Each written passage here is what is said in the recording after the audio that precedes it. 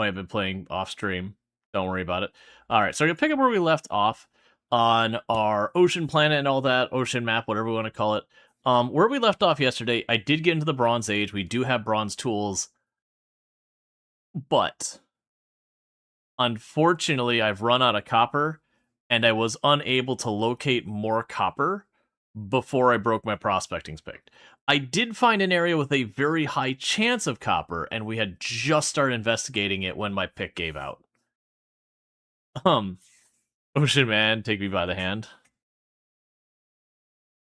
That's I'm familiar with the song, but in my brain it's like, is that some Aquaman propaganda?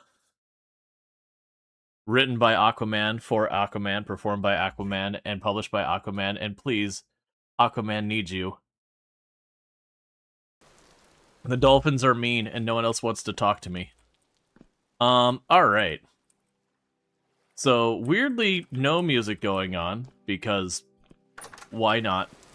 So yeah, so we planted some pumpkins. I have no idea if they'll make it. We got a bunch of other crops that are right about to be good.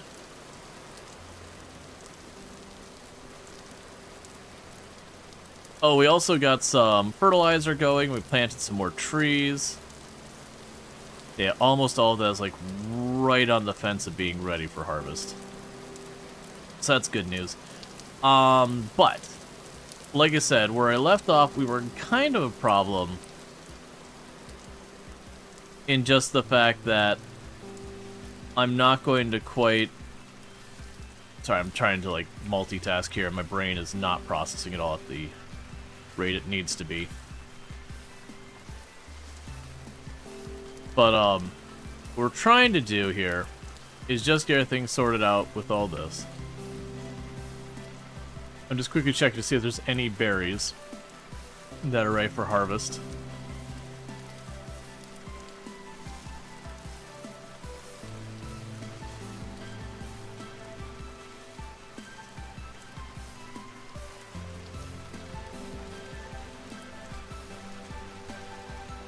We're getting a little low on our food. I have been making copious amounts of wine.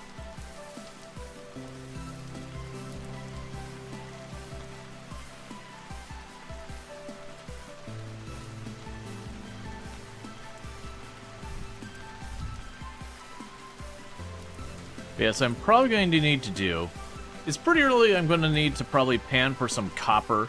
I've got more than enough tin. Like I said, we broke... Oh, I'd take that back. We didn't break our prospecting pick. It's got 4 durability left. I got bullied off. I remember I was mining. I got jumped on by some enemies, and I survived it. But I got sent packing with, like, just a couple hits of health left. And it was like, okay, you know, we just need to go for a walk kind of thing. Oh, right. We also got a ton of bony soil, too, didn't we?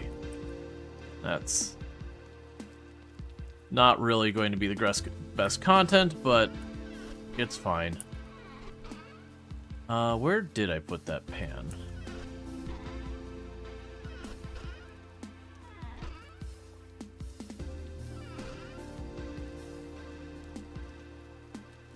Oh, that's right. Put it in the drawer so I wouldn't lose it. Yeah, so unfortunately, to do what we want, I gotta get some copper. That's gonna take a minute. Yep, happy whatever you celebrate? Absolutely. I hope everyone's having a good day for like whatever you choose to do with the day and all that. What's up? It's good to have everyone.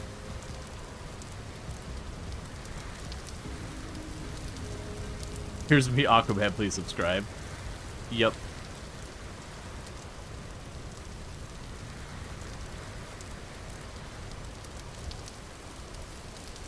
Okay.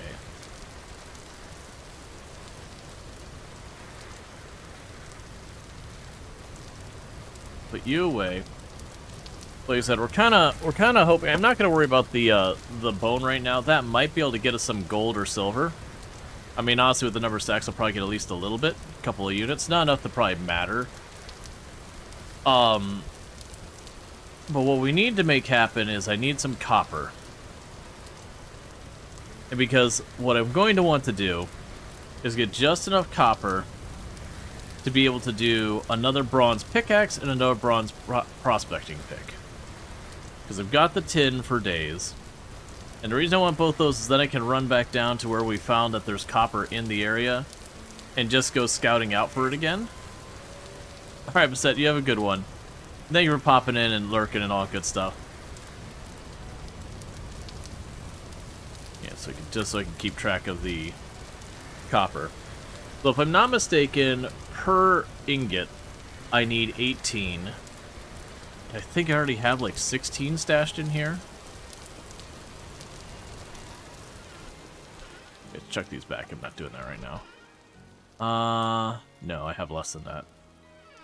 Alright, so I probably need a total of 36, which is a bummer.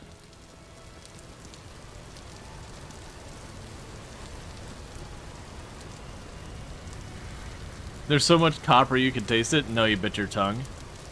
Yup.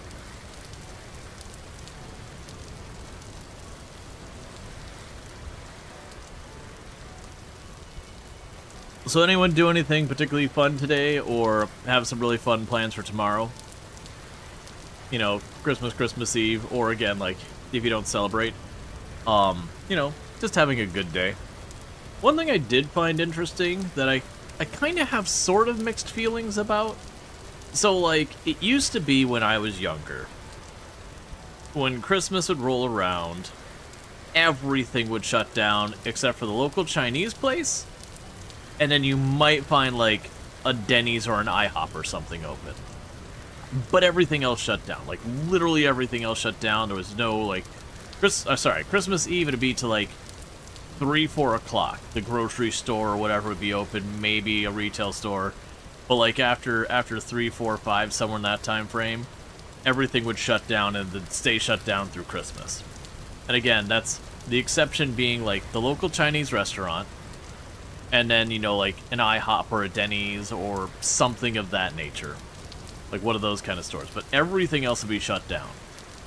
And I'm a little mixed that that's not the case. That is actually looking, and it seems like every single restaurant out there in my area, for the most part, is just open normal hours. Like, not even reduced hours. Like, literally, they're, like, open to 10:30 tonight and everything. Yeah, no, that's the thing. It used to be that way. And I'm very torn on that, because on one hand, it sucks for people working those jobs who now get stuck working those shifts. Because, you know, it used to be that the retail shop would close down at 3, you'd had enough time to, like, get ready and go to, you know, visit your family. At the same time, there's a lot of people who don't celebrate Christmas Eve and all that, and it can get really weird when you've got nothing to do but, like, stay at home. You know, maybe your family's not around, so you can't really do much with that.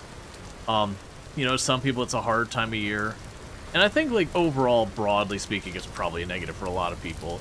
But it is one of those things for, like, people who, again, they just don't celebrate. It's just not their tradition. It is one of those things that's like, you know, it kind of sucks that suddenly everything shuts down and it's not even a thing you celebrate or whatever. And so I'm definitely very, very mixed feelings about it. Because I absolutely know there's also a crap ton of people who would rather be with their family, who get sucked into working this, like, you know, dead shift with no one coming in kind of thing.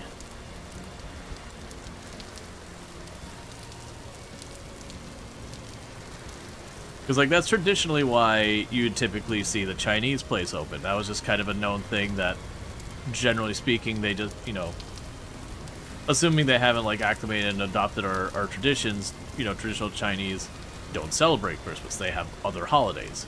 Not better or worse, just different ones. And so the Chinese place would stay open. So it's kind of a whole thing between people who are, like, Chinese and Jewish or other cultures that don't celebrate, that they would just go to the Chinese place for the holiday. And it kind of became a tradition for a lot of those cultures that Christmas rolls around and everyone gets their Chinese food. To such a point, there's actually, like, Christmas specials that come on that's like the kicker. Was it A Wonderful Life where they burn the dinner at the end? So the ending is all them eating at the Chinese restaurant and, you know, the people at the Chinese restaurant are trying their absolute best to just, you know, help these people who had like an absolutely awful Christmas, like have a good. Now, granted, the depiction there is super racist. Funny, but super duper racist by modern standards, because it's like making fun of the way they speak and everything in a very, not stereotype is what it is, but in a pretty nowadays you'd be like, it's not a great way of doing that, man. But so you worked at a convenience store for a long time ago, and they asked if anyone was interested to work at Christmas, and they made it clear if no one wanted to work Christmas, the store would just close. They'd only stay if so. I thought that was really cool. Yeah, I've heard, like, talking to Tomb, because with the, right, at the time, like, we could look back at it now and be like, oh, that's really rough, I should have done it that way. But at the time, it wasn't, like, that bad.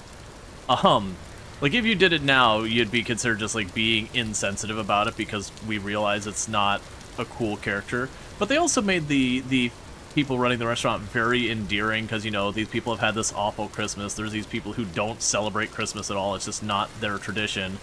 But, like, they see this other people that their tradition's kind of gotten ruined, and they're just, you know, kind of be like, oh, come on. We'll make it a little better. But with, like, really exaggerated accents.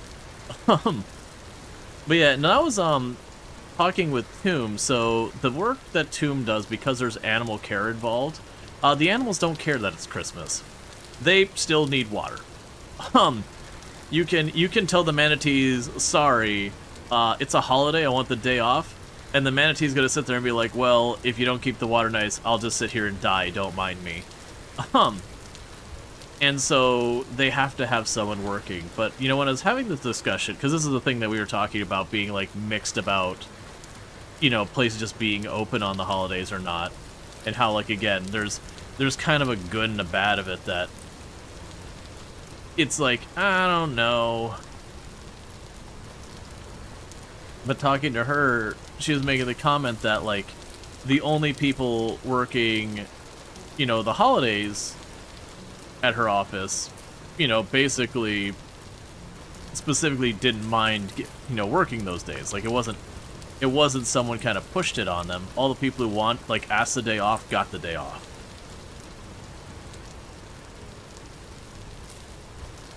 I don't expect those to grow in time.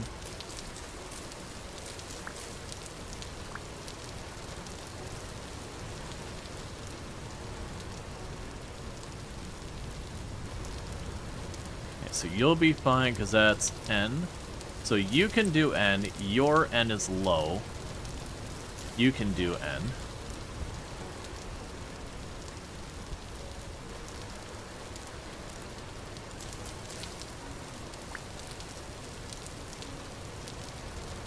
Those all have N knockdown.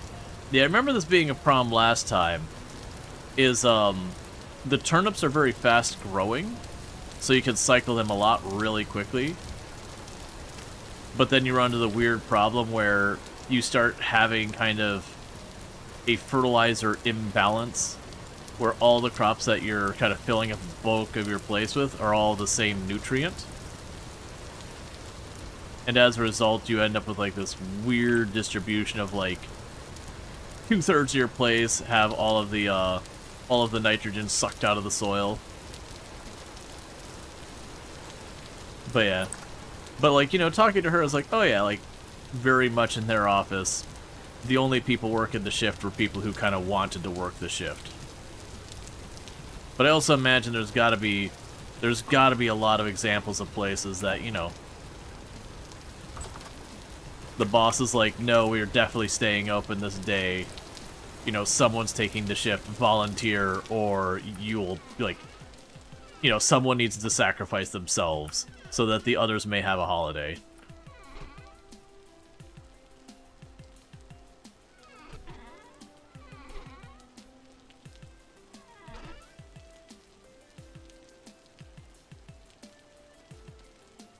You're just gonna give me a flint spearhead, I'll just make it our spear, I don't mind.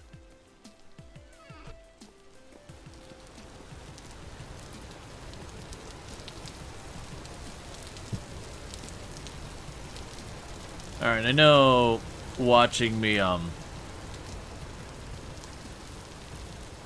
pan for ore is not the greatest, but if we do this now, I should be able to hit a pretty solid core or a copper vein. We got a really good spot. That's such an interesting that they added that as a mechanic. The fertilizer distribution or the panning? Because the fertilizer distribution is pretty sick. It basically forces you, well, not forces you, it gives you a reason to do crop rotations. You could literally just leave nothing in the ground and slowly the nutrients will come back up on their own. The idea is you're doing the equivalent of letting a field go to fallow. So that'd be like letting wildflowers grow on a field in real life. Yeah. Oh yeah. So just kind of one of those things of being like, okay, like right now, because this is our first year and we were just, you know, beggars can't be choosers, taking whatever seeds we get our hands on, I just shoved seeds wherever. What will happen once we get to the winter, even if I get a greenhouse, it won't be enough to go through the whole winter. It'll get too cold. But once we start the next crop, because I'll be kind of starting fresh on the field, I can then turn around and make a conscious effort of being like, okay, this circle, I'm planting turnips. That circle, I'm planting, you know, whatever, spelt. That way, like, I should have all of the circle get harvested roughly the same time, pull that up, and then swap it for a different one. Long term, what'll end up happening is eventually I'll start planting less turnips, and, you know, start putting the grains in more and that kind of stuff.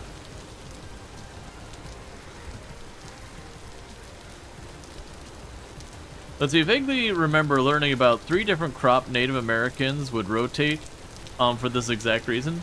By burying fish to enrich the soil the following year, or something like that. Yeah, no, when you look at a lot of different cultures historically, like any of the ones that lived past the point where agriculture was a thing, most of them eventually developed crop rotation of some manner.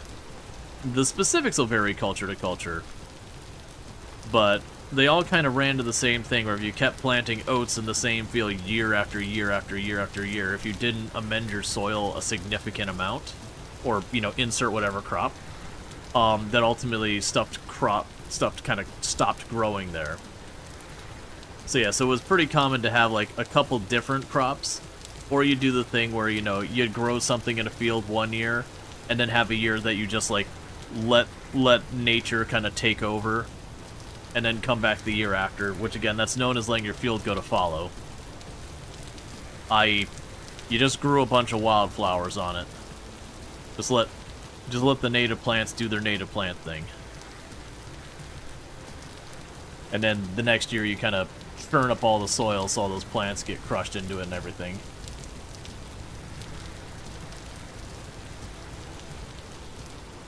That was, I remember reading, and this is really old stuff. So far as old news as in, we're not talking medieval times, ancient history. For trying to develop more efficient farming techniques, it was a big thing in Japan for a while. I don't know what the bush was, but it was a bush that they were getting some type of produce off of. But it was like grown almost as a hedge. And so what they were doing is they found by like trimming it up, you can make it grow a little bit more aggressively. There's a lot of plants that do that. There's a lot of plants that like literally they recommend like cutting the first flowers off before it has a chance to do anything, because it'll kind of trigger the plant to more aggressively grow, you know, more flower buds, so you have a higher produce, a higher yield. But they do that with the plant. And what they were finding is they could take these big machines and instead of just cutting the trimmings off and kind of, you know, sweeping them away, it was effectively, you'd have 2 people, like one holding onto one side, one holding onto the other, and it was basically a trimmer with almost like a bag like you'd have on a riding lawnmower that collects the grass clippings. Same idea, but they would walk it by hand across the top of the hedge to, you know, trim it up, get it shaped nice, get it to start growing more aggressively, and collect all of those clippings. And then, you know, then take it, compost all those clippings, and then use that for the fertilizer for the plant. And that was able to like reduce their dependency on fertilizer, something ridiculous, like 20-30%, which doesn't sound like much, but that's like that's a lot of fertilizer in the long run. It ended up being like a wildly successful thing. And again, it was for, I wish I could remember what the crop was. It was some type of produce that grew on like a hedge, and it wasn't like grapes. It was like, because grapes are a vine. I'm talking like it was it was genuinely, you go to England, you see like the big hedge that, like that. But, I think it was fruit bearing, but I'm not confident on that. And thank you for the follow. Welcome to Tree. Tree Stream.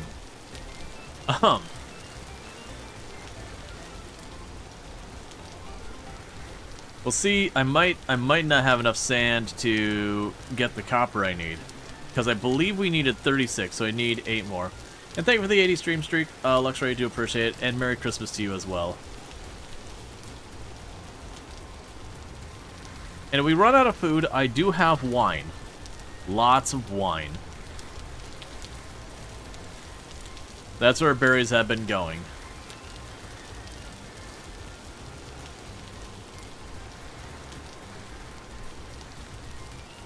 Come on, man. Give me the copper. If I get close, I might be able to weasel it by using just a little extra tin. Because what I'm going to do is I'm going to convert the copper into bronze. Just because then I can get away with needing less copper. Because I got tons of tin. And I've got like 8-9 places on the map I know I can find more tin as well. This has been a weird run that tin is just everywhere. Cannot find much copper. Like, the 2 copper veins I found were very small copper veins. So it's just been a weird, weird map. And to be fair, that's probably because I set the amount of water in the world to be 50%. So I am just getting a weird distribution in general. Hey, Azriel, how's it going? Hope you're having a fantastic holiday so far. Alright. Come on. 6 more. And if we don't hit the 6, that's fine. I think I can get away with 4 more. I think with 4 more, I might be able to, like, finagle the tin high enough to make it work. But 6 would be ideal, because I want to say with 6, I can use as little copper as possible. Or sorry, as little tin as possible. Because usually tin is a lot. What are your plans after stream? Well, so for today, like, this is actually super late night for me. So my plans after stream is to go to bed. That's my plans, is to go to bed.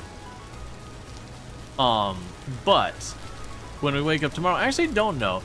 We talked about going tomorrow, maybe going out to the local hot pot place, because we found out they're going to be open tomorrow, and the Christmas gift from my younger brother was a gift certificate to the hot pot place. I remember the last time we brought up hot pot. That's not like a universal thing. It's not like an American thing, but it's a lot of places don't have hot pot by the name hot pot. It's basically a place that you go, and you kind of go in there and you order broth, and then they come out with this whole thing and be like, okay, you can get anything on this list. You can come out and have it like put, you know, you'll get it at your table. You can add it to your effectively like a ramen kind of soup. So you know you can just order a bunch of things. It's kind of like an all-you-can-eat soup place, but it's, you know, it's kind of fancy. It's being warmed up right in front of you, kind of thing. Like you just have the broth going there, and you just put the thing in for like 5 minutes, and then you're good to eat it. They can be a lot of fun. They're usually at the same kind of places that you can get like the all-you-can-eat Korean barbecue, that kind of thing. I need two more copper. Sounds epic. Sounds like an English cavalry, but ramen broth instead of roast. Carvery, yeah. Yeah, no, it's the same kind of idea.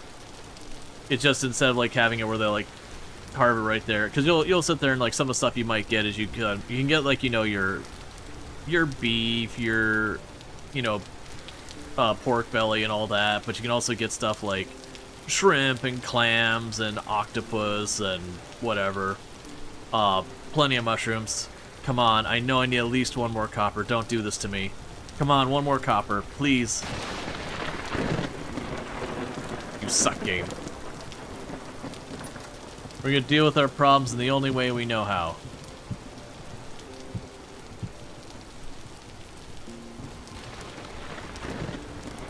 We're gonna get our nutrition from drinking a bunch of wine, because that's what I got handy.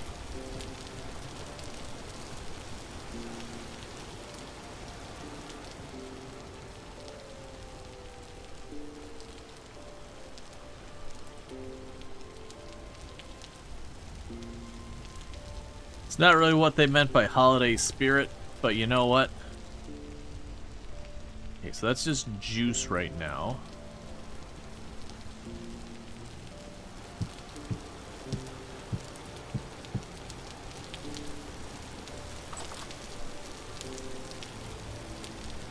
So we have to figure this out because we definitely are short on the copper, like 1 unit.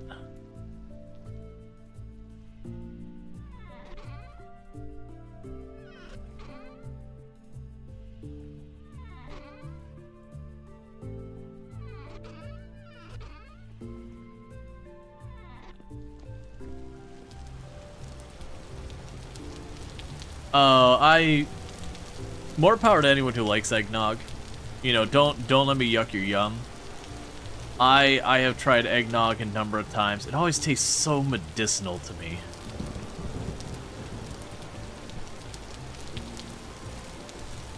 It's just not really my thing. But again, don't let me yuck your yum.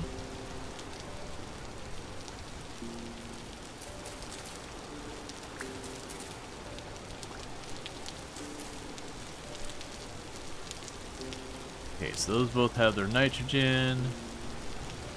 Nitrogen's depleted in all of those.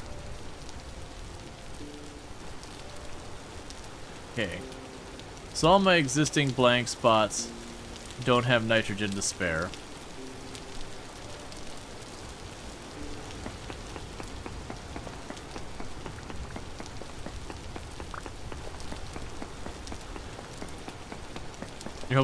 Your rule with eggnog, if you don't help stir, you don't have. Hey, that's fair. I've seen that kind of rule with a lot of things, like when you're doing like kind of like a big stew kind of thing. I've seen people do that kind of stuff when you have like a big stew, or just, you know, a lot of people are gonna be taking turns dealing with it. It's like, all right, you want some? You gotta get in the kitchen. You gotta help. Or you're going to be helping in some capacity, whether you're the one stirring or you're cleaning up the tables. But if you want the stew,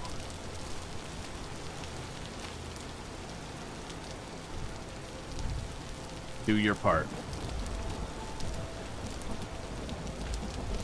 The farming looks cool. The farming is cool because, like, at first you see it and you see like the nutrients, like, oh my god, am I really going to have to juggle fertilizer? This is absurd.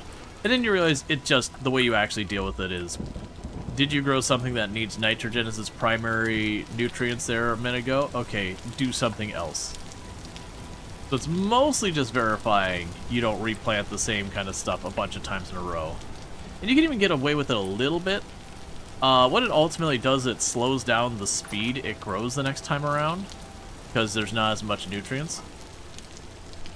Oh, not you down there. Cool, so that's all good for a long while.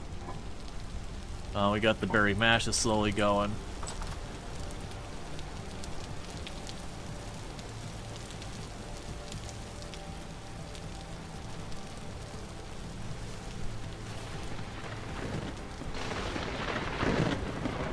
And yes, lightning can hit you, and it hurts like hell.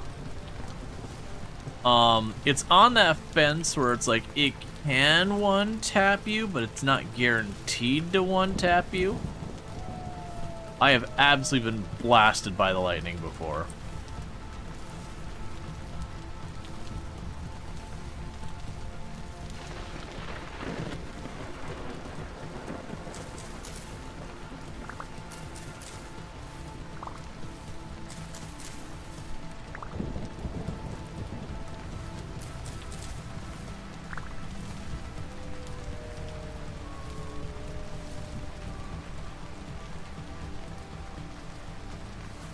Alright, I was gonna say, looks like I'm gonna have like plenty of berries to snack on, but it looks like I'm just gonna have enough berries to just plain eat. Make more wine.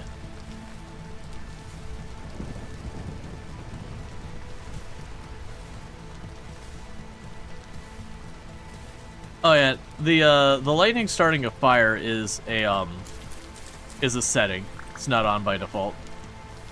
But you're not wrong. If you have a wood base or whatever, and you do have the setting turned on where the lightning can strike your houses and damage things, yes, it's a bad time.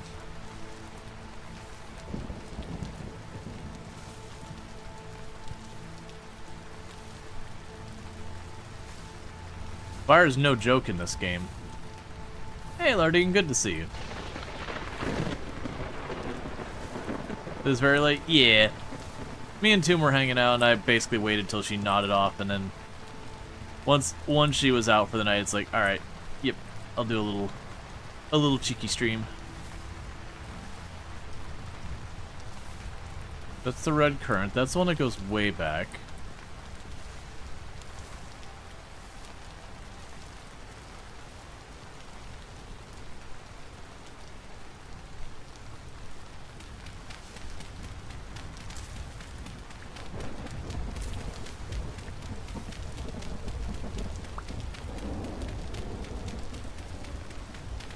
Alright. Short stream? Yeah, no, it'll be shorter than normal. I'm gonna probably make it, you know, we'll probably go later than normal, but we're not gonna, like, try and make 9 hours happen or anything like we normally do.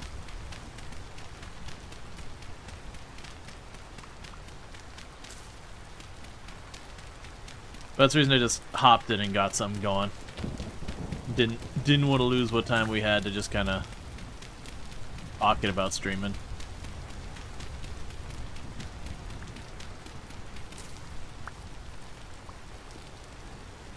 Okay, so we got the red current, black current.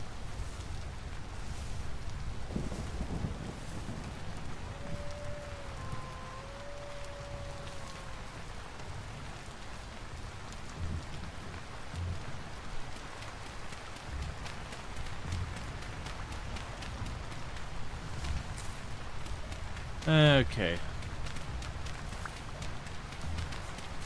You started Zomboid for the first time in like 10 months and you promptly died 10 times in a row. Yep. Yep, I know that one. It's funny how much it is just like riding a bike where you just kind of jump right back on, but also very not at the same time. Like there's some things that just, it takes like very little time to like get back into the flow of things.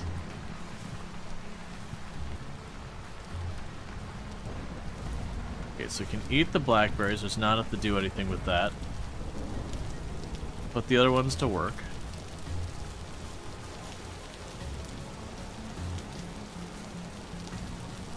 Zomboid players are built different. And we don't have any other type of gravel here.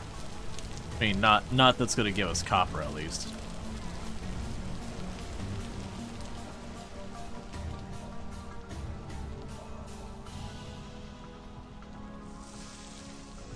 Okay. It's an interesting game. Like, it takes a while to, like, learn and figure out Zomboid and everything. Like, once you get to the point where you're comfortable with it, it can be surprising, like, how fast you can jump right back in on it. So this is cranberry juice.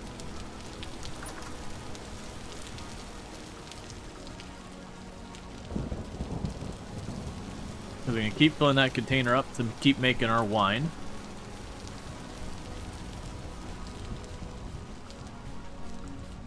Eventually, if we get a bunch of bees and all that going, we can get the wax. And with the wax, we can turn around and start making jam and other stuff.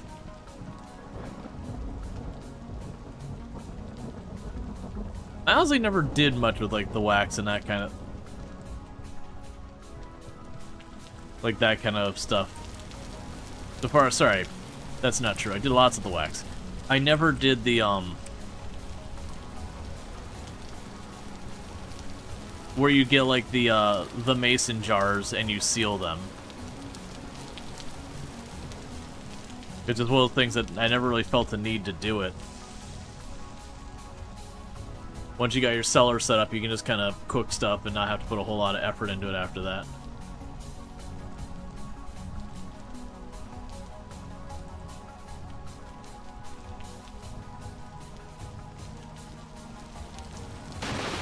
You're very upset with yourself for whipping and getting bit like 5 minutes after forging a tent kit? Yeah. Alright, so this is probably not enough for me to get another thing of juice out of. We'll keep the rest of the berries on my person for eating. We'll drop the mash off. I'm gonna want to find like just a couple more blocks of sand to see if I can't get those like last 2 or 3 done.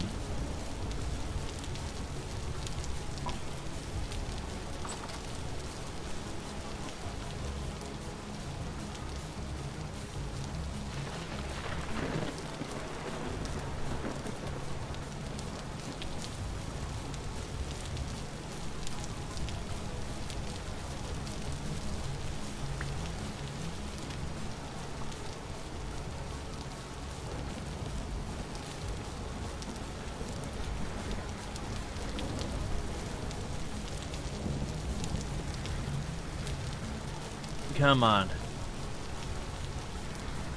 Isn't it last piece or 2 of copper? Okay, that's probably enough copper that we can make it work.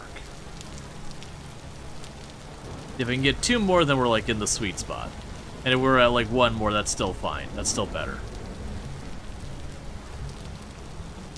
Alright.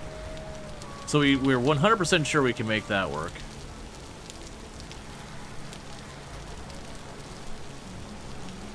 And we're in the sweet spot. Cool. So it's basically 2 blocks of sand shy of what I needed. And hopefully we won't need to pan for ore anytime soon after this.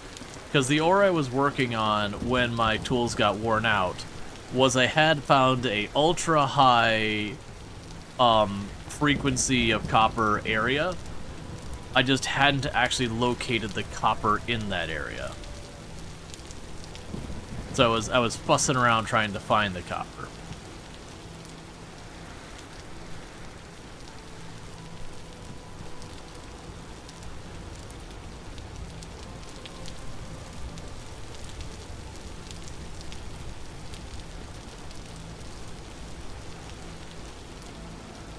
Okay, so put down the pan. Oop, you shouldn't be in there. That's not the right box. Drop you here.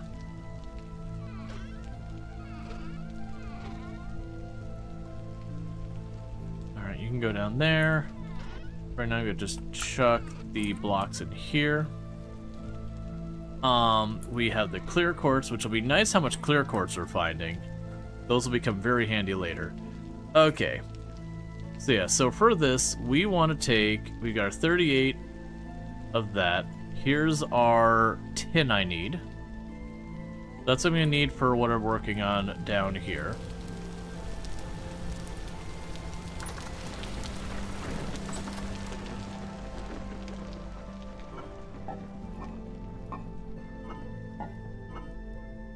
So we'll need 1, 2, 3, 4, 5, 6 probably. Be like 4 here.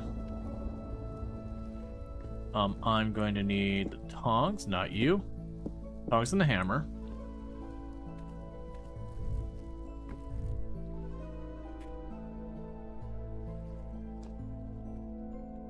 Okay, so let's grab the crucible.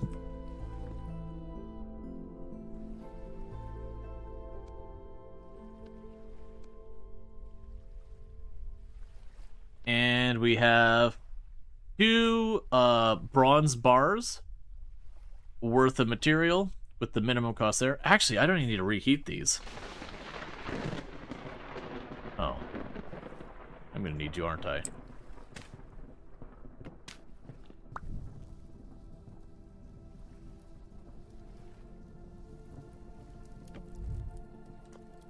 So let's see. Prospecting pick mold. And pickaxe mold. Don't even need the hammer. I'm not going to need you either.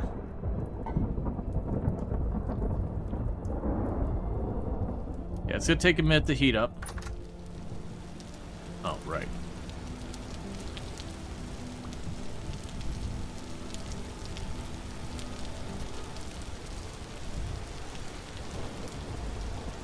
And go here, drop off the remaining ore. Dude. Probably.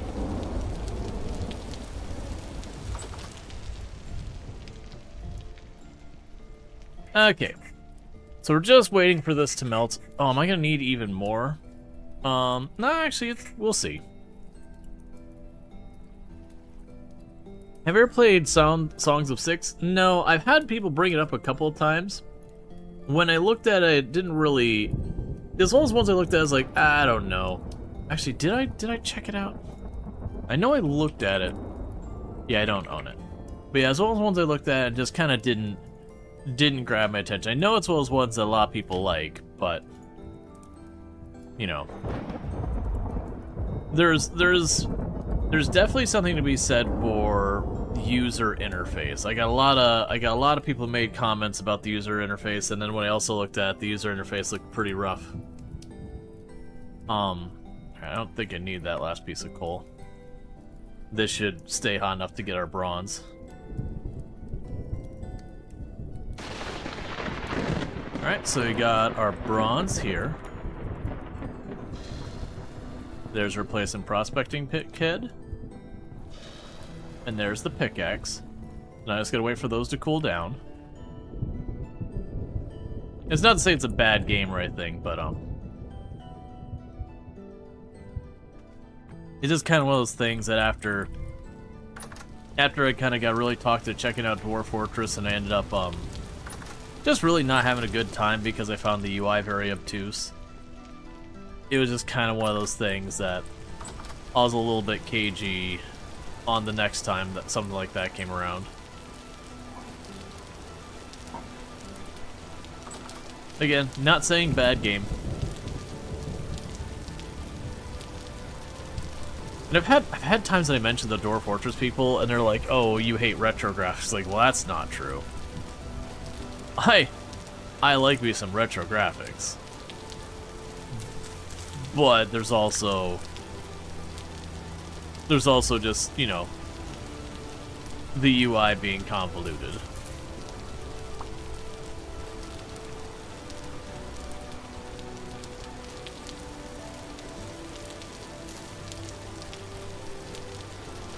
Kind of really hoping we'd have a set of carrots or something about done so you could swap these out. Those are right about to be done.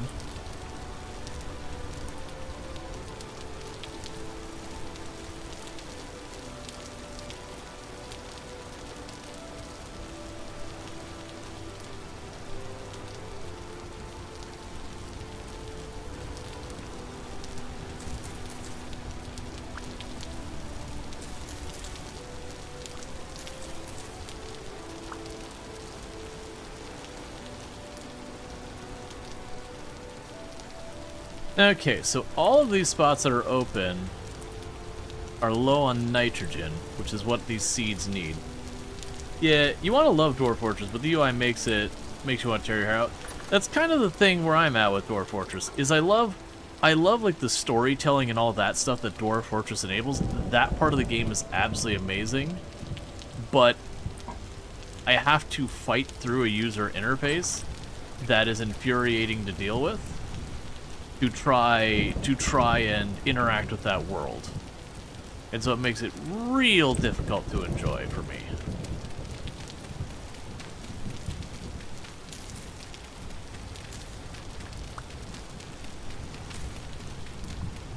Give the seeds some electrolytes? Is what the plants crave? Absolutely.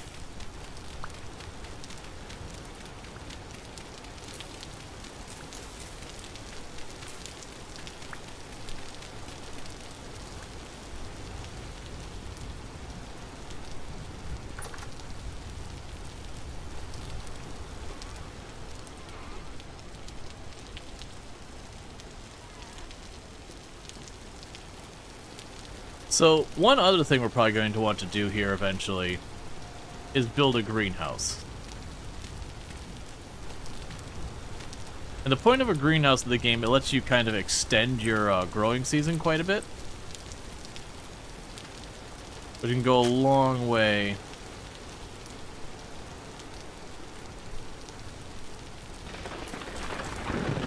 Just getting... Oh, I saw the smoke, and for a moment I thought it was, that was an enemy running up.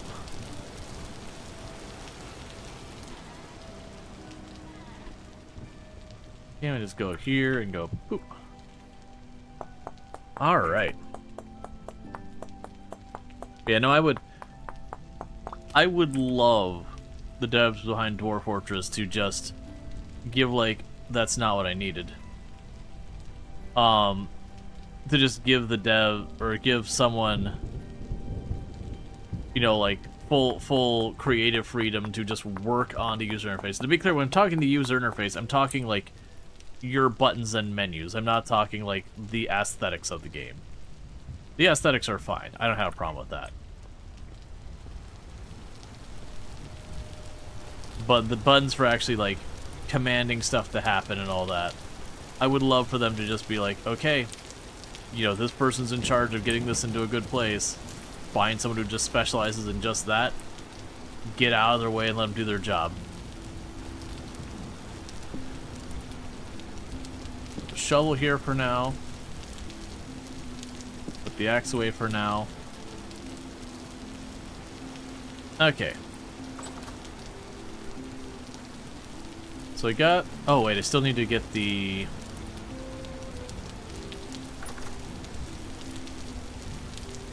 Alright, so it's still too hot for me to do anything with. We want to grab a little bit of stuff off of these bushes here.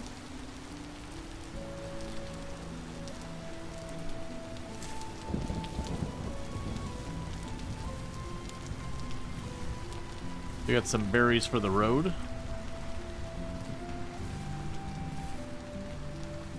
Yeah, and those will be empty because we just...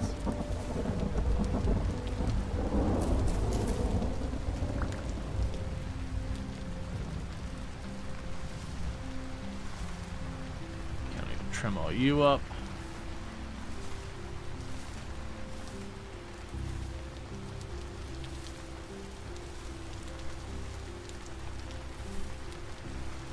Okay, nothing here.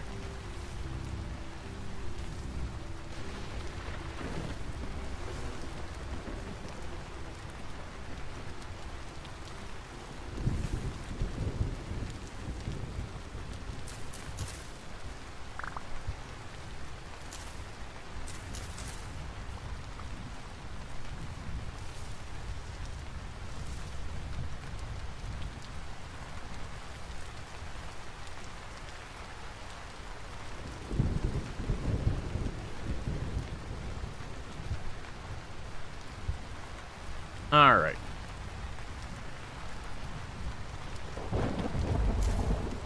So there's that one. I think in this case I'm going to bring these berries with me.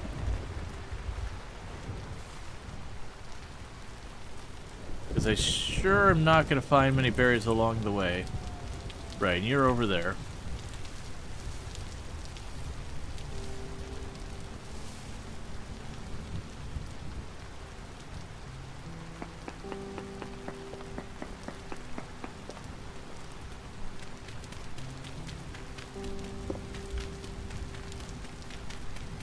And little by little,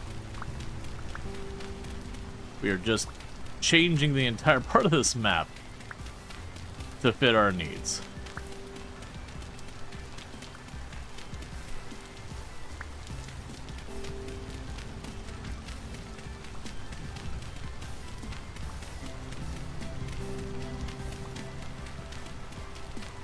And I know we have a lot of berries. I am deliberately overgrowing them.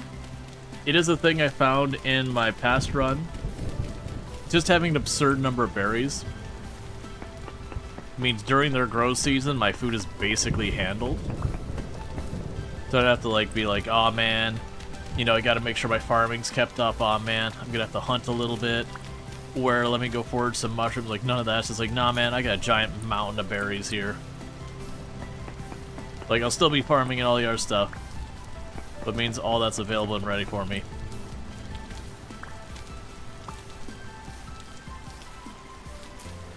There we we go. Now we got food. My tools should be about cool enough that I could attach the heads onto handles.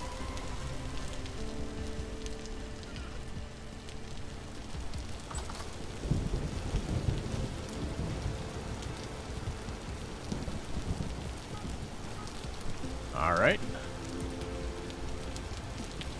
There's my spare pickaxe. And my spare prospector's pick.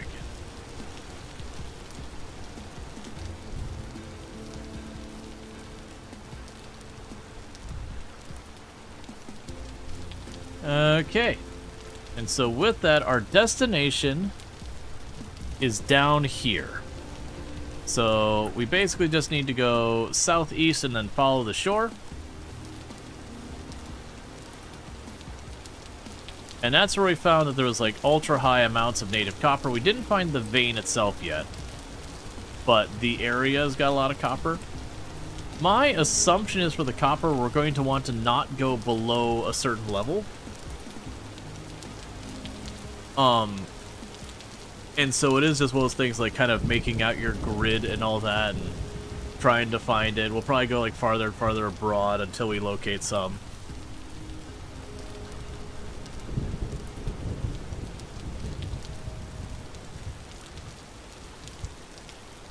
It might actually be one of the first things I do is when we get down there, I might start on the first one, and instead of like working on next place, take the paths I carved and carve them like twice as far and just see if we can locate any, because that means I've got a full bronze pickaxe and a full bronze prospecting pick, and then the tiniest bit of a prospecting pick left and about a fifth of a pickaxe, which should be enough to pull a lot of copper.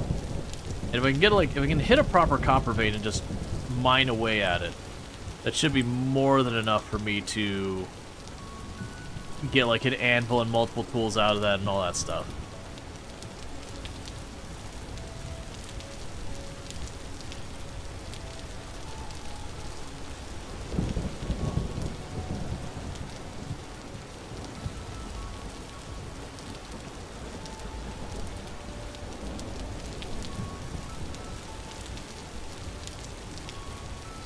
So another thing I'm going to want to do is in a minute I'm going to have to grab myself a new drink.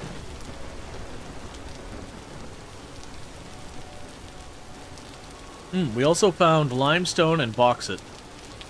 The bauxite was not a lot of bauxite. It's just like a strip of bauxite in some area. But I am thinking if we dig around in the walls and all that, there's a good chance that... Which game would you say has a steeper learning curve for new players? Vintage Story or Product Zomboid? Probably Product Zomboid, because ultimately with Vintage Story, you've got the guides here. So while there's a lot under the hood in Vintage Story and a lot you have to interact with, so there's like more there, this one has a very distinct, you can kind of follow through and learn it like step by step. For Product Zomboid, they're like, here's how you, equip a weapon, here's how you, put it in your hands and like hit a zombie with it. Okay, go home, children. And you're kind of left to just figure it out on your own from there. So Product Zomboid has a tendency for just not really giving you much help. I'd also say another big negative I would argue for Product Zomboid is Product Zomboid is actually pretty crap at keeping consistency in their user interface. I love the game, but like, you go to craft some things you have to have everything in your main inventory, some that can be anywhere around you. This thing you right click, that thing you have to pull up the context wheel, this thing you have to like go to your crafting menu, that one you have to go to your building menu. And while some of it is a little bit intuitive, I would argue a lot of it's not. And for me personally, some of the changes I actually see moving in a worse direction with Build 42, such as the removal of barricading windows from the right click menu. If something is only contextually in one place, just leave it on the right-click menu of that place. I also personally feel that the right-click menu and the radial context wheel should have the same options under them for the most part. I understand the radial wheel can get too crowded. But to me, it's not, I have this one and that one. It should be this one or that one. You know, I'm either using a controller or I'm using a mouse and keyboard. And using a radial wheel on a mouse and keyboard always feels bad to me. Versus it works great with the controller. Versus then, like, the build screen. I actually really don't like the building and crafting screen. I understand it's a necessary evil.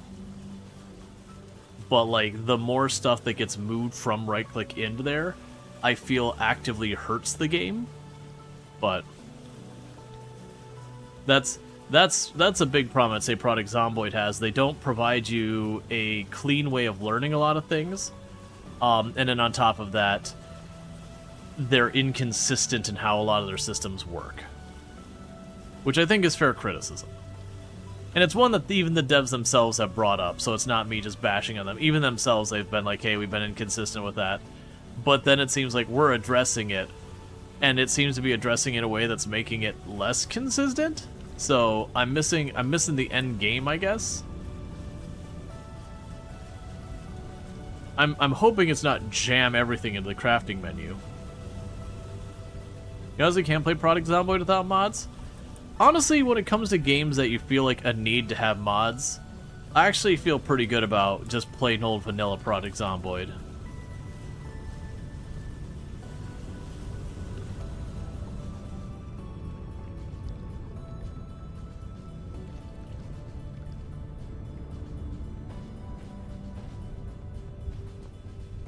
Okay, I'm just hearing things.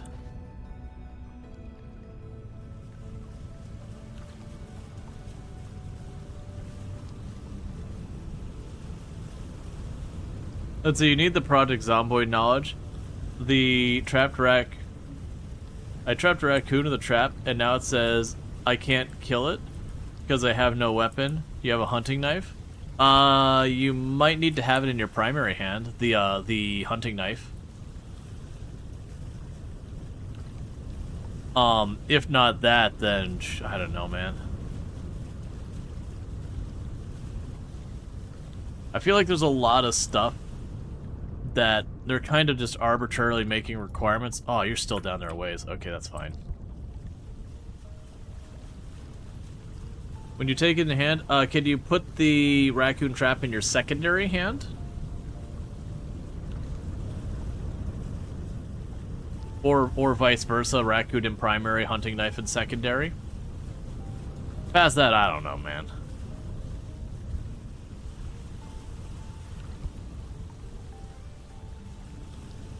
Gotcha, yeah, I don't know.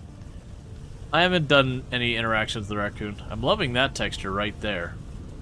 That texture's doing great.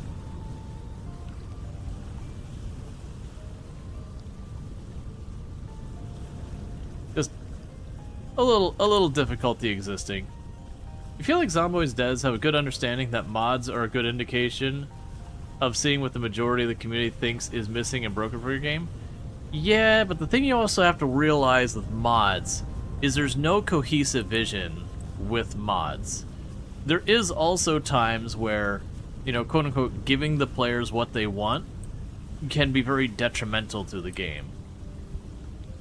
Because there's a lot of times you'll have people suggest something and then ultimately a mod gets made and then people are like, this game's stupid. Like, why would anyone do this? And you realize they're all running the same mod that, like, fundamentally breaks the game. So, like, people be like, oh, it's so annoying, the zombies are so dumb, they don't move very fast. And you're like, okay, are you running in mods? Oh, yeah, I'm just running Britas. Yeah, I can just gun them down and, like, they're just all gone super fast. They're, like, really terrible. How can they make such bad zombies? And you're like, my dude, you gave yourself, like, fully automatic chain shotguns, and then you're shocked that the zombies are just getting absolutely eviscerated. I actually don't know if Britas has that, but you get the idea. Very vintage criminals? Hey, Zindalash. Yeah, no, I wanted to play today. Because, like, there's different mods. You have very basic, like, UI mods. That's usually the kind of stuff I run, such as, like, information that's obscured from the player, often not deliberately, it's obscured by just not being placed on the screen. I like to get mods that take that situation away. Like Project Zomboid, I don't have it right now, but I like there's a minimal display bars or whatever they call it nowadays. I know it's name changed, where it just kind of gives you the numbers behind the moodles. So instead of just, oh, my character just hit fatigued, you could kind of see fatigue coming. I like that one, and plus it's also really helpful for me as a streamer, so when people ask questions, I can actually, like, show what is happening under the hood kind of thing.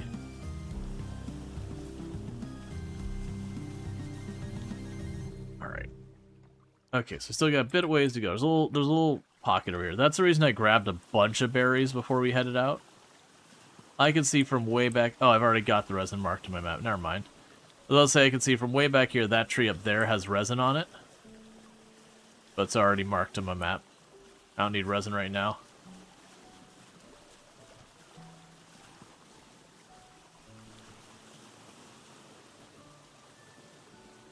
Man, I remember my first playthrough of Vintage Story, because this thing is like, oh man, we have to take the boat so far, and then I keep stopping and things like, oh right, in our first playthrough, I literally was building highways out of all my dirt and stone I was finding, because I was having to run around the map so much. It's like, oh right, yeah, that's just Vintage Story. You know, resources, they're less dense. They're present, but they're less dense, so you gotta travel to get them a lot of cases.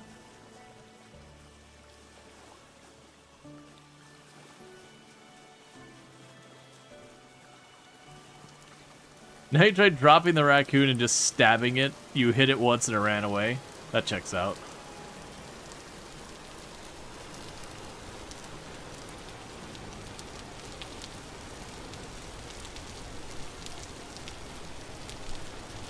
And I think it's 9 days a month.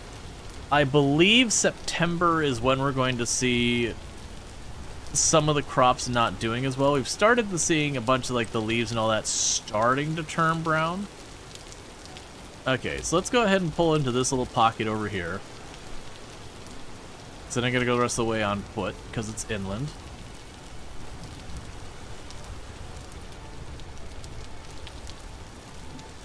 Yeah, no, it'd check out if it was an oversight.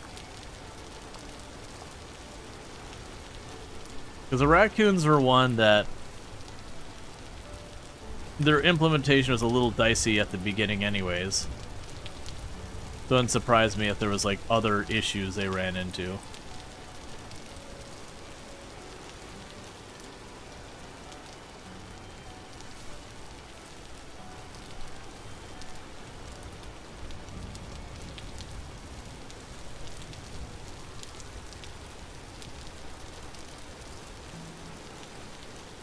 Oh, for a moment. I have a save I started yesterday after stream, because, like, you know, I was definitely getting too low energy to, like, keep streaming and entertaining kind of thing. But I just still kind of wanted to play Vintage Story. So, like, after stream yesterday, I just kind of booted up a world, because my old save, with it being, like, multiple world gens behind, I was like, you know what, I want a fresh save. And I started the save, and I, like, immediately found high fertility soil. Like, a good, like, 70-something blocks of it. Found, like, 2 clay patches within, like, barely any distance at all. It was just kind of one of those saves, like, what is this? Now, I haven't gotten lucky and found, like, bees or anything.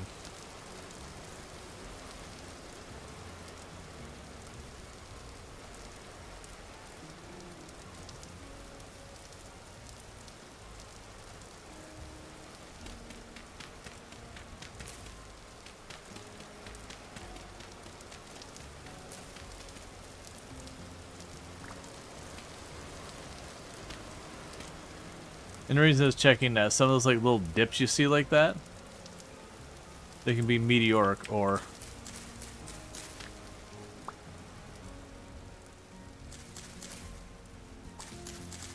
which is just low effort iron.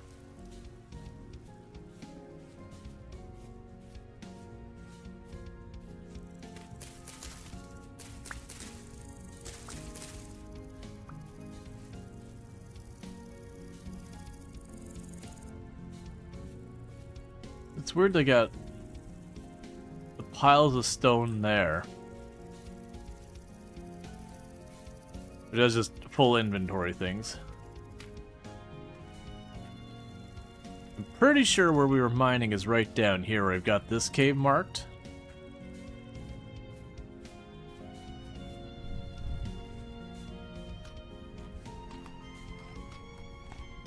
Okay, so let's get to work down here.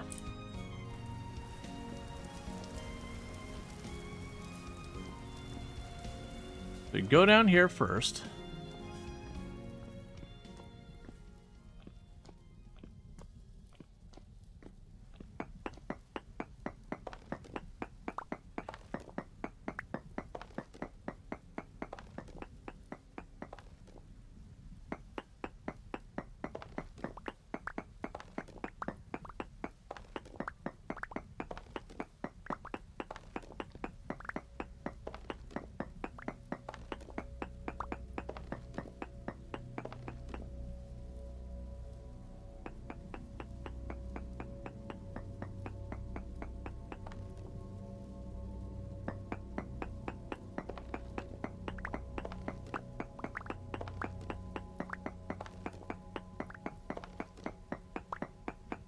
So like I said, what I'm going to quickly do is just poke on either side. You know what I ought to do real fast? Hit that spot. Hit that spot. And one here. Oh, it reset it. That's fine.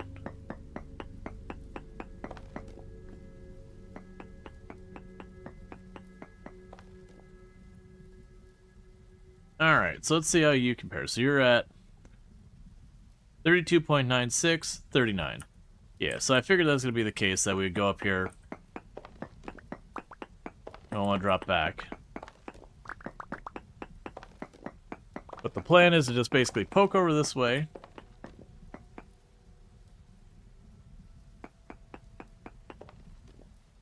No ore nearby there.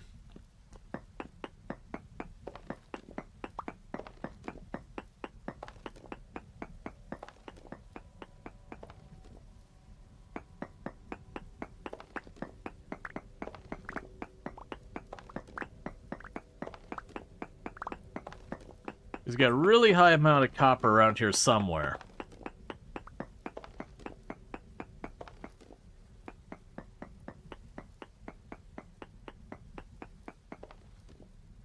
No ore nearby. Satisfied we've checked this end a bit. And I did check down that way.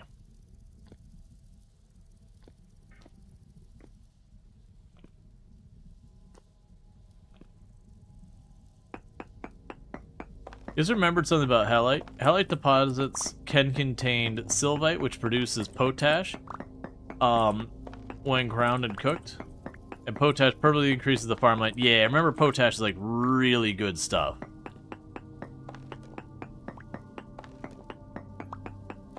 Yeah, so check this direction as well. Same exact strategy. In the last place, I would have done a check for copper. We're just expanding our range a little bit.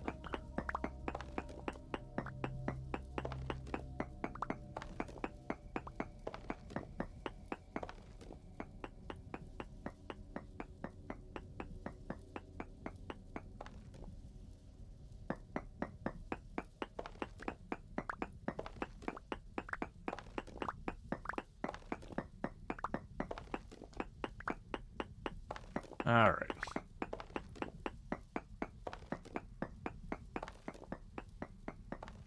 But then the hope here is I just need to find a nice big copper node.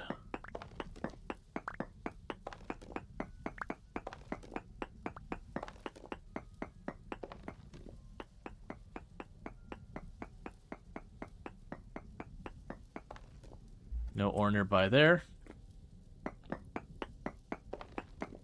And then if we don't get any with this grid here, we go downstairs one floor, and we repeat the process.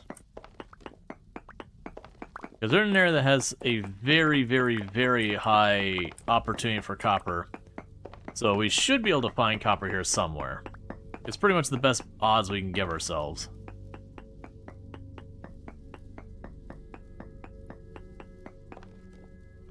No copper here. Just for a pickaxe? Yes, we do. That's the reason we went all the way back, is I had to go through and get some spare equipment.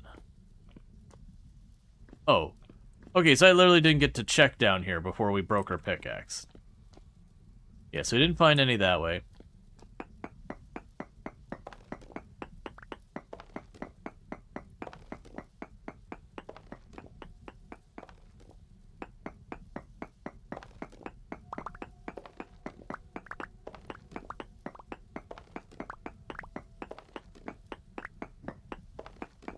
Because with as big of a vein as we could potentially find down here, I shouldn't have to be perfect to make sure every tile's covered.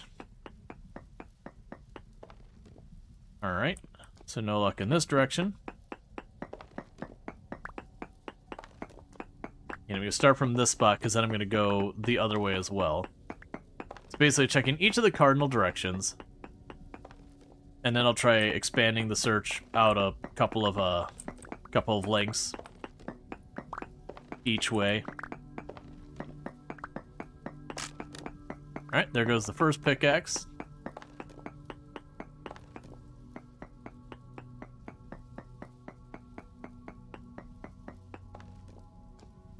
No ore.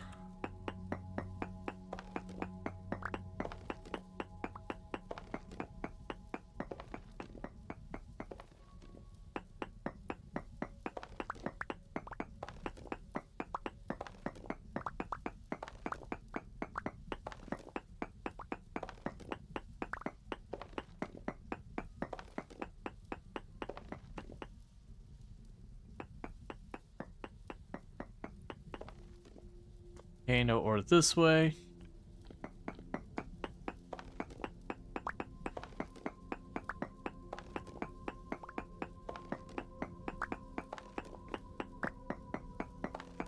Alright, just like before, we go one length here.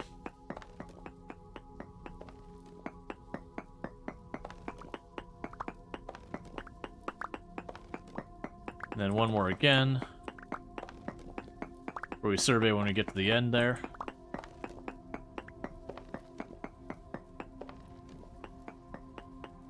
And then on this end, we will go to the end and then cut left and right again if we don't see anything.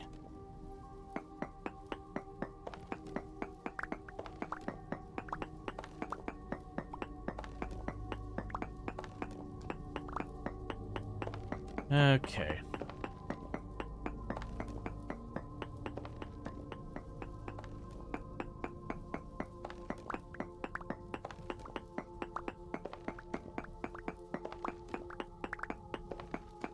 This makes me really wish I had enough of the material already for the mining bag, just because of how much capacity it has.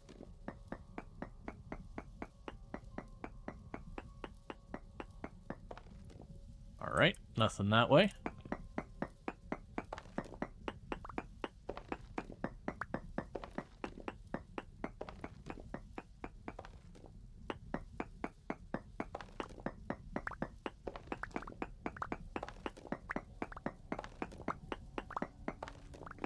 And I'm going to check one deeper to the south, just so I can also drop a survey marker there. See if it continues to go up in that direction or not.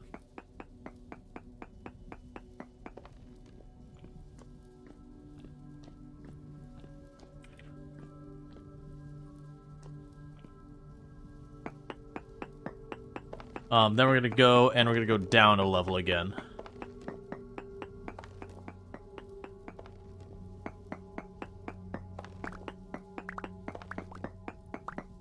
If we do get deep enough that the ore changes... Let's actually check one thing real fast.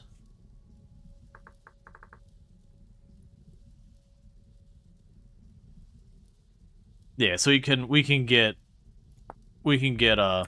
copper and granite. I was pretty sure we could. Just wanted to verify, because I've had once or twice where you'll be in an area and it'll only be some of the ore in the area can have the material in it.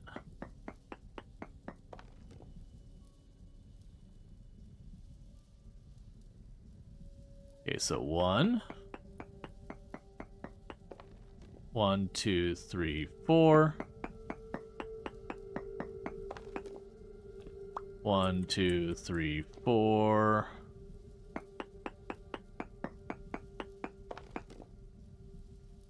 Okay, and with that pin... Yep, so right there in the middle is the highest it gets. Everywhere we go around it, it drops down, so that's about as good as it's going to get out of that. I'm going to go back up to this pin. Or I've got that. I'm going to go ahead and make another stairwell down.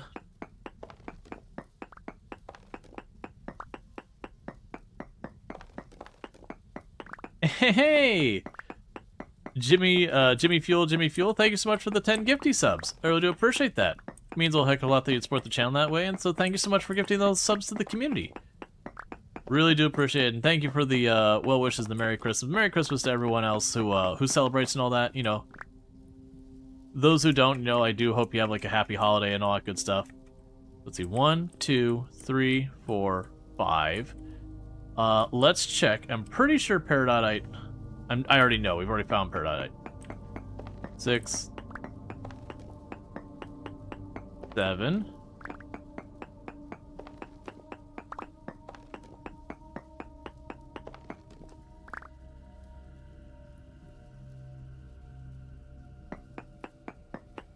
All right. No ore immediately nearby.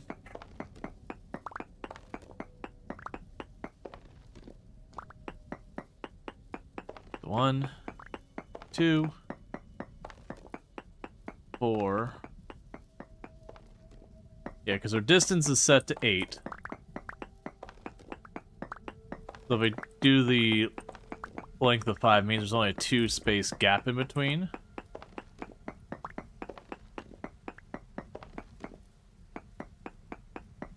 It's not a big deal.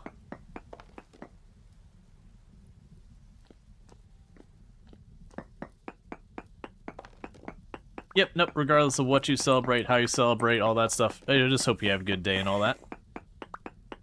Whether it's, you know, like Hanukkah, like I said, I'm pretty sure Hanukkah's already passed. Like whether it's, you know, Happy Hanukkah or Merry Christmas or whichever. It is all good. Whatever floats your boat, whatever makes your day, whatever brings you joy.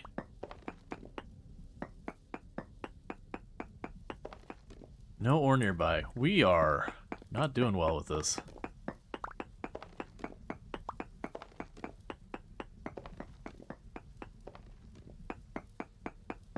And I know there's rules to, like, the depths of certain ores. I don't think we're too low for copper. I actually don't know, like, what the limit is on copper. Those are the kind of things that would be helpful to be in the wiki. Take a quick look. So copper. So we can go here. You can have it in the marble. Yes, it doesn't give me any information about anything like that. But I'm pretty sure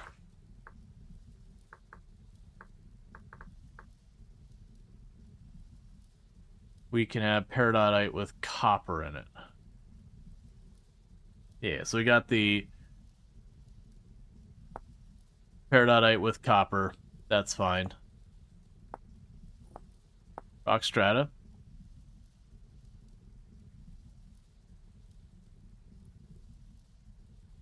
Searching for limestone or chalk box. Yeah, that's fine. Okay.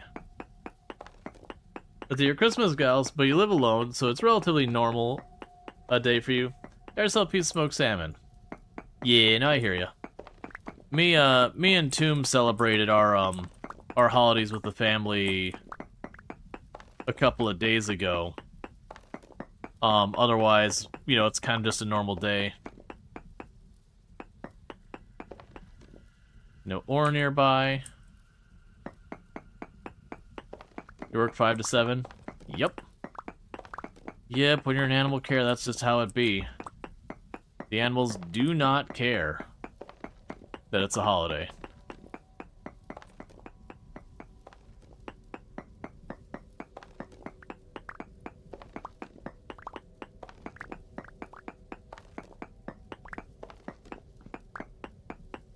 Kind of looking forward to it. It's going to be really chill. Only person there with 15 dogs, closed for drop-off.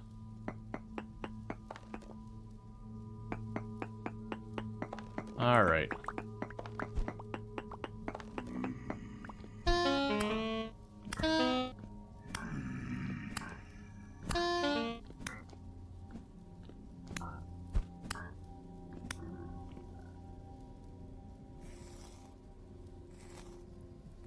Hey, first gear. Alright, so let's do this nonsense.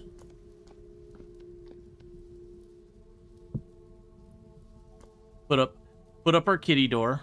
Make sure no one causes trouble. I'm blanking. Did I already... What are you digging for? Copper. We're in an area that has ultra high amounts of copper. But we're just not getting lucky.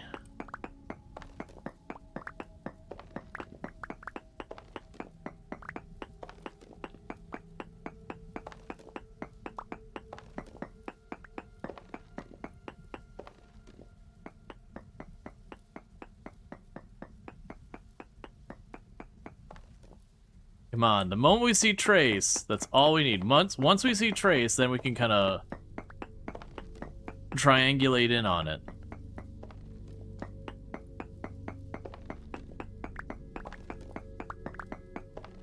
The smooth jazz tones of our character's voice, absolutely.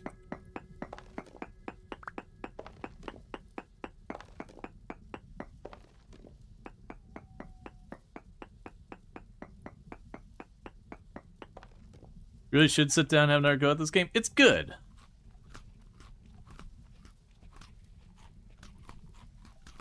And they're still updating it regularly and all that.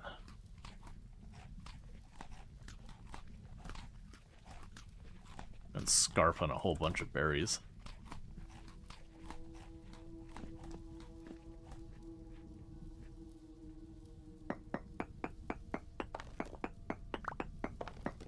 Alright, we'll keep going down farther this way.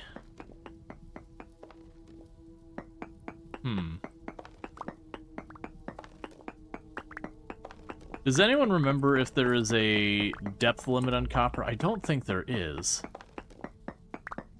But normally I find it higher up.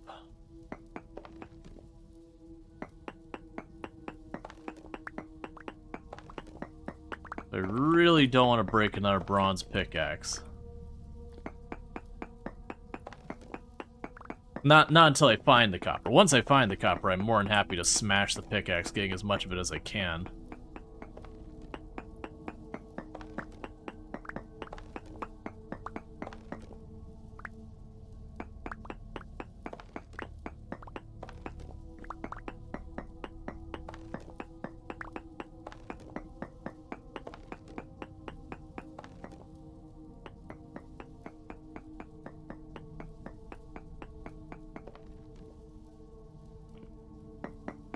Most common at 12 blocks down or higher? Gotcha.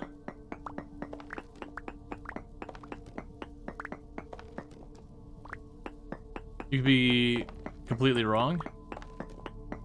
As far as we'll go this way.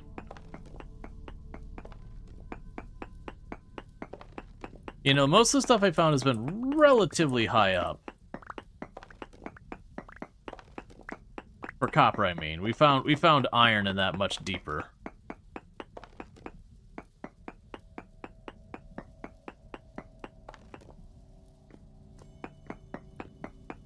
Yeah, because what we can do is reassess, try and go back up to our higher area. And just branch out more.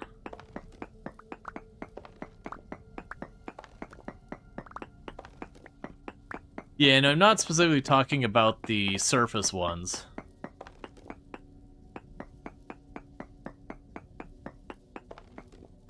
Yeah, no ore nearby.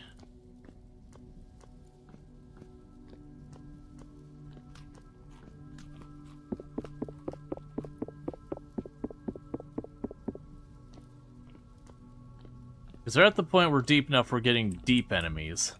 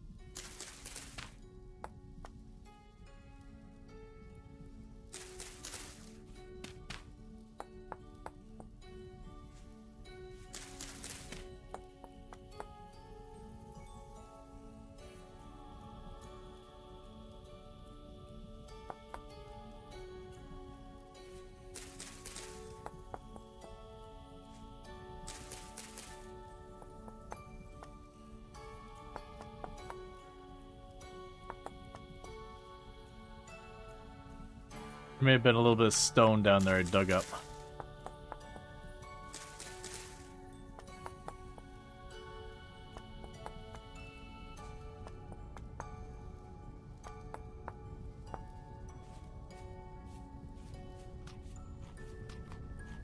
Your ladder shaft? Yes, I'm guessing you just build a bunch of ladders and just dig straight down.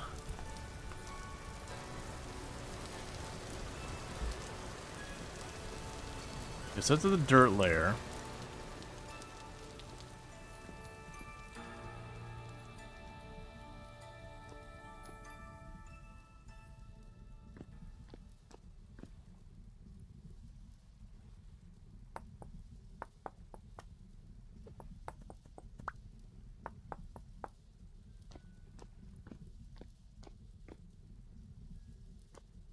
For rope ladders, since those can be pulled up from above afterwards, but yeah.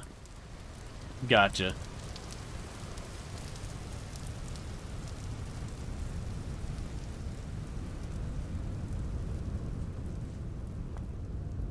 I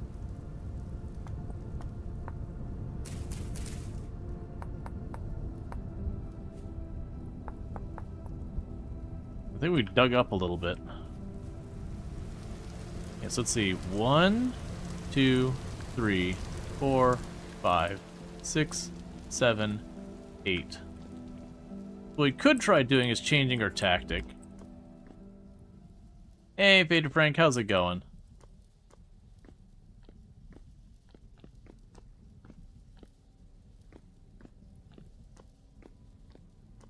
Do we just keep going deeper? I'm a little leery about going too deep. So 1,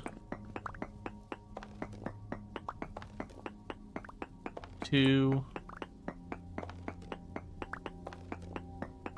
3, 4,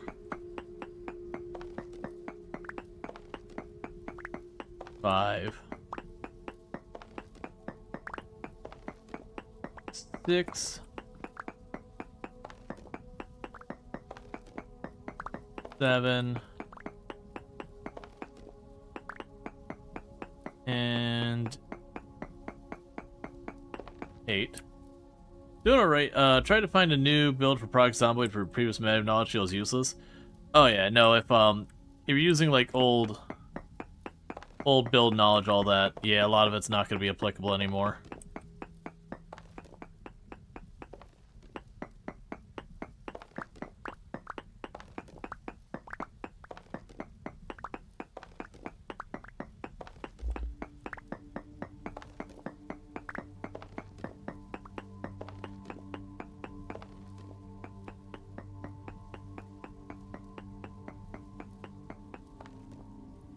I think if we don't get lucky on this cross, I might look into what it takes to do like a ladder drop kind of thing. It can be. Expect to do a lot more weapon crafting than you're used to. The crafted weapons don't have quite the durability they used to, and finding other weapons can be a lot trickier on higher pops. There's also like less easy places you can go early game, like snag quick weapons, because the zombie population distribution changed quite a bit. So there's not really an easy place to go.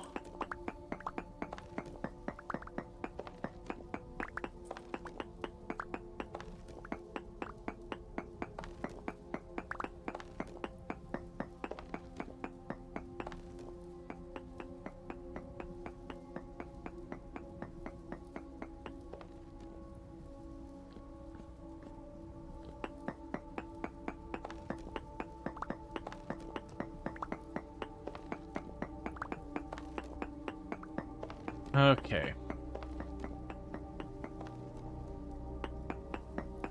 We also cap maintenance is 125%. Yeah. That said, they did fix a bug that's doing phantom swings. That's exists in build 41. And with those phantom swings gone, that should also help your durability a little bit. Those phantom swings are extra dice rolls. Alright, so we need to change our tact, because I'm just doing loops down here and I'm not finding the ore.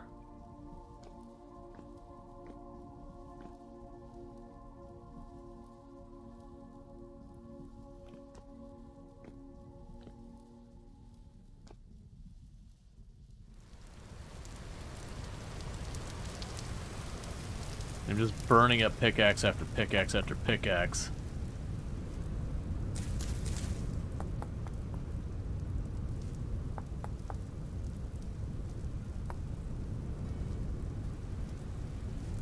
Okay, it's like right here's kind of the sweetest spot we've got.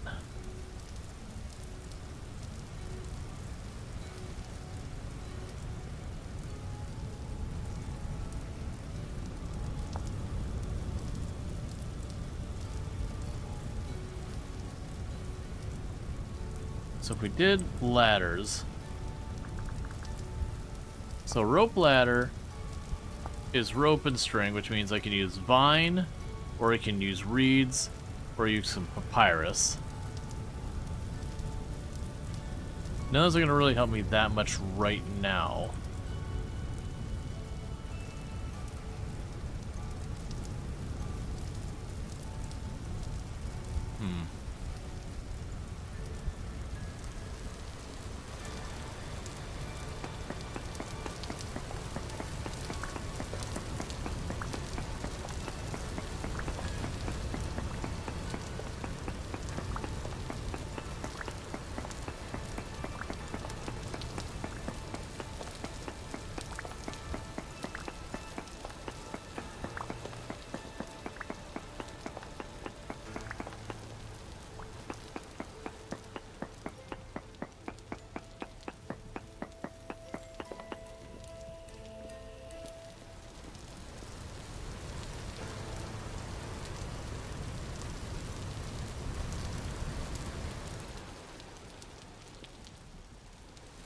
It might be just deep enough that we're not seeing the stuff here. There's also a possibility that we go over here and hit a hill.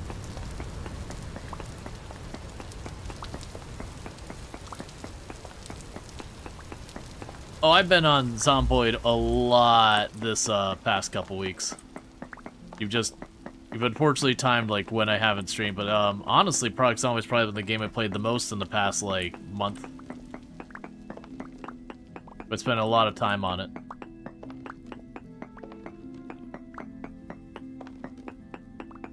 Hey, Dread, how's it going? Hey, Penny. Can we get a shout out for Penny Meowie, by the way?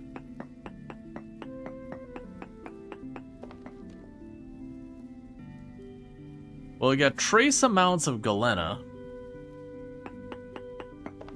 So go check out Penny Meowie, an absolutely fantastic content creator. Been playing some Storage Hunter Simulator. Definitely someone to check out.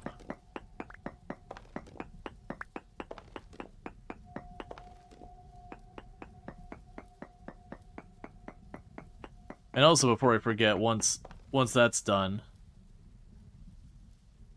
we should also get a shout out for Treacle.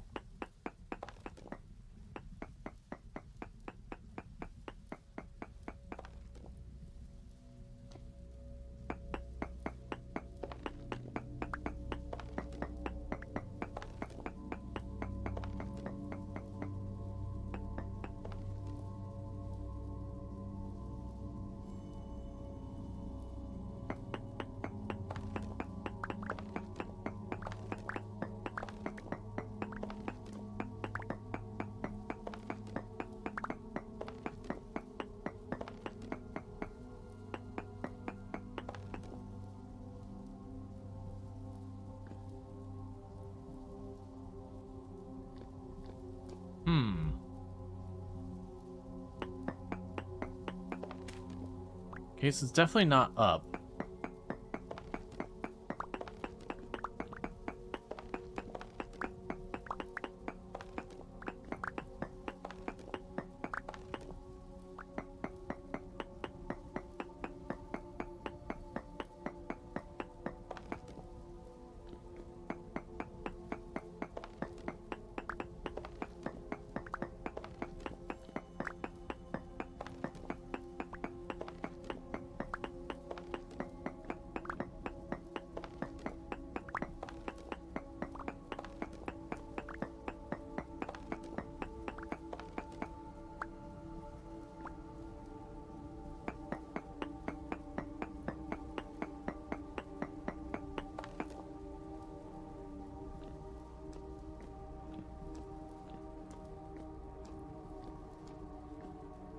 I know my pickaxe is gonna break in no time, but I'm just gonna keep going down here.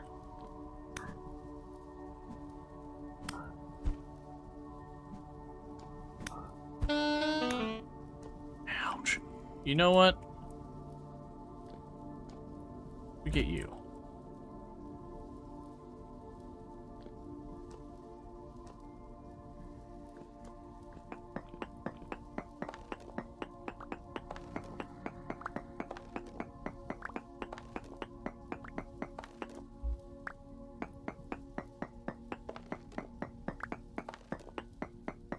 Okay.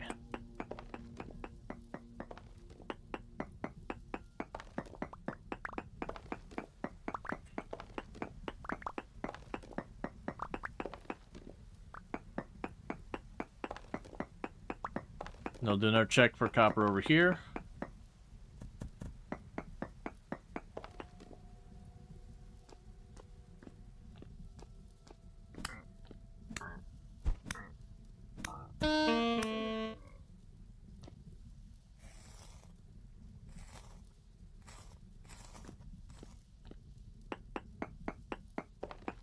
Trying our best to find everything. Yes, also check out Treacle, another fantastic content creator. Well, there goes my pickaxe. Another fantastic content creator I highly, highly, highly recommend checking out. Plays a bunch of games like RimWorld, other settlements builders like done Whiskerwood and Anno and a whole bunch of that stuff like that. So if any of that sounds good, you can find that over there. So that was kind of not great from a productivity standpoint. We ran around there a whole bunch.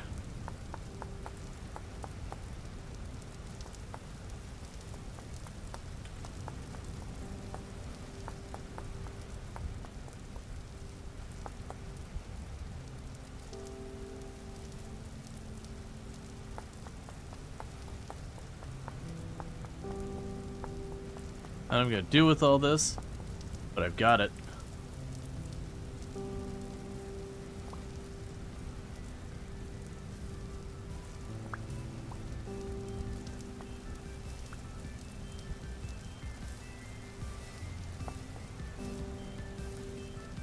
Okay.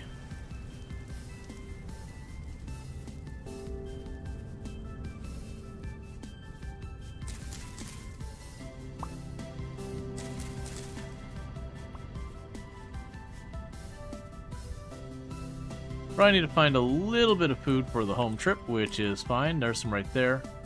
So for right now, I'm just gonna go right to an open spot right here. I know, we're hungry. Water's wet, the sky is blue, and we are hungry.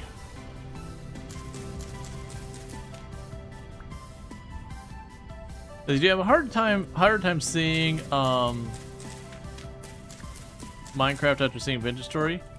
I mean, for me, like, it burned out on Minecraft a long time ago. Like, no complaints about the game. I just played a crap ton of it way, way, way back. I never was able to really get back into, it on a meaningful way.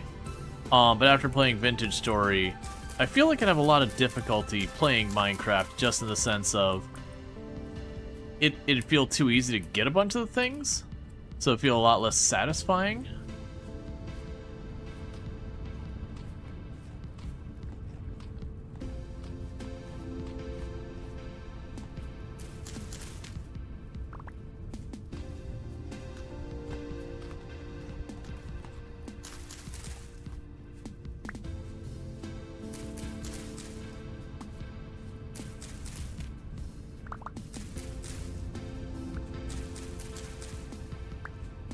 Oh, just graphically? Not really. It's the same thing, like you have some games that are like pixel art, they have like high definition pixels, and in other games you have like these pixels that are very, very fine-tuned, that kind of thing.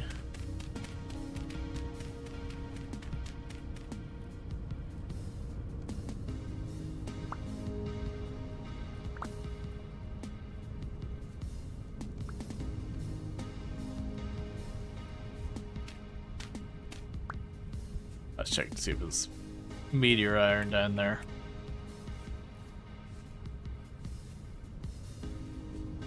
It can be hard to like. Sometimes they're painfully obvious. See, like the melty bits around where it was. You ever played Lunarcraft? I am unfamiliar with Lunarcraft.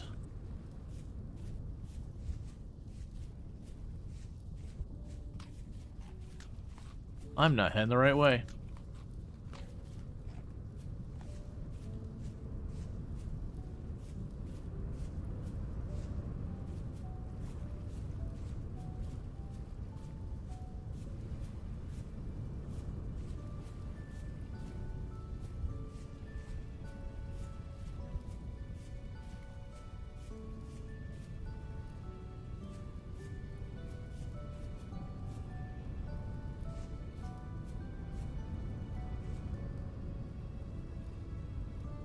A very old Minecraft knockoff that's not in the App Store anymore?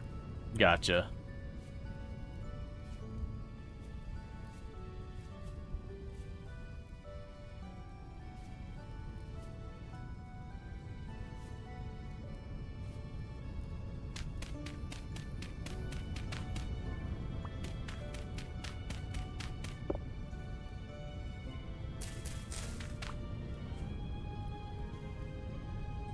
There's no way I'm getting up there. I'm gonna have to go around.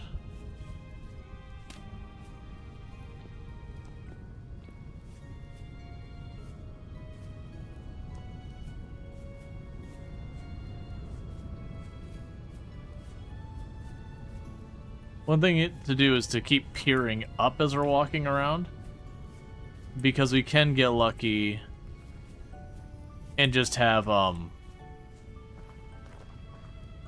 alright.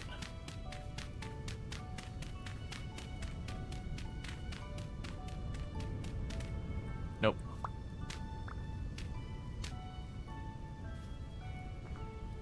Sometimes you get lucky and you just see like copper, or I should just say a vein of ore just like poking through the wall.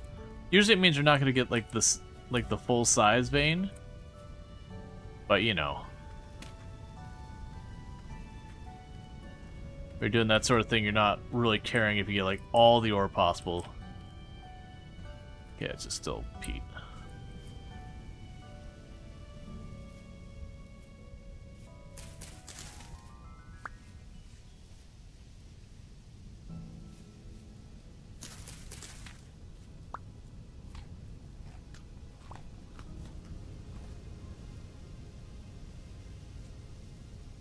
Okay.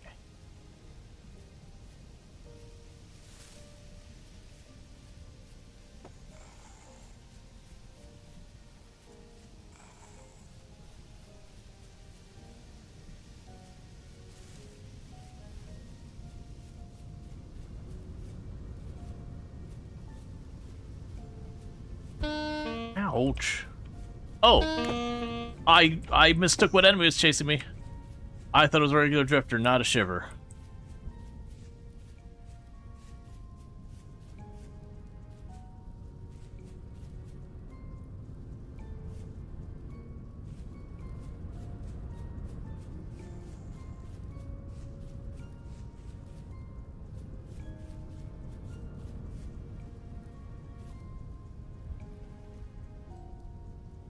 I think we ditched it.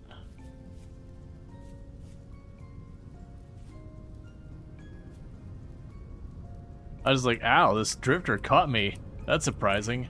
Oh, it's not a drifter.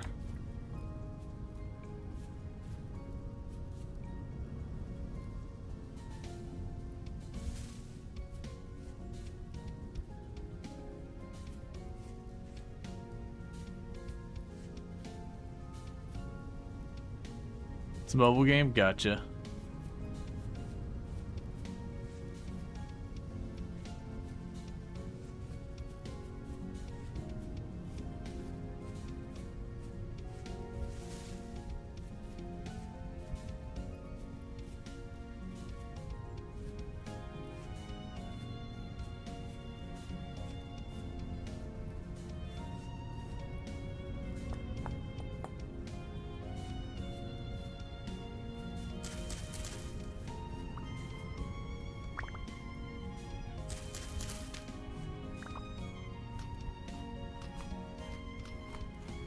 Okay. I need to circle back to my boat.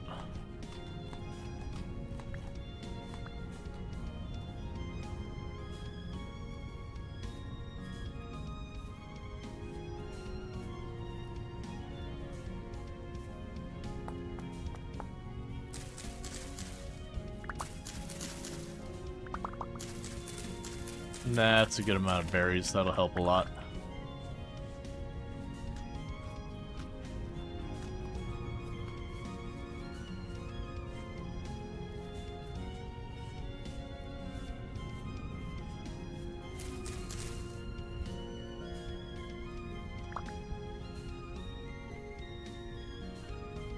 Thank you, Allison. I really do appreciate that, and thank you for the tier 3 sub. You've been subbed to the channel for 29 months, and it really means a whole heck of a lot. And I hope you're having a wonderful holiday yourself.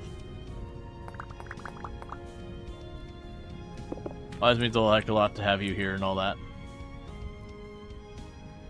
Just leaving piles of stone everywhere as we walk all over the landscape.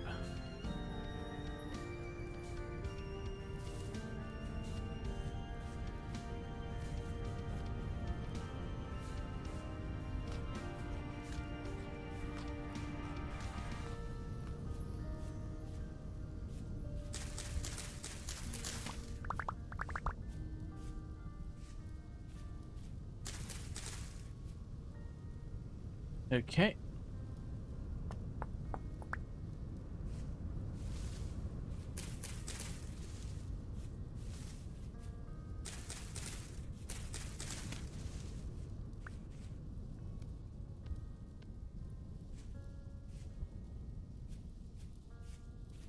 Just call them cairns and it's acceptable. But nice always. Leaving your mark on a stone world. A holiday rocks for all. Excellent. You hear about all the coal and all that people give out, but no. We're just giving out piles of, you know. Ooh, I should be checking. I think I left a couple things of chalk behind. We don't want to do that. The other stone is pretty worthless to us, but the chalk I actually do kind of want to hold on to.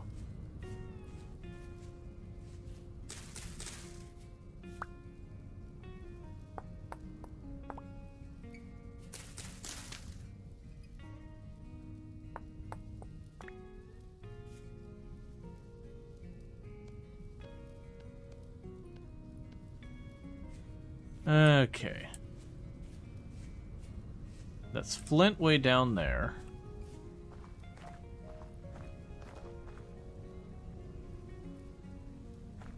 Go around the other way. I'm just gonna fall off here and not get where I need to go.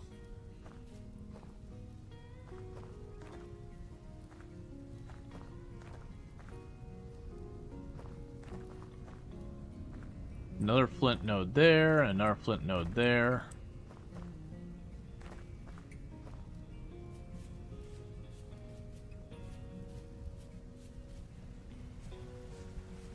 Okay.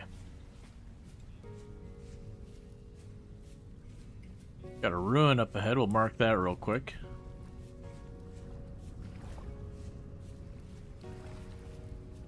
Been absolutely bullied by this copper situation.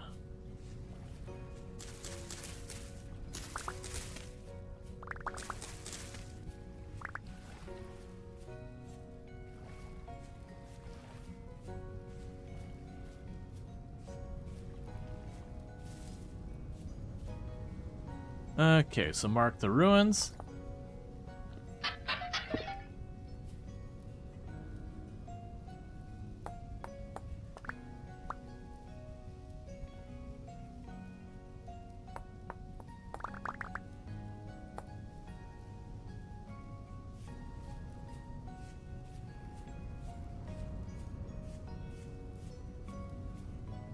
Don't do this.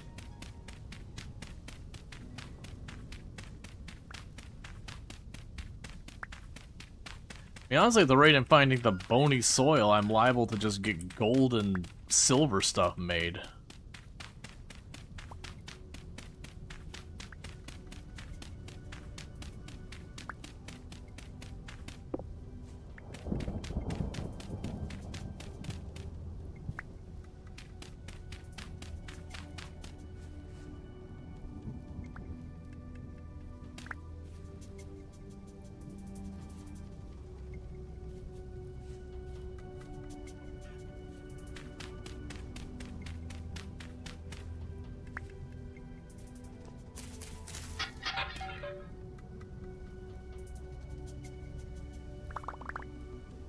Oh, cool. Stuff we could just already stack.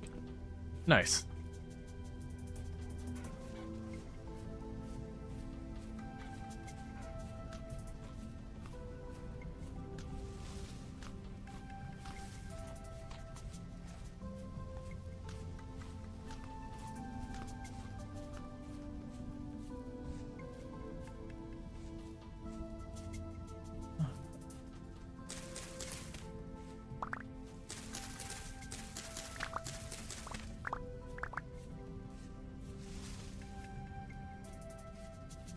Well, when we get home, we have more than enough of the black currant to,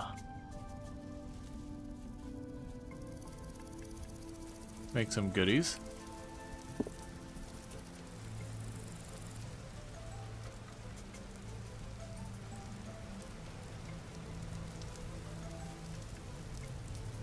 Okay.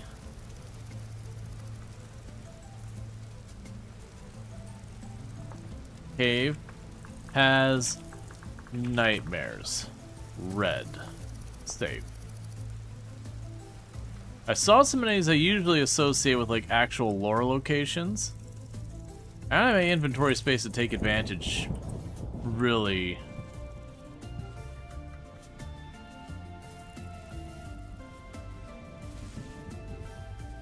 I need to get up and over these hills.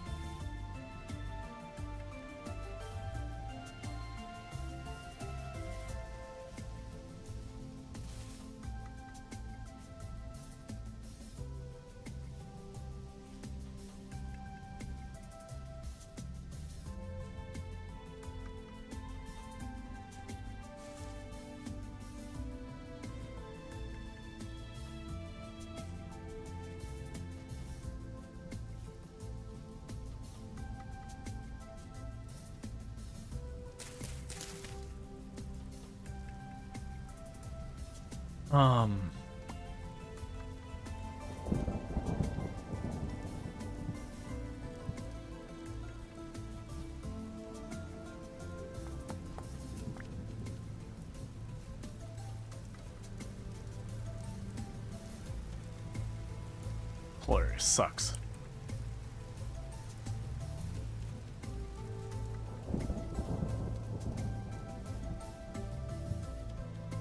Like, if I ever made a base anywhere near one of these areas, I think one of my things I would do is just make a tunnel through. So I have like a well-lit, well-marked tunnel. It's just like this way to get the heck out of Dodge.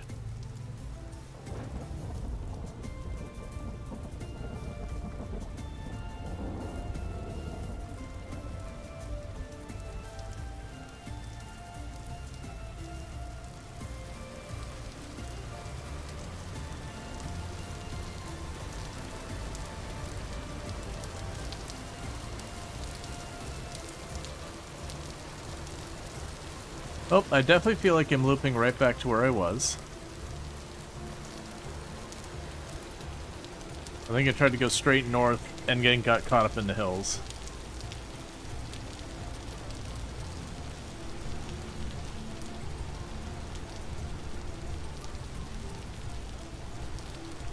And thank you, Stoka, for the 20 stream streak. I really do appreciate that as well. It means a whole heck of a lot.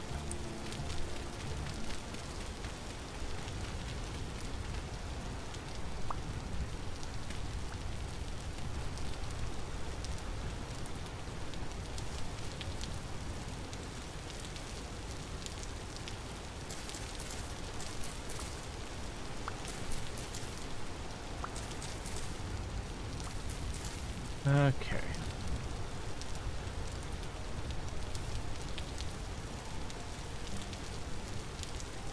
So I'm not sure to do what to do with approaching that area with the ultra high copper that we're just not finding.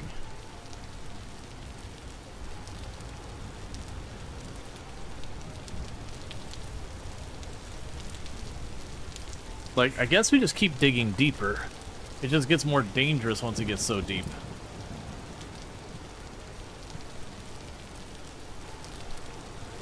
Because the enemies that spawn in are no longer softer enemies, they get tougher and tougher. We also start pushing our luck with sanity after a while. We get deep enough and our sanity starts plummeting.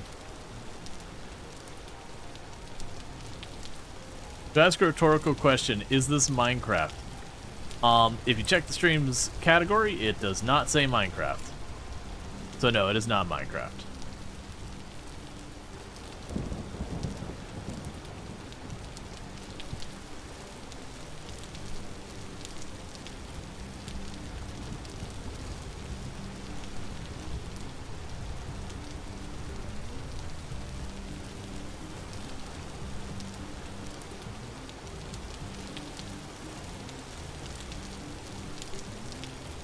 Actually, I'll leave that there for getting back over here.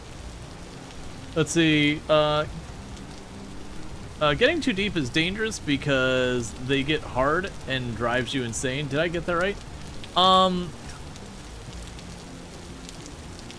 Your character gradually goes insane, which makes monsters spawn faster, and then the monsters that can spawn are more difficult, because you have, like, surface drifters, which are one level of enemy, but then you've got deep drifters, which are basically the same enemy, but hit substantially harder and take more damage. Hey, Lucky Chimera, how's it going? And bear with me, chat. I'm gonna quickly take 2 seconds to grab myself a fresh drink, and I'll be right back in just a minute. So I'll be back in just a couple minutes. Just, I'm about to run out of drink, and I don't have anything handy right here, so I'll be right back.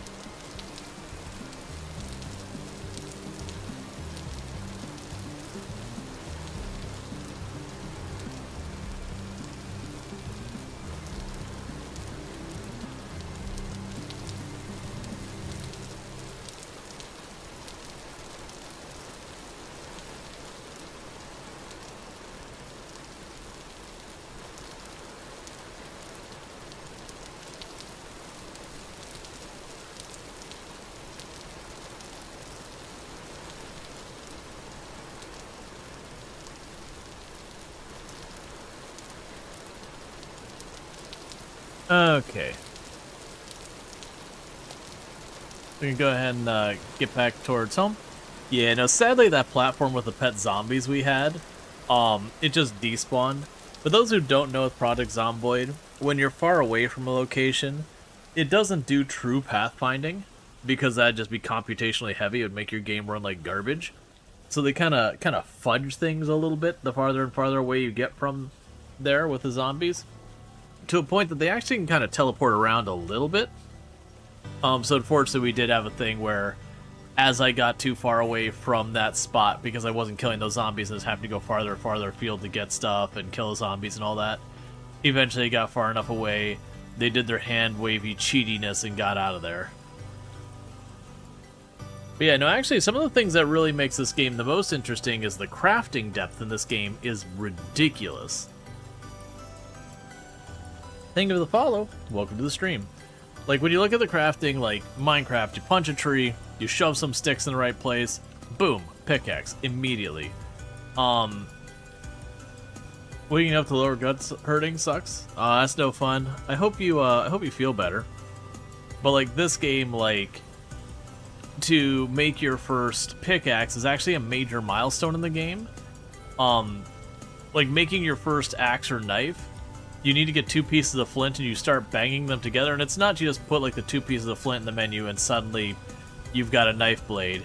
You actually put a piece of flint on the ground and say, alright, I want to make a knife blade, and you start chipping away at the edges of it until you make a vague knife shape, and then you attach that onto a stick, and that gives you your knife.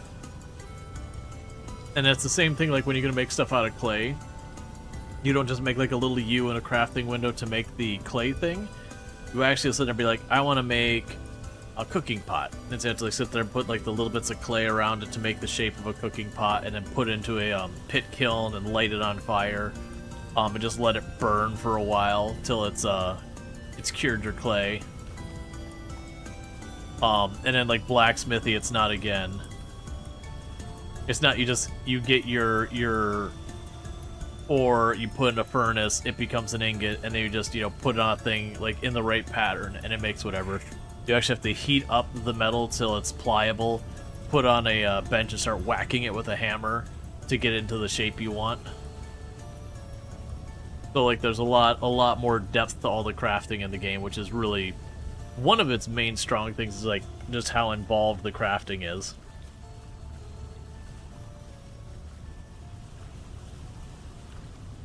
Now, this is not... The world you're seeing me playing right now is not indicative of a normal world. This world, we turned up the amount of water to 50% of the world, where normally it's a much smaller amount. The game does have oceans by default. It's just not quite the scale you're going to see in this playthrough. We've deliberately made a very water-heavy world. Normally what happened is you'd run around for a while, and then you'd find an ocean, and you might be like, oh cool, an ocean. Let me live off this, or do whatever. But the boats are kind of neat in the game, and you don't really get to use them too much otherwise. So I kind of leaned in and said, alright, let's make it a boat situation. But the problem we're running into right now is I need copper. Copper is one of the major early game things. And so I've actually got bronze tools, but the issue is I'm struggling to find more copper to make more bronze. And until I make a bronze anvil, I can't make iron tools. And so I've actually located a little bit of iron already. But again, it's not really helping me much because copper's a problem. Winter in this game is also pretty rough. Very genuinely, this game... Food is a resource you have to manage. In the winter, your farms don't grow. The foraging options are far more limited. And so you end up having to hunt and then just survive on what you got. Are you winning? I mean, it's generally going good. We're struggling to get more copper. We got ourselves to the Bronze Age. And we've got an area with ultra high copper. We just haven't found an actual vein there. Does the ocean have frozen sections in the winter? Don't know. Haven't gone that far. The last time we played, oceans weren't a thing. I know, like, lakes and all that freeze over during the winter.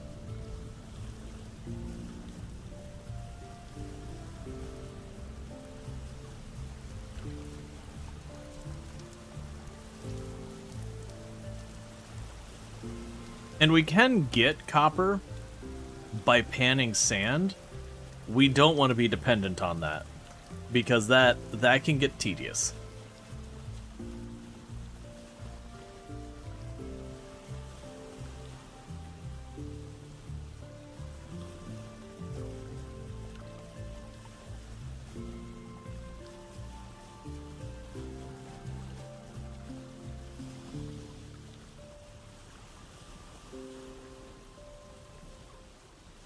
Yeah, so people talking about doing the,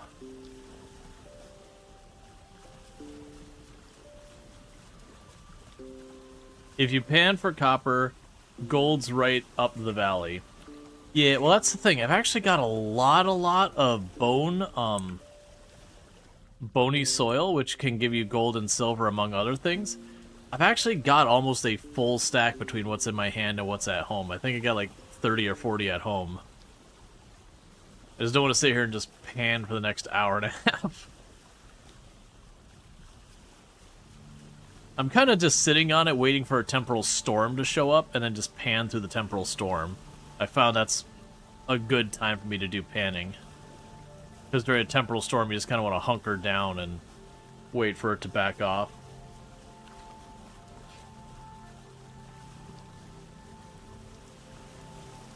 Actually change you to show...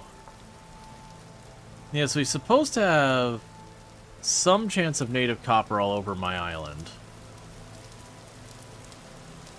Maybe what we do is we make ourselves another bronze pickaxe, And then instead of focusing and going all the way down there to start digging in that tunnel more, let's check out some of these mines we saw in here. Or not mines, these tunnels. And let's just go through these tunnels and like start checking random spots and seeing what we can find. What's the orange pickaxe marked on the map? I had, that's bauxite. There's a little bit of bauxite on that little island. It's not a lot.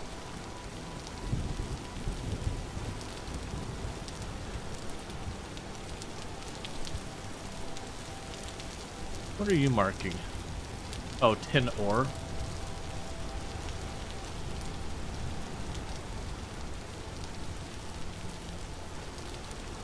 Wait, didn't I have a spot? Yeah, so very little copper. That's probably good when I need tin is to go to that tiny little island to dig. Because none of the stuff does have particularly good odds, but like everything is on that list. So I feel like just by the raw number of different things on there, if I start working through that, we might have a decent chance. I mean, I'm guessing the best strategy is to still just keep working on the area that we saw the copper pop up. And honestly, maybe just keep the pattern and keep going deeper. I guess the rope ladder strategy would also help against the drifters because they wouldn't have tunnels to go through to like corner you or whatever. You'd just have the straight up and down. I don't know if they could. I think they might only be able to spawn on the bottom.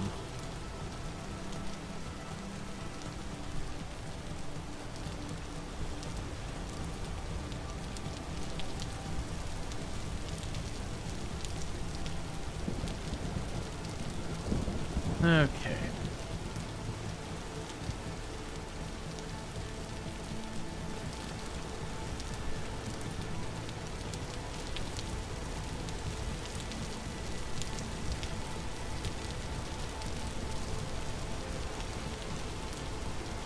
One thing I'm also realizing, we haven't made clothes yet, and we're still gradually getting into the winter. Eventually that'll be a problem.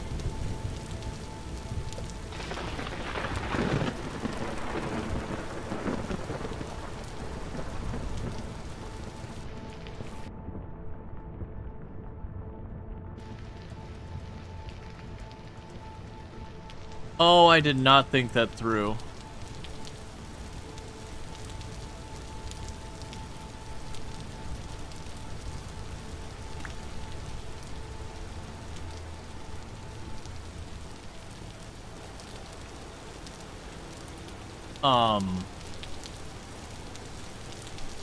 So I goofed there.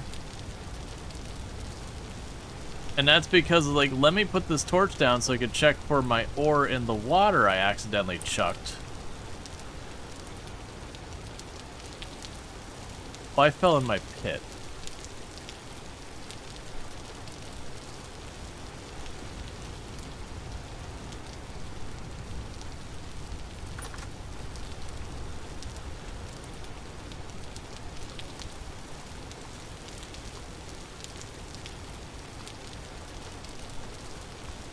Yeah, I was just like, I accidentally threw my ore and I didn't see it immediately.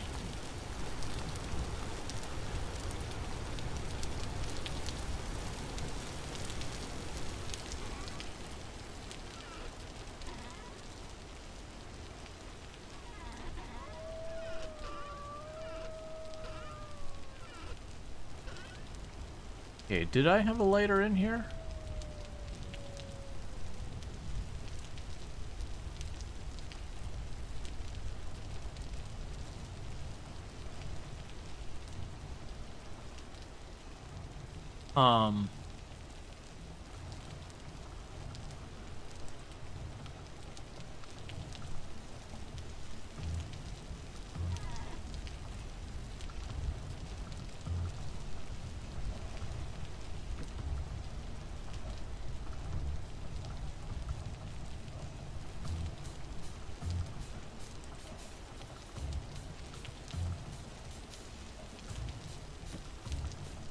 There we go. made it work. Just, I was basically staring very intently at all the, different stuff going on there. So we got all the chalk. Yeah, so there's over half a stack of those. I do have more... I do have enough of this to... make another piece of fabric. Which with just a little bit more, I could get to be... another thread and another bag, which will be good.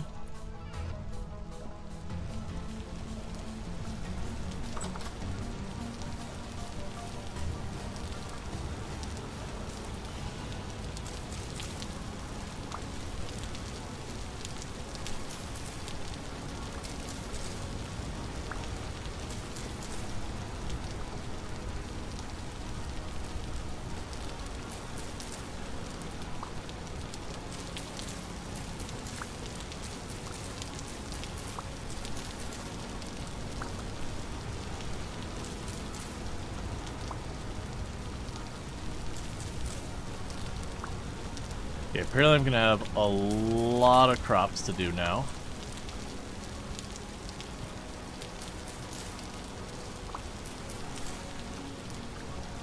I'm expecting most of the stuff I'm planting now will not have enough time to fully grow.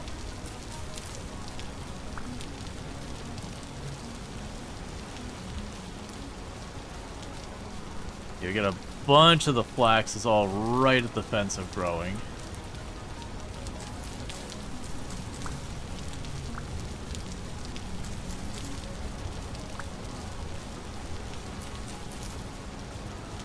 Okay, so before we get too caught up in everything else, let's pop over here and drop off what we've got in the cellar.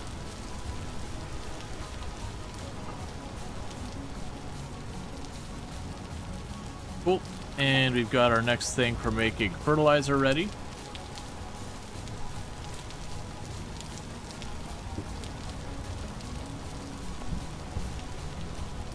Because we can use that to start working on a really good soil.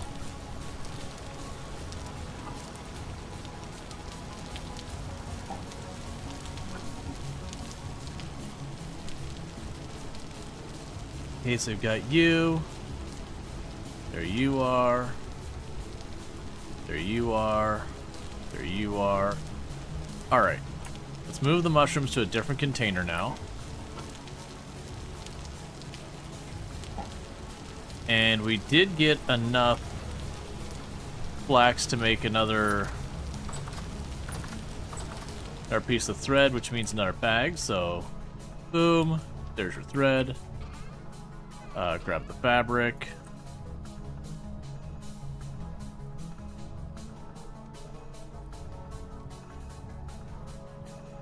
Last 4 tiles should be clean, so you got that. And that in. I could take you. Dispose of that bag.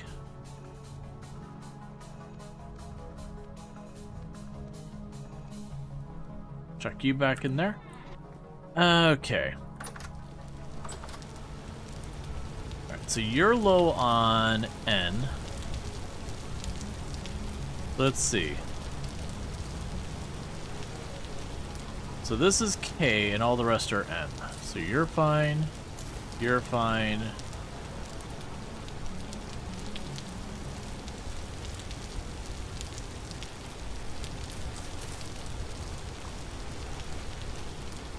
Got onions, which are P. So I can go back over here. There you go.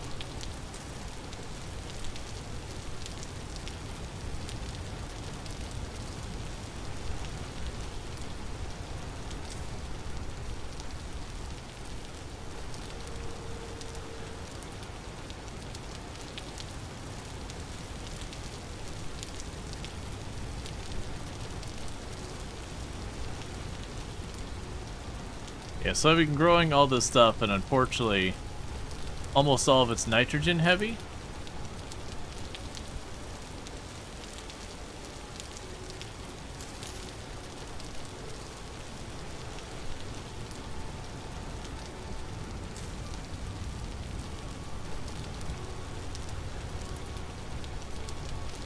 Alright, so as a result, I've got a ton of stuff if I want to grow it. We have to make more space. That's because the soil has a balance of nitrogen, potassium, and phosphorus. All you basically have to do is just swap out what you're growing where, kind of thing. You can add stuff to like give it nutrients back, but it's not super necessary.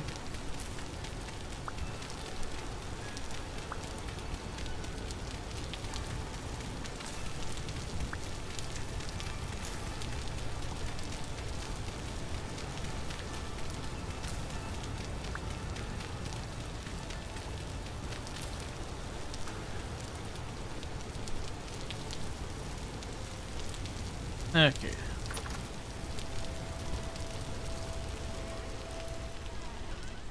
Drop off the crappy soil. I'm running out of the better stuff.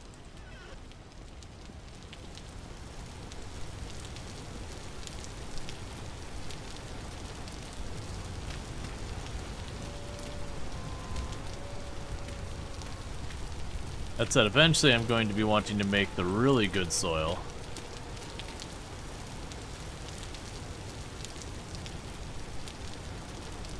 Hey, let's grab the hoe real quick.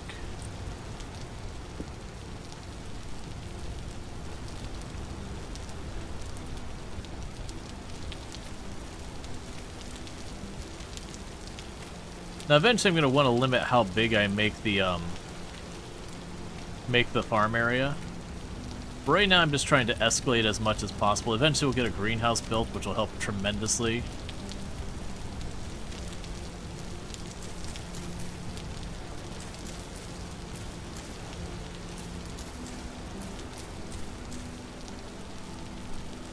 Two of these seeds left.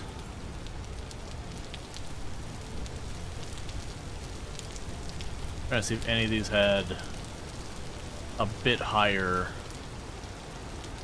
in the nitrogen, but they're looking all pretty terrible.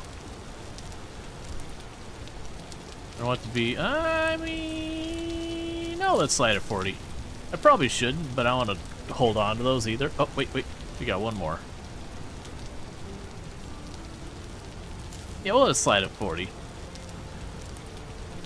Let's see, there are some at 98%. Why are you not using them?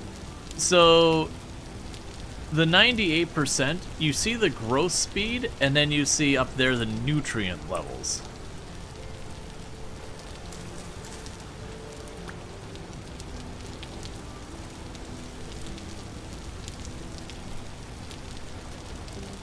Yeah, because those are saying 98% speed growth, but it's only 37% nutrient levels. So it's going to dip just below. So these are about 40. So that should be okay for a while before we see like the big penalties to its growth speed really hit. I'm going to probably get a solid amount of fabric out here pretty soon.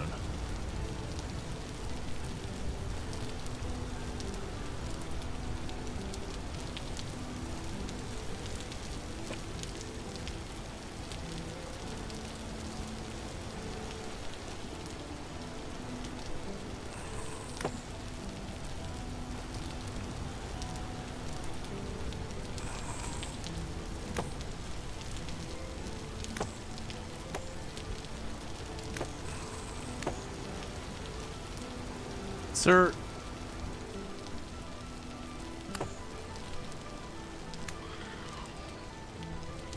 you're just being weird now.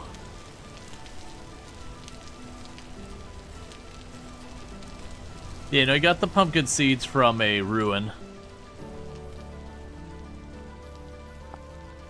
Alright, so yeah, so the gear, there's all sorts of exotic things we can make later. Right now with the gear, what I could do, go right here in our house.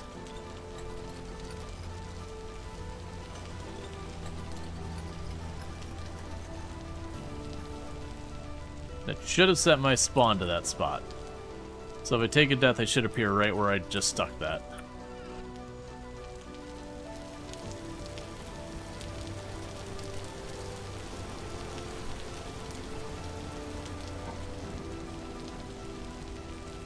There we go, we've got you and you.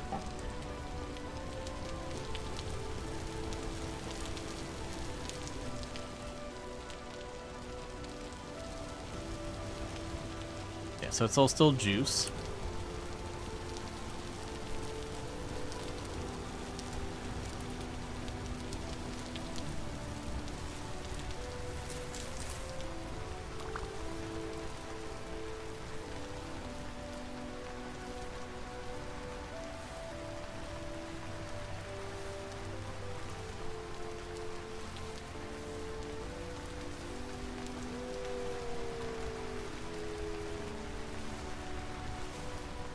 I might get one more round out of those.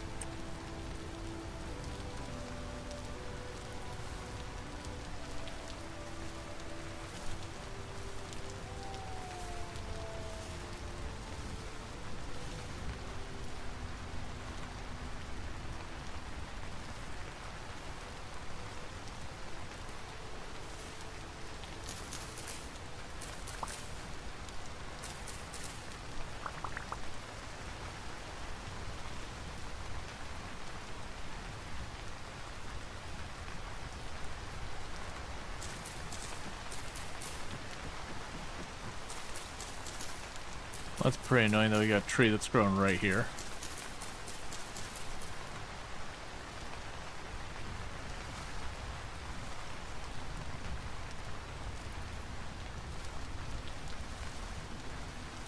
So I need to trim these up.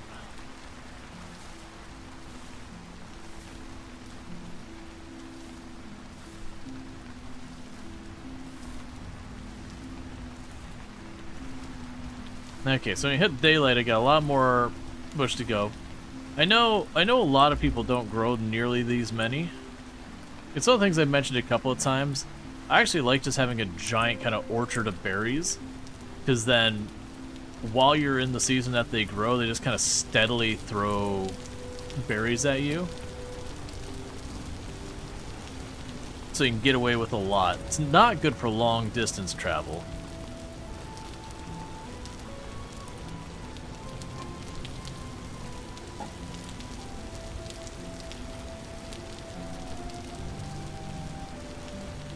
Those will be spares, and the others can all get put in for wine. Meme, you do not know the concept of moderation. Yup.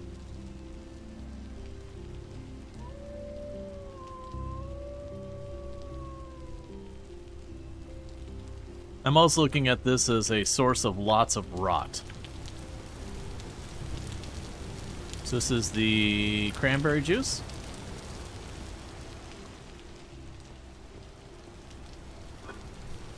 You can chuck a cranberry brick in there.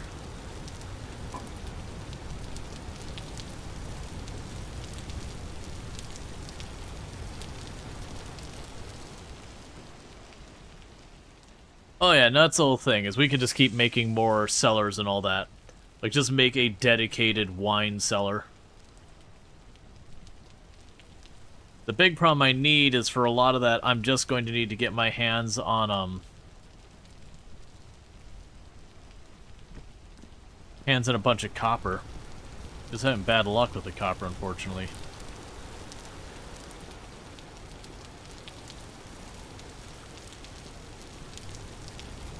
Okay.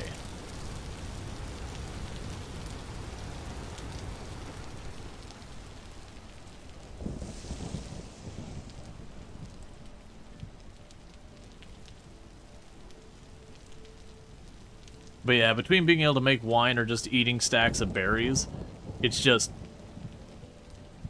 food just can have handy forever.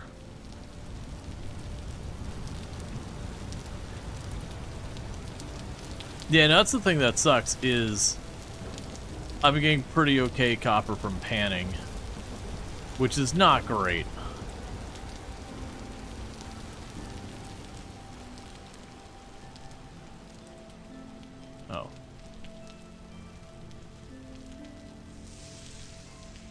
Okay, I'll say the last 11 for me to just consume.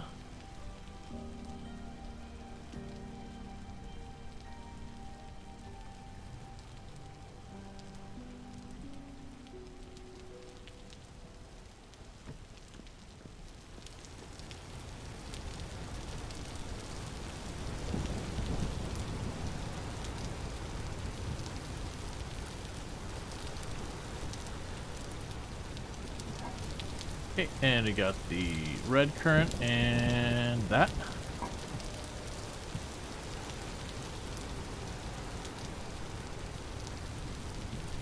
Yeah, no, exactly. That's part of the reason I'm tempted to go back and re-hit the areas I've already been. Regardless of what I want to do, the first step I gotta do is unfortunately... Actually, the first step I want to do... Figure out where my ore disappeared to.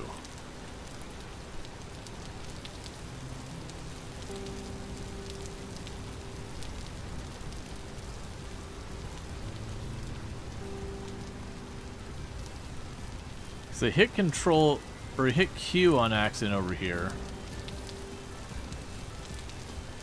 Which throws things. But that ore is just, I guess it's gone. Fine, let's make another one. I want to say it's not that hard to deal with. Okay, so what the heck was it for an ore?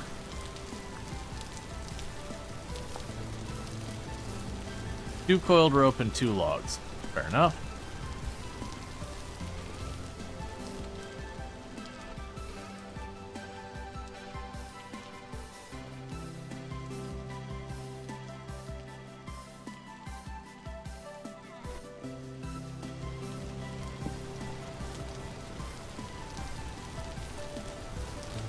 So to deal with some of these trees that are encroaching at what I got going on over here.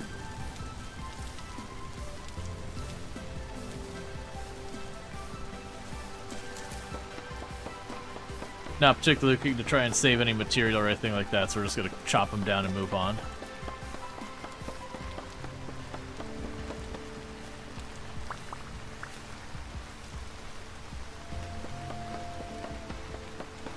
So that way, as we expand our berry farm and all that, we can get these trees out of the way.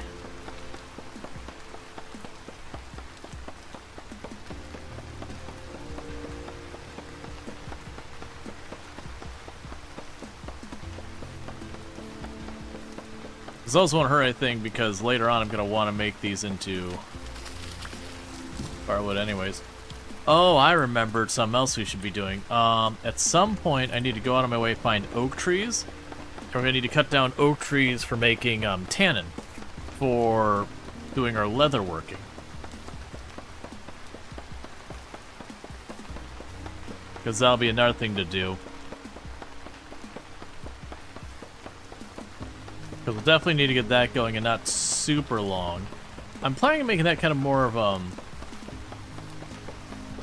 making that kind of a winter priority. Like, so while we get into the later months where a lot of our crops start slowing down its growth, focus on it then, because we're going to be stuck hunting animals just to survive anyways, and we can just start curing a whole bunch of leather. Now, winter's going to be rough because we don't have as much food as I'd like for the winter.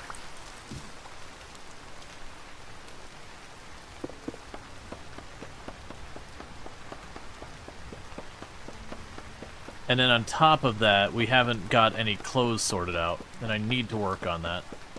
The good news is, those flax plants, I think we're going to get the whole bulk of them, and I should be able to make some crappy cloth armor and everything, or cloth clothing out of that. Which should help tremendously. Which is funny, the first time I played Vintage Story, we actually did get a flax harvest down in time for the winter. So I had to, like, do without.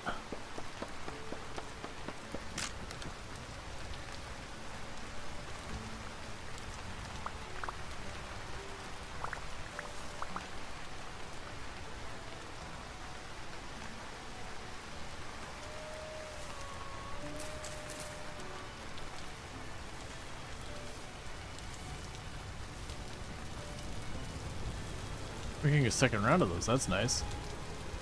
Okay, so you want to, I believe it was like this.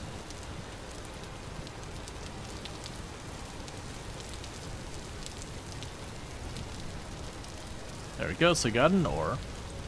Everything else I want to do with these really fast. I don't really need to strip the bark. We could do our figureheads and all that. I'm pretty sure for the boat, for the sailboat, sailboats are constructed in place on land and then rolled into the water. They cannot be picked up.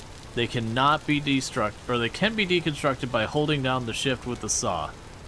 See, building a sailboat.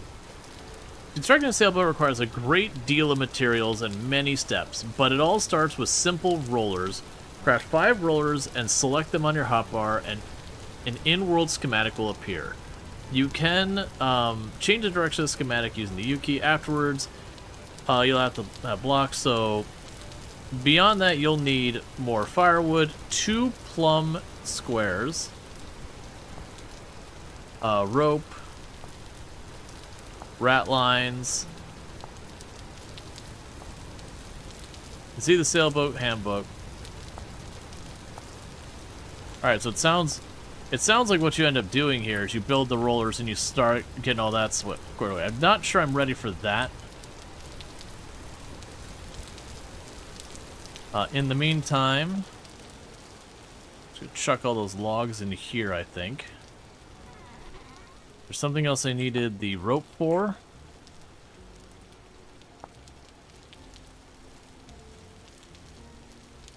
We can apparently make black bear armor. Bling.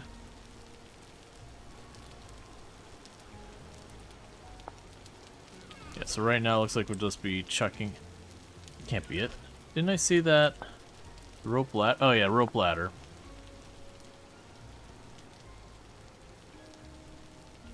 Be worth making those.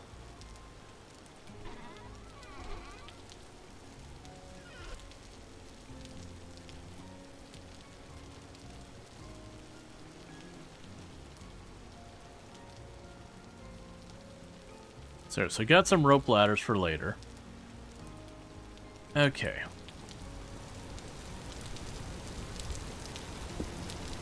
I grab that shovel in case we can use it.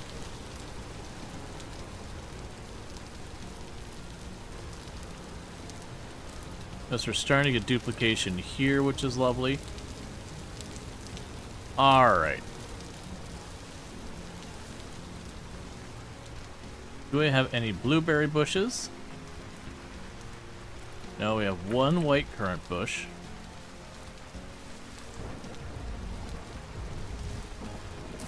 One.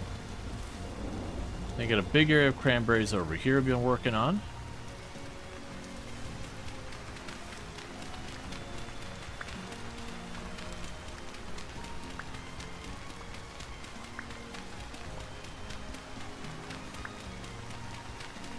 Yes, I do think, unfortunately, I am going to need to grab a bunch of sand to get at least enough copper for one more bronze pickaxe. But like I said, I think we peak at the caves right here.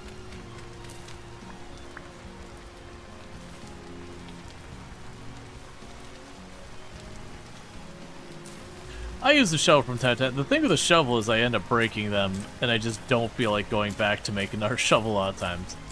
Which is a pretty big waste of time for me to not do it, but you know.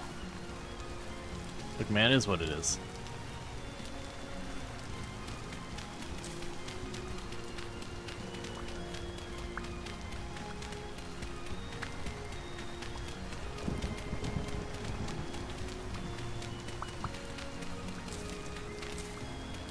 Okay.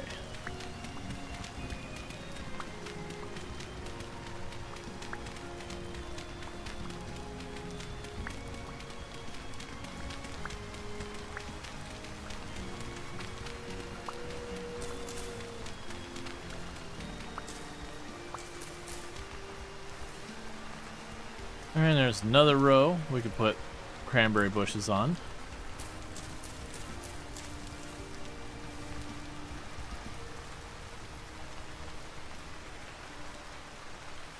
I've already put those as far back as I'm willing to go. We didn't have blueberry. Got the red currant card back that are super far. That's more cranberry. Okay, I can't really expand the other ones without having the pickaxe. So we'll just go ahead and chuck the other one in boxes for now. It would be good to continue to grow them all out, but that's fine. For right now, I'll put the berry bushes in there. Drop off the dirt.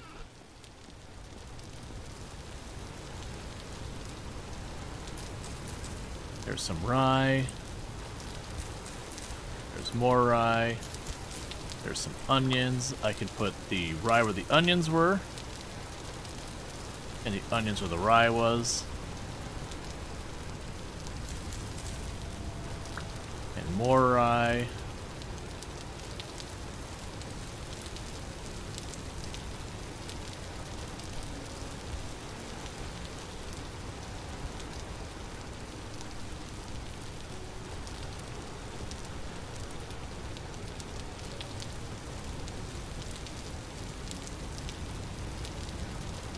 That one's basically 40%, so I'll let it slide.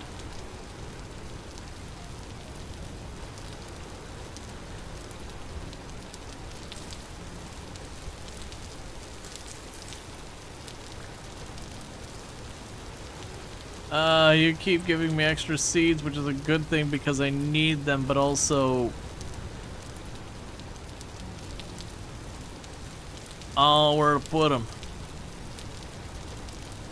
30% is too low.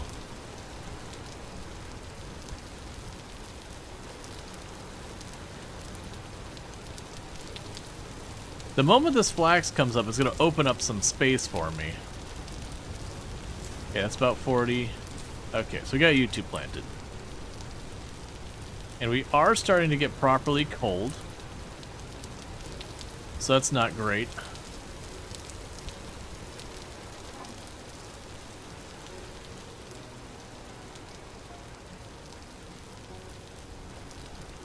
Alright, so new plan. Veggies get out of there. Grain in. And veggies in here.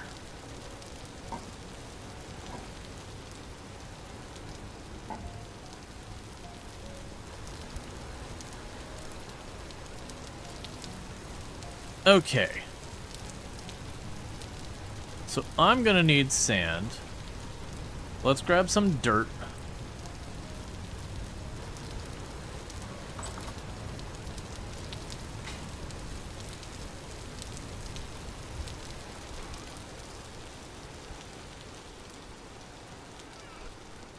And dig up some of the sand and swap it out for dirt.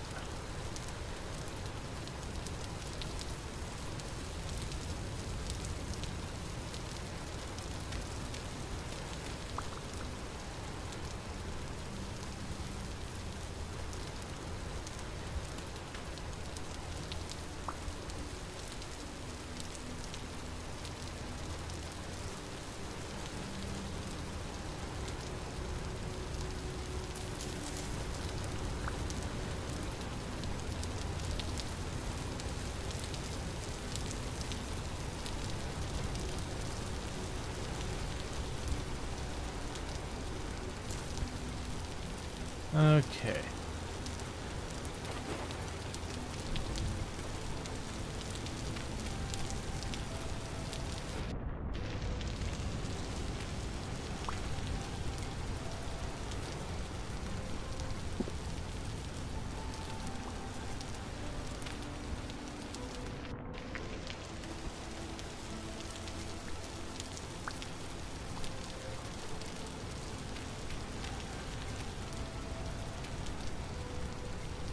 Eventually my character will start whining and crying about being too cold.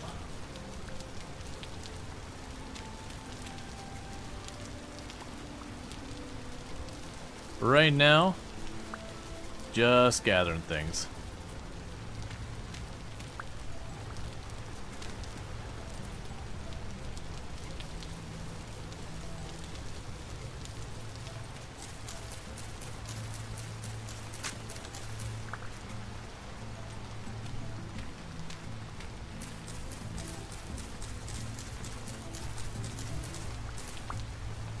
Okay.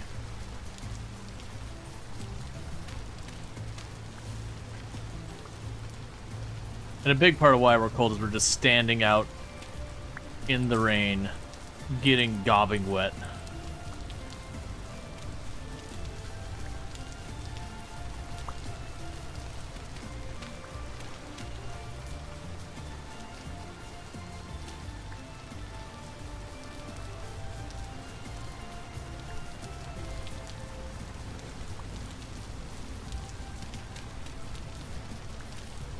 Okay.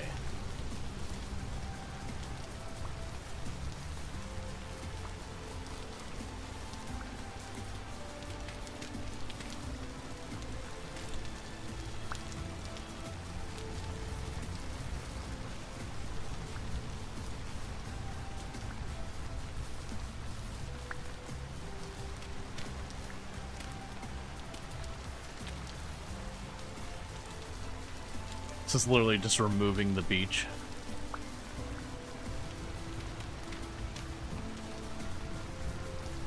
And a bunch of these fern I don't want.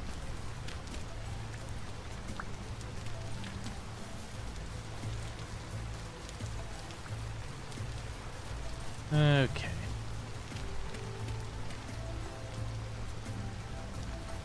I owe you one beach. Yup.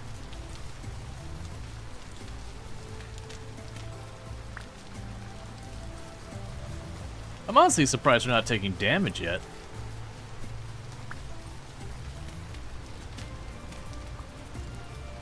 We're definitely cold enough for it. And it does hurt you. It's those things that slowly escalates.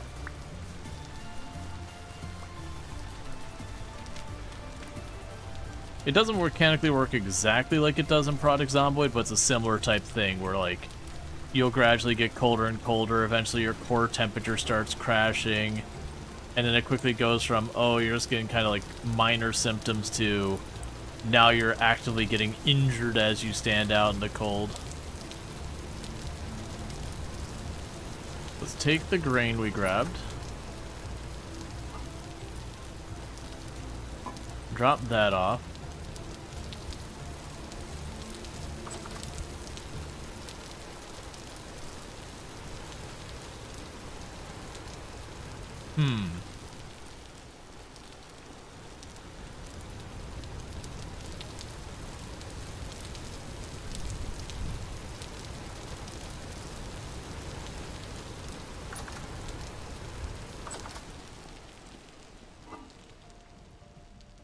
Take our spare berries, we'll eat those.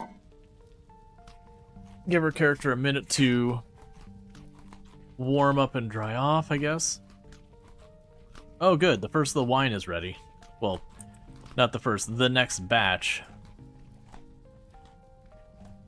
Oh, and you're basically full, so let's seal you up. Yeah, we're getting more wine happening.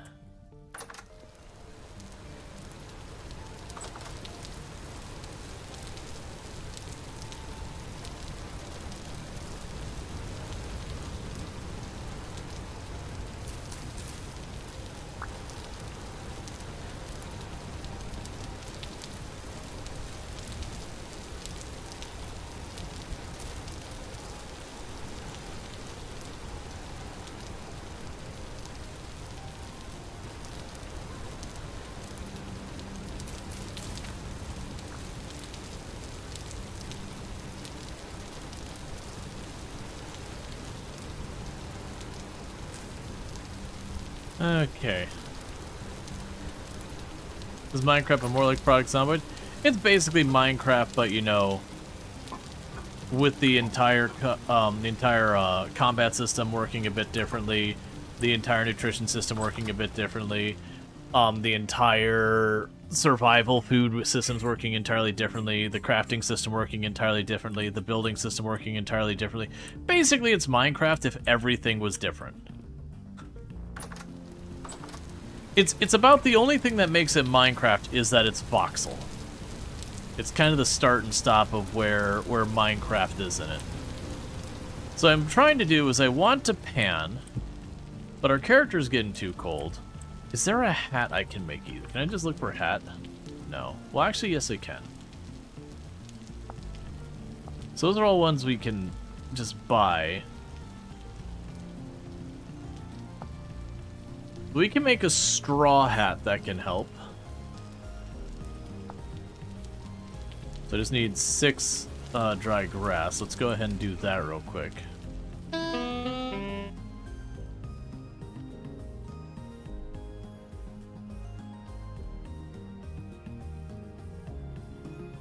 Yeah, and our clothing is in terrible enough condition.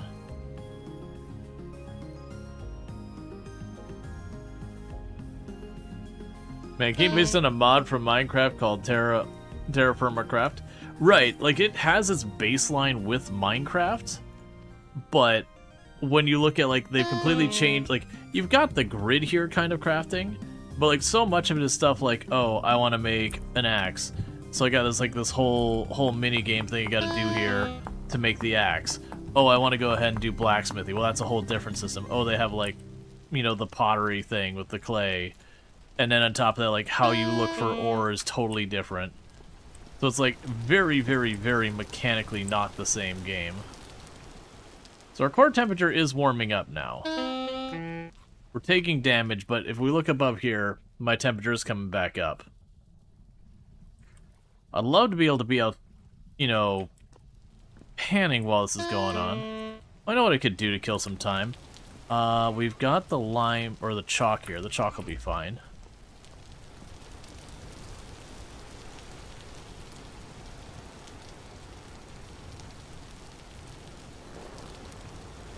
While we wait on our core temperature, we can go make lime.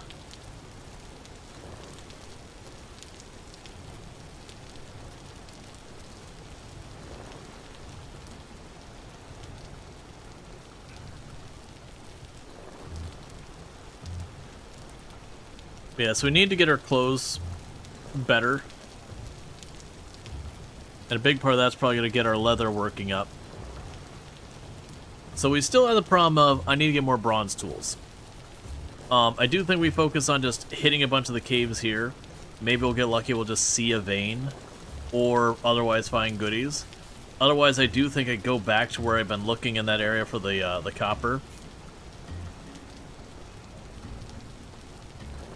I probably need to go out and get a whole bunch of sticks with my my hedge trimmers and all that. But want to get the leather working online, which does mean hunting. Yeah, no, it was definitely based off a Minecraft mod way back in the day. And then they eventually were like, hey, you know what?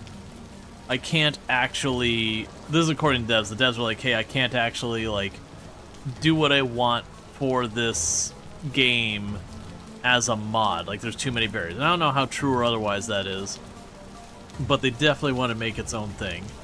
And honestly, frankly, at that point, I think it was totally fair for them to break off and just make their own game so they can sell it, because the scope difference of this between this and Minecraft is an incredible amount.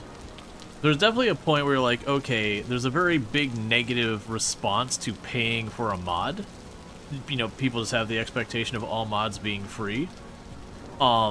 So for the amount of time investment and effort they're putting into it, it definitely felt like it's like, okay, but really, this is a job now. They should be able to make money. I've seen a few do stuff. Like, I know, what was the mod for, Calamity mod for Terraria? I know that one was supported through Patreon, that they actually made a business out of that.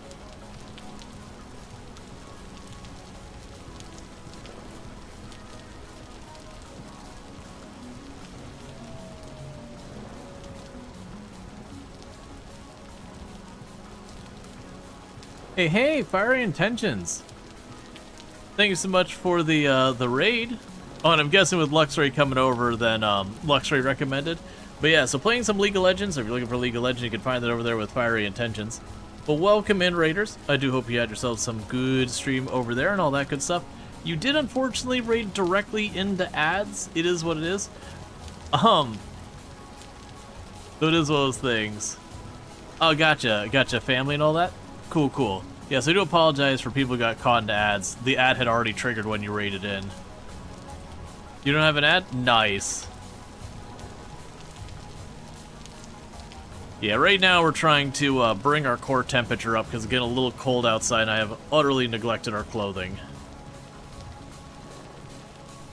So I'm just grinding up some chalk into making lime.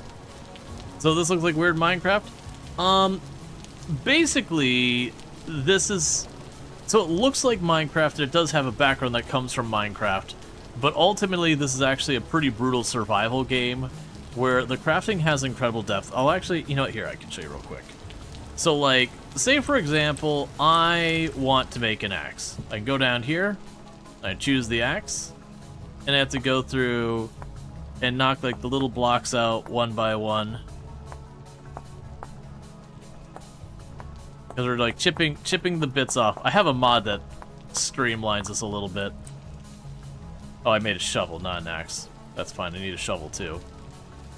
But you get the idea. It's not one of those things where you just kind of make, like, you don't just shove 2 pieces of stone on there. But like the blacksmithing's a whole thing where you have to actually take the time to put the ingots onto a furnace, let them slowly heat up, get glowing yellow. Grab your tongs, pick up the ingot, put it on your anvil, and start banging on it with a hammer to like push the bits of metal to like shape out what you want. Yeah, so it's voxel like Minecraft. It's got a higher definition than Minecraft does with the voxel to make it a little more detailed, but the crafting is way more in depth. To give you an idea, getting your first pickaxe in this game is a major milestone that you're going to be committing a number of hours to getting there. Oh, didn't mean to pick that up.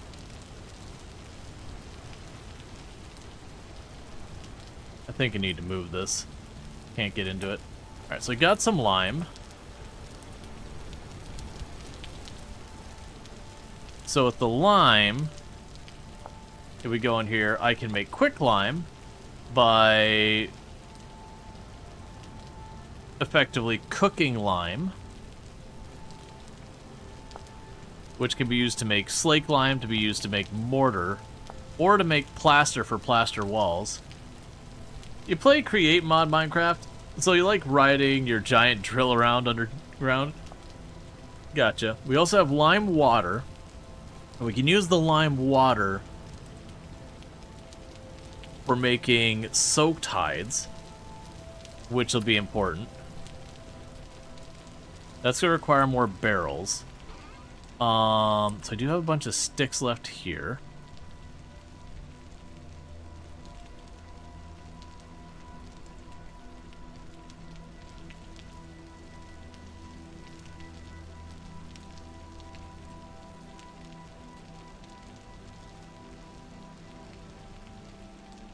Okay, we can also grab you. Oh, that's not what I'm looking for. I need rope. But I had the rope here as well. Oh no, I used all rope. That's right. Yeah, that's fine. I want those sticks back. Alright, so don't... This is better Minecraft. Yeah, it's basically... It has like a lot of Minecraft stuff. But like way more depth and way more systems. Let's get the barrels. And so, well actually, let's get a bunch of these be quick lime. Or not quick lime, I'm sorry, lime water. So it's 1 liter of water to 1 parts of this.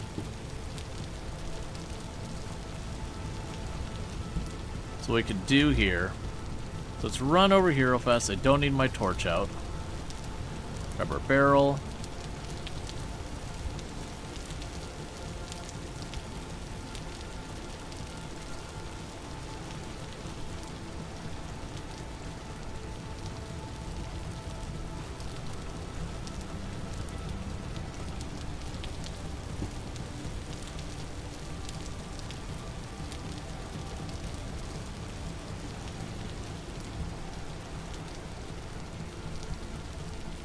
Okay, so it instantly became lime water. No delay whatsoever. Cool, cool.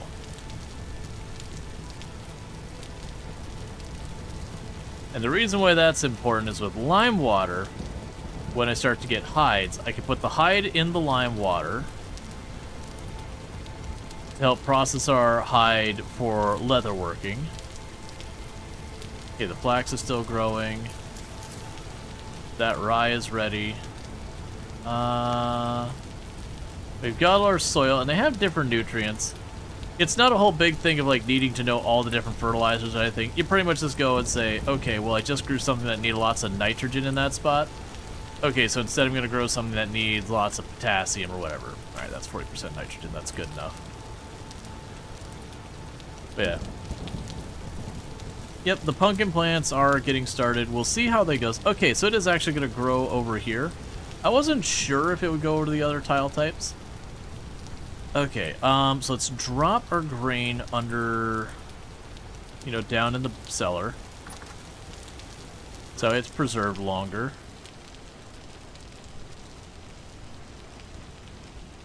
It's got a bunch of rye, and a little bit of flax, and a bunch of spelt.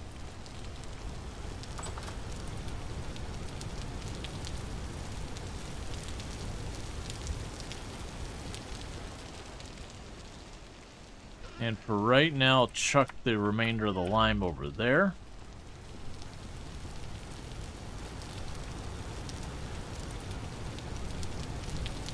I definitely feel like I want to build like a dedicated tannery spot or something.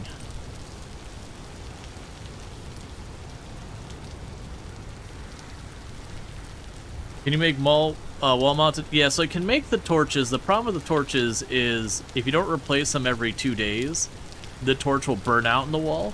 Now, if we get a lamp, it doesn't, but I need plates for a lamp. And we're kind of in this situation where I've got tons of tin for making bronze, but I'm really hurting on the copper. And we found an area that's supposed to have a bunch of copper while we're prospecting, but we haven't actually managed to find said copper.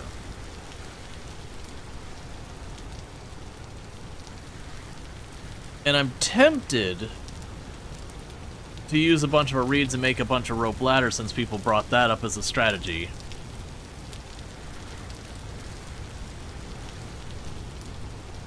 And Merry Christmas, Luxray. And Merry Christmas, everyone popping in.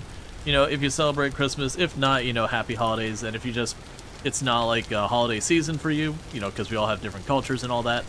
You know, I just hope you have a lovely day.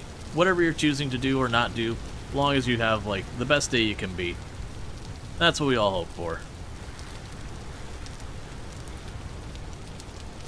I was really trying to avoid having to pan more.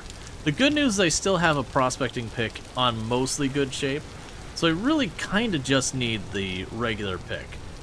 Part of me wants to make 2 bronze picks, so hopefully I can just go into the mines and stay there until I find the copper. Because with the ultra high frequency of copper in that one spot we found way down, I would have expected to hit something by now. My thought is go right where we have the pin, and work on the whole rope ladder idea, because I haven't really done that. Alright, Luxray, you have a good one. So I figure I could get a stack of rope ladder and just plunk it on down. Because I can't imagine if we go all the way to like a full stack of rope ladder, which I'm guessing is 64, and I don't find copper, it'd be worth just pivoting. Just going to a new spot and then dropping it down again. My only other concern with doing that is just all the openings there. Hey, Red Arts, thank you so much for the raid. I hope you had yourself a good stream and all that good stuff. Let's see, you don't have to go home, but we can't stay with Red, so we're here to hold you, you know, to keep you company. Well, thank you. Playing some art. I guess playing's not the right word. I hope you had fun with your art. I understand if you got a raid and run, especially with this being like right on the holidays, but if not, I would be curious, like what kind of art were we doing and all that good stuff. Let's see, you don't have to go, yeah, that's the message I just read, yeah, let's see. You know, and you need to hit the stores because they just open and you want to do something during daylight. Yeah, no, I hear you. But welcome in, Raiders. For those who don't know me, I am Rual Storge. I do play a variety of games here on Twitch. I'm most known for my exploits in Project Zomboid, where I used to have a world record for the highest kill count run ever streamed. That said, that record has been beaten. But I also play a whole range of games. They were playing some vintage story, but I also play stuff like RimWorld and Oxygen Not Included. Honestly, it's a really wide range of games between like survival crafters, settlement builders, city builders, tycoon, simulation, lots of simulation. You're working on a family portrait from one of your Norse couples. Nice. If you don't mind me asking, what medium? Like, are we talking sketchwork, computer graphics, painting? If painting, what kind?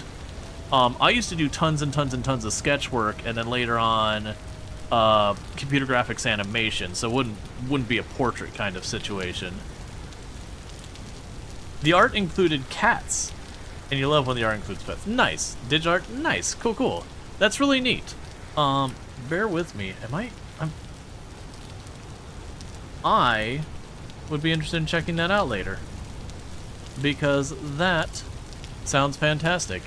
I actually went to college originally for computer graphics.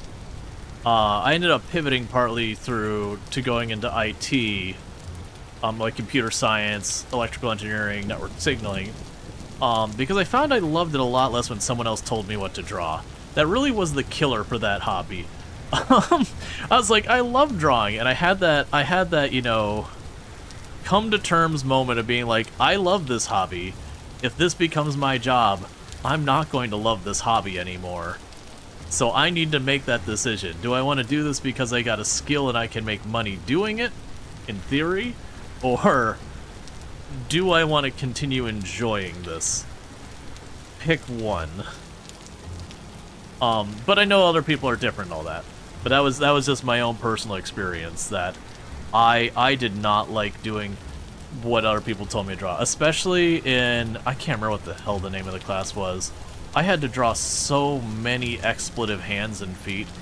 I was so passed over that. Which, there's a reason they have you practice that. Hands and feet suck. They're hard to draw. It is a completely valid thing to be like, hey, you're gonna make hands and feet, and they suck, and they're hard. So, you know, gets to learning. I am also getting close to starving to death. Do I have berries ready? Because if not, I do have wine ready. I'd like to save the wine for when the berries aren't growing. Let's see, you returned to your sketchbook during the pandemic, then eventually self-taught digital. As for hands and feet, use a model posing program, because F that noise. Yeah, well, the class I was in was sketchwork, so 100% computer side, I am utterly going to be bringing up the program and being like, all right, let me go ahead and put in a, what's the word? Not model. Scaffolding. 100% going to put in a scaffolding, you know, and get your model just made and make it do all the complicated contortionist movements. Because F hands and feet. Faces can be fun. They can be a little hard, but faces can be a lot of fun. And honestly, most of the rest of the body's not too bad as long as it's not like in a weird position. Like, I definitely remember for something other than hands and feet that was tough, I definitely remember the worst one was a person looking up and then trying to draw them pointing down. What do I do with all this neck spot? Making the neck spot not look utterly cursed when someone's at like that weird, like either head twist or looking up angle. The neck just always looks so wrong. It's one of the things I find very, very upsetting about, like, you know, honestly, people are very against generative AI, and I am among them. But you gotta be very careful on like the whole witch hunt that happens with it. Because people be like, ha, you see that hand? That hand looks bad. Clearly generative AI. It's like, no, counter argument. Hands suck. Counter argument. Hands suck. And this is just an artist dealing with how much hands suck.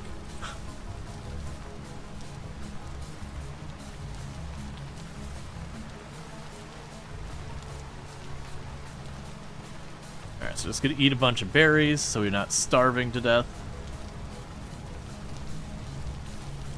But no, that's cool. But again, thank you so much for the raid. And so yeah, if you're looking for some digital artwork, you can absolutely find it over there. I know I'm gonna be checking that out. If you don't mind me asking, like, do you stream often? Or is this like once in a blue moon kind of thing? I'm assuming you stream often. Or I guess, just like, what is your stream schedule normally? If you don't mind. Like, if I'm doing too much promotion on you, 100% be like, hey, I'm just here to vibe. And that's totally valid. We don't get a lot of people who focus on art who raid. That netcomic may remember the scuffed friend drawing. I think every artist of any kind has that one drawing they think back of, and maybe other people really enjoyed it, but you in your head go, oh, that was terrible. Because it's also one of those things, as the person creating the piece, you notice every imperfection like it's this glaring siren thing in your face, while most other people, it's not a big deal. Let's see, Wednesday to Friday, 9 p.m. EST. Tomorrow's plan is to do a 12-hour stream. Nice! Maybe I'll be able to catch a little bit of that. I make no promises, because, you know, happy wife, happy life, and we don't really have a plan for tomorrow, so we're kind of ad-libbing it. So I don't want to assume on that one. It's not how you get in trouble, because that's not the way my wife is. But that's how you disappoint. Google friend neck meme. Oh, it's amusing. Oh, yeah. No, I know there's been a thing going around where, I believe it was a Reddit post that someone drew an image of a picture like the top down that the neck looked cursed because, you know, it's a weird angle. You don't have a lot of practice with it. And thank you, Randall Thor, for the 10 gifty subs to the channel. I really do appreciate that. It means a whole heck of a lot. So thank you so much again. So everyone who caught those subs, congratulations on your advertisement-free viewing, as well as access to the emotes, and as well as triggering all our happy little crab animations, which I adore. That's one of the fun things we've got, is a bunch of fun emotes and all that. But yeah.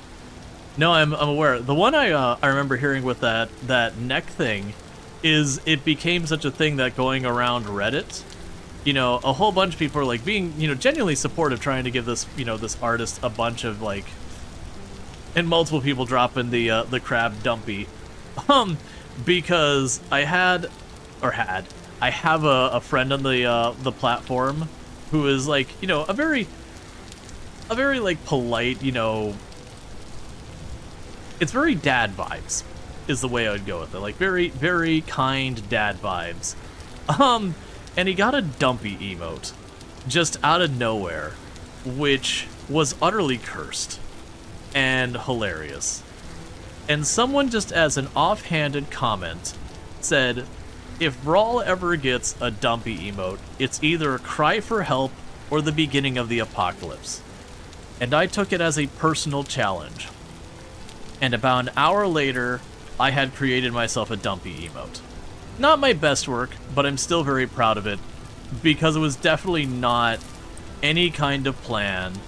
Just, you know what?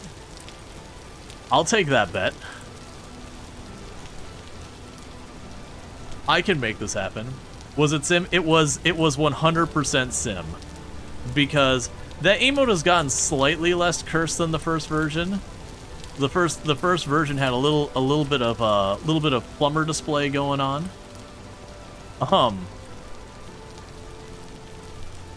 And he was like, all right, maybe this is a little too far. Maybe I need to tone it down just a little bit so it doesn't get yoinked.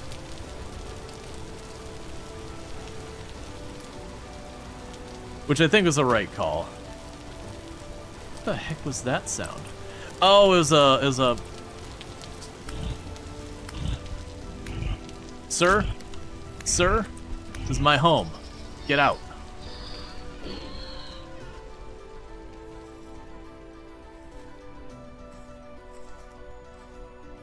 Yeah, I think It's one of those ones like because again, it wasn't showing any detail or anything. It was just kind of like just a little towards the top, so it wasn't really displaying anything inappropriate. It's just like, oh, I see what you're doing here.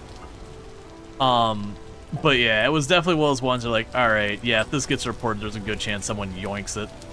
So it's good sometimes to be proactive about that stuff. Did I seriously only get one? So I'm trying desperately to get copper, because I found some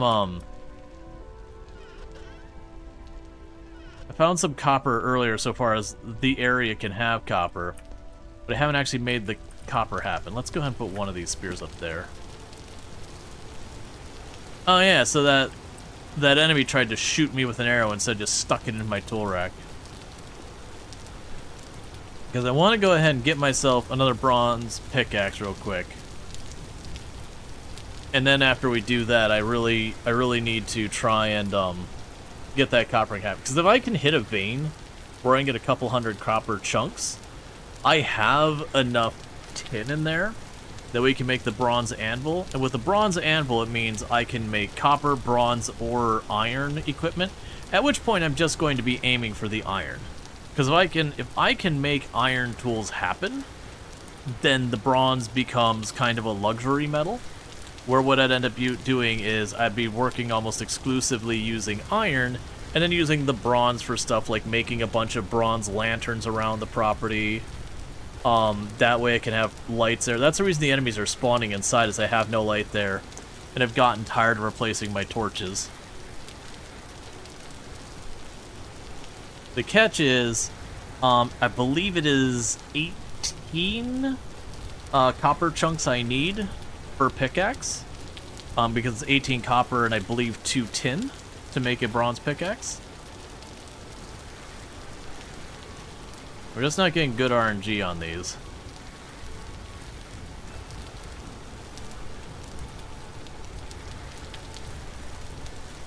And I also need to start working on probably getting hunting up and running so we can start doing leather working. Because we are hitting the point that once my character gets enough rain on him, gets wet enough, we are starting to get to the point of freezing to death, which is suboptimal.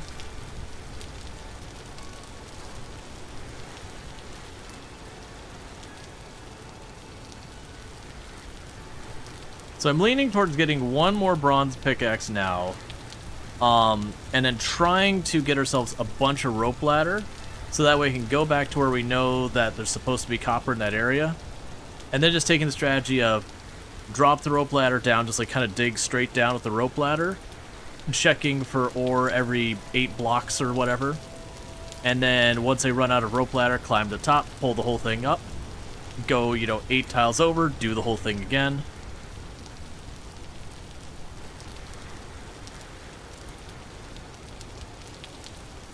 Yeah, well that's the reason of what I'm trying to do. If we want to do some good old paint strategy.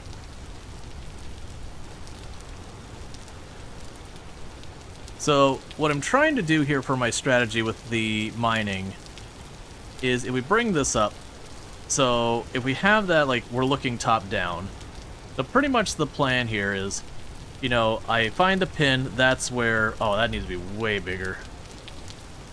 Brush this one. Why am I blanking on where your size is?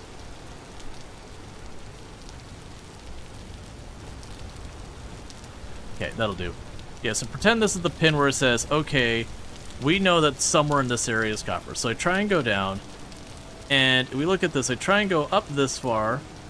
And so the width of, like, my prospecting here is, say it's like 8 tiles, so let's pretend that's 8, 8, 8, 8, 8. So we go and we do that. And then what I try and do is I go, that's about the 5 that I can mine per cycle, we do another 5. And then it's the same idea. Is when I drop the next one, we get our next block here. And that's kind of the idea of what I'm doing down there. So I'm going over here and trying to approach it like this. And then the idea is, if I were to have, a little bit of copper down in this area, when I hit this spot, I would see that there's some copper nearby. And then, you know, like the tunnels, I'd just keep doing this kind of thing until we start to get out of the area we're looking at. At which point, then the next thing we would do is to turn it three-dimensional. Let's turn it gray so you can actually differentiate. So I would go down, and it'd be that same 8. And then this would be the new base point. That would then go, you know, 8. You get the idea there. So that's the other way. Versus the other strategy would be more take the pin and then dig just straight down, no side tunnels. And then checking the whole way. And then you'd go over 8 and go straight down. And so the idea is it accomplishes the same thing. The difference is the way this strategy people are talking about is I would save myself all this area here. I would save myself mining that. So my tools should last longer. But we'll see.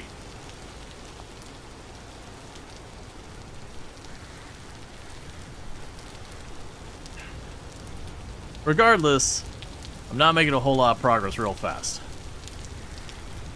But I think it's just two different strategies. The downside I would imagine with the strategy of just digging holes straight down is if you ever hit the same spot and you dug in the same spot, now you just fall into the abyss. Well, I mean, don't stand in the blocks. And then there is like the pulling things up and all that. I do think the dropping down ladder probably is the better strategy, you know, on a min-maxy side of things. But I haven't done that one yet. Because for me, I hadn't thought of the rope ladders and realizing you could pull them up from the top. So I was like, man, I don't want to go down there and build a set of ladders to go the whole way down. And I have to try and pick them up piece by piece and come the whole way up. Like that feels like that would be utterly obnoxious. So instead I did like zigzagging stairwell down. But we'll try giving the rope ladder a strategy. We'll see how that goes. Okay, when I finish with these 4, I should have enough copper to make myself a new bronze pickaxe. And then we'll try that. So what I'll do is the only thing I need to count is every time I go 8 blocks, we want to stop for just a minute and do a quick survey. Because I believe on standard by default, I think it's an 8 block circle around you, or square around you, whatever. Cube. It's either 8 or 6. I don't remember. Which is a pretty decent area, because that does mean you're going 16 by 16. Which, if we look at that house, it's 7 wide. So we look there... Oh no, that's not 7 wide. That's, not... Oh no, the cellar is 7 wide. The house itself is a little bigger. Maybe 9 wide? But regardless... That means, yeah, honestly what that means is if I were to do a survey right in the middle.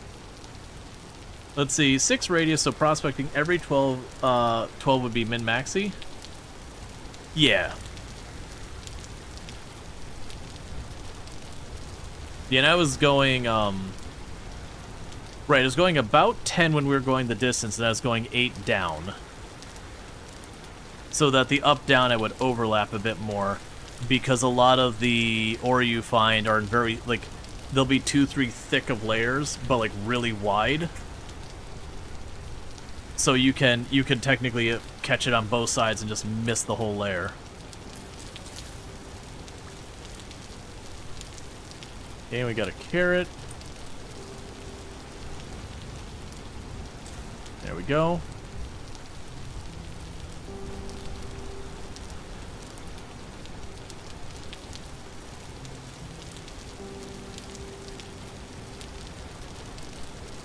Those are so close to grown.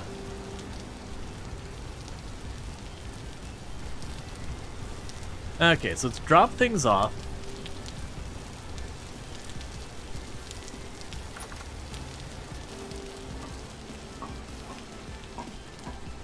Stack the carrots.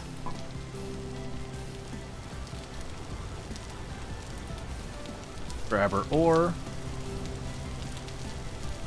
I don't think those pumpkins are make it.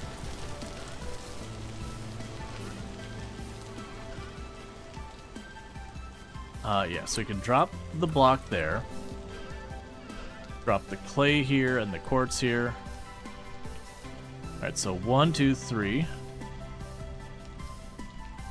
1, 2. That should be enough for our ingot.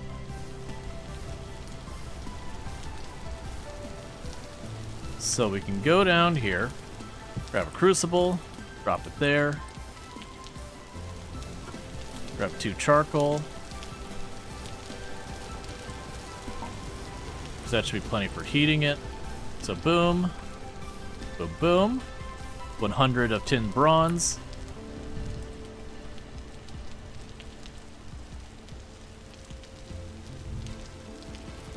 Grab you.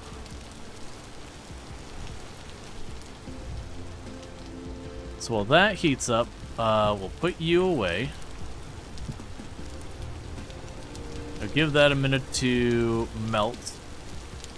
Put the sand away for right now, because I don't want to sit here and just do sand all the time. We can grab the reeds.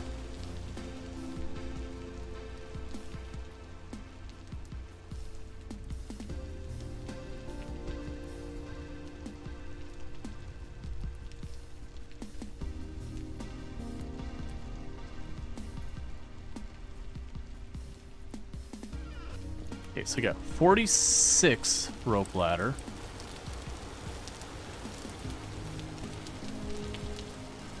We're gonna need one more coal than that, I think.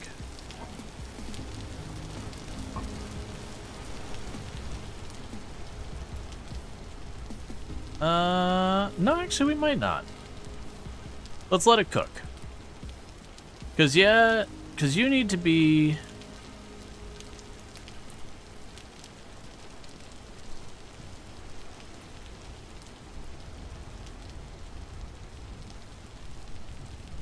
I think it might barely squeak over the finish line. Cool. So with that, grab you.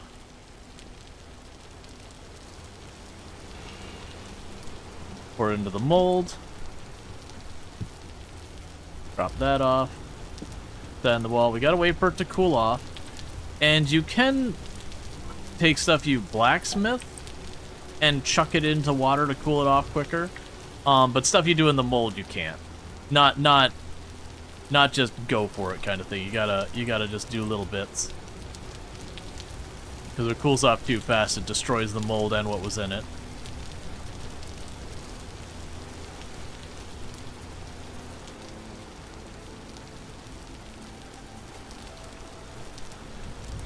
Alright, so we got 42 rope.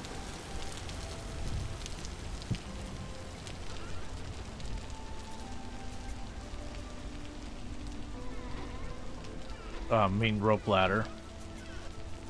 And I need a bunch more other stuff. We don't need any of that. We can go ahead and put you up on the wall as well. I won't need that. So we're basically waiting on that to cool. So while that's going on, let's go take a peek at these caves down here.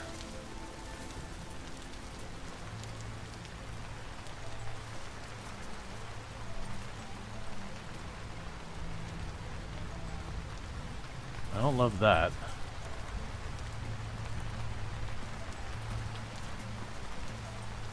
Yeah, so that one just drops into the abyss.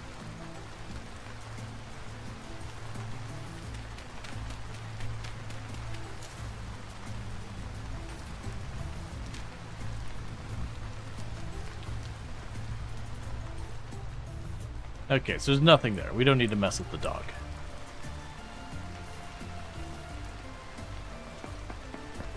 I'll tap that just out of paranoia. Huge amounts of quartz nearby. I don't need quartz. Not now, at least.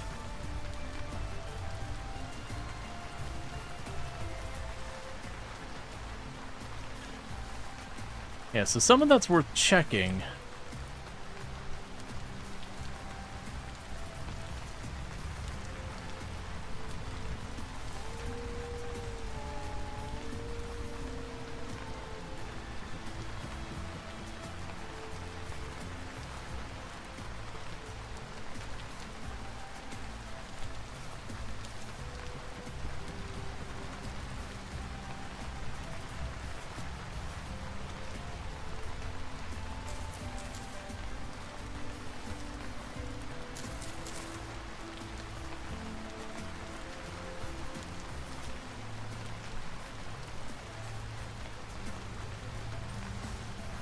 Trying to see where I want to put the ladder to be able to climb the whole way up and down.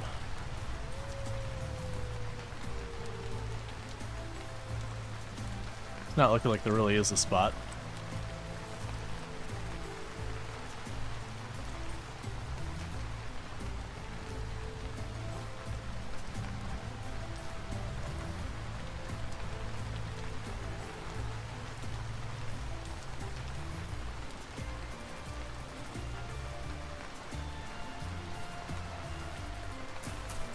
First, get this crap out of my way. Can't see at all what I'm doing down here.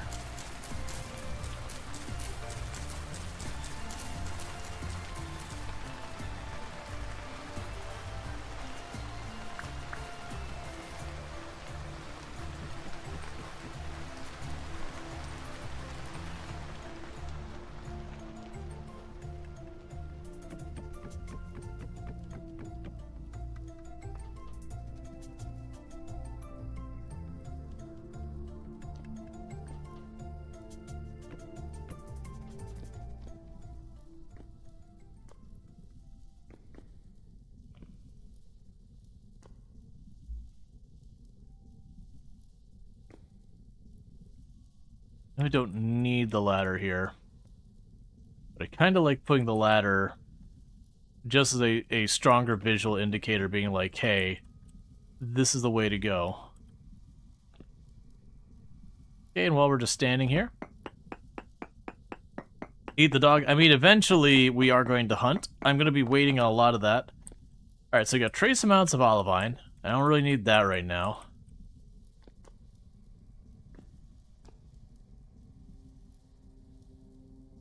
Fine.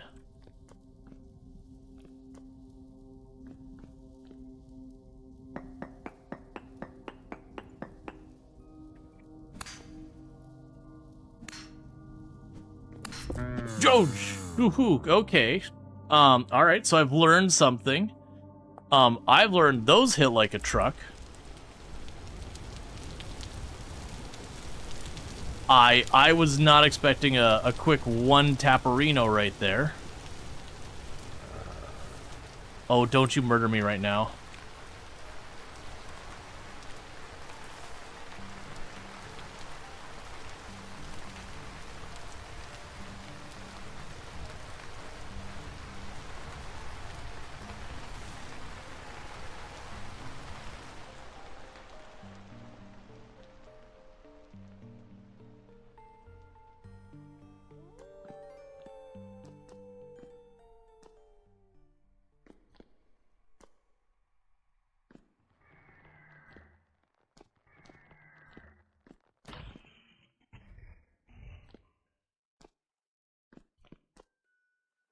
No, I don't want it.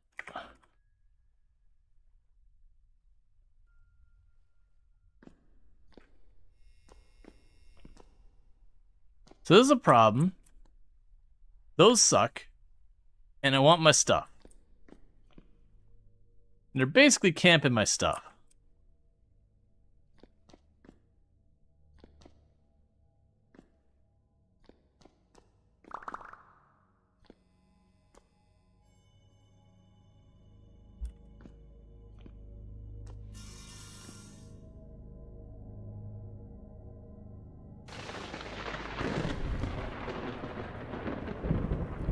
Okay.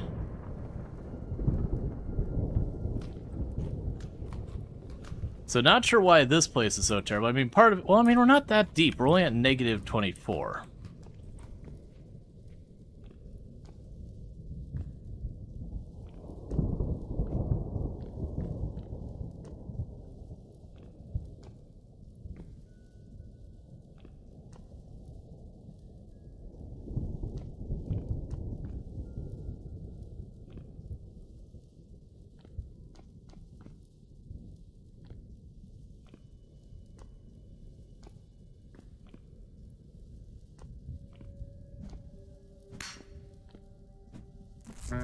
Oh, come on. Its range it has is hard to tell. 'Cause I figured it's out of range. It seems to be able to hit just over one block.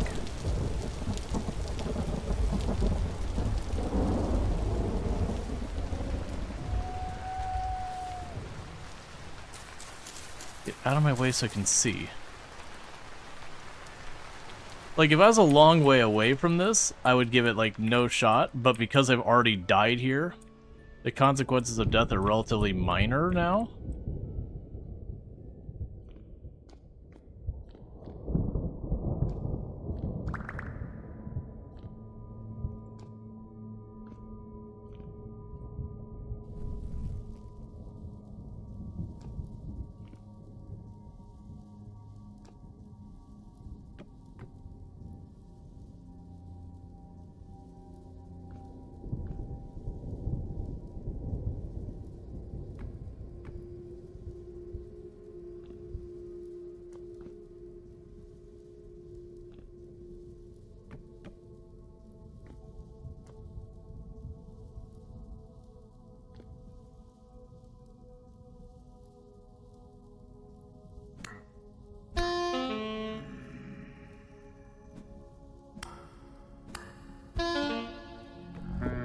Oh, you hit way farther than I gave credit for. That definitely hit like 3 tiles. That's so annoying. The combat in this game is not really its strongest suit. I think we just cut our losses as much as I want to explore, because I'm curious.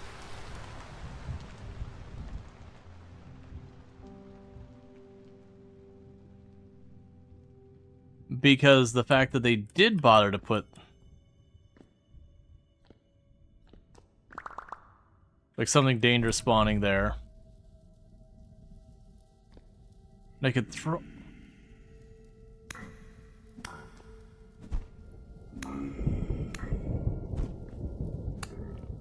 Okay, well I got you.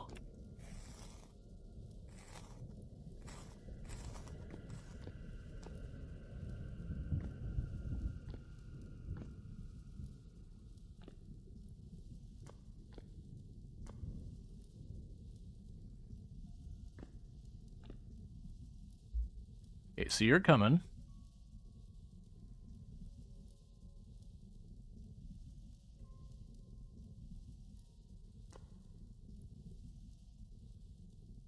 All right.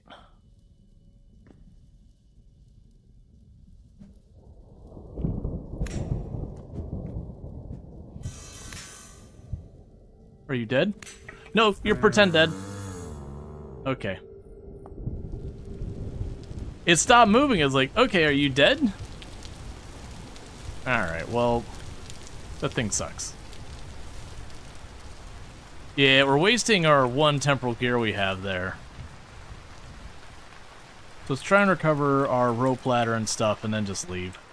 Oh, you're now down by my stuff?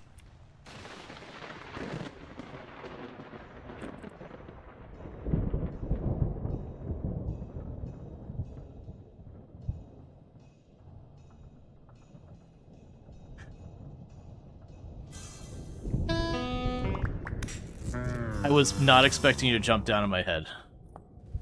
Yeah, so I'm learning whatever that enemy is absolutely blows. I want to get my stuff back out there because I do have bronze equipment in there.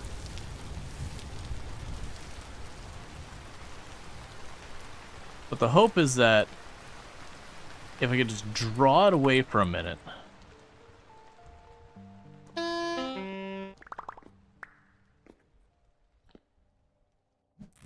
Oh. It's so fast.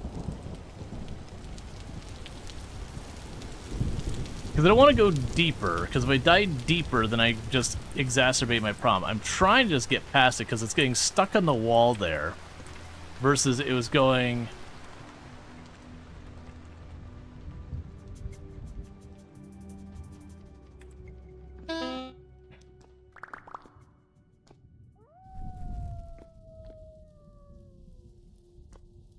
Okay, so where's my last rope ladder?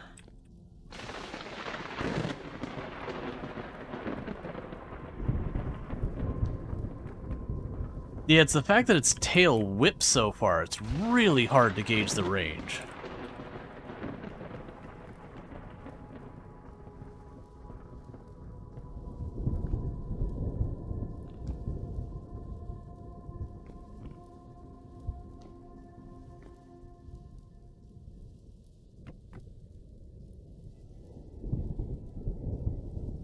Yeah, so that's probably a good one if we get, like, a bow and arrow. That'd be a good one to deal with. Because then I could see ways I could cheese it where we could just chill back and just peg it with arrows one after the other. Alright, so we... Ah! Come on! My weapon was in the wrong spot, so I was trying to, like, fight and just trying to swing my knife. Well, this game is being an absolute troll right now.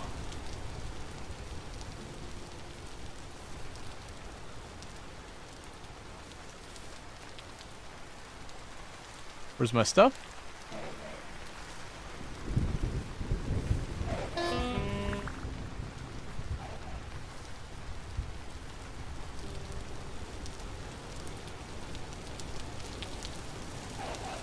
Ah, you found your way around. Okay.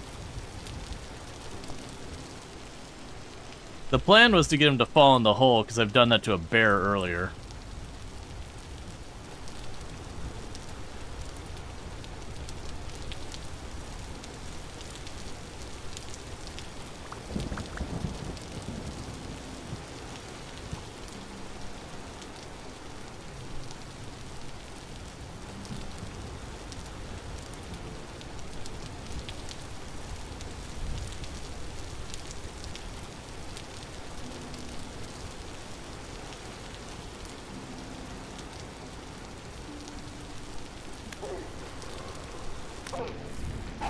I did not want to jump in the water?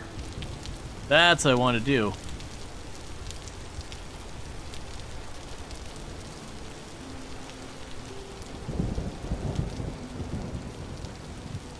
You've been a bad dog. Bad.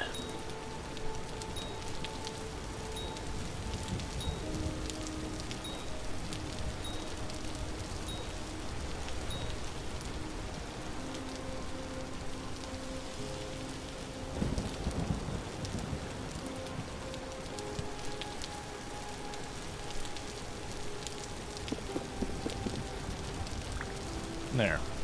He's got a little satisfaction after getting absolutely demolished time and time again.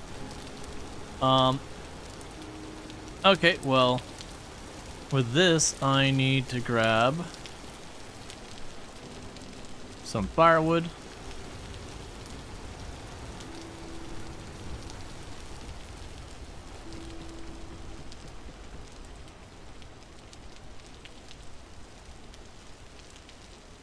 Actually, I put on my torch, because of course I did. Thanks to the other wolf. Yep. Speaking of which...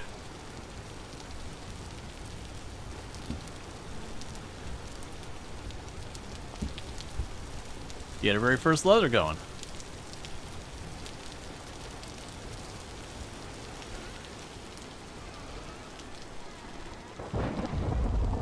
I'll grab you.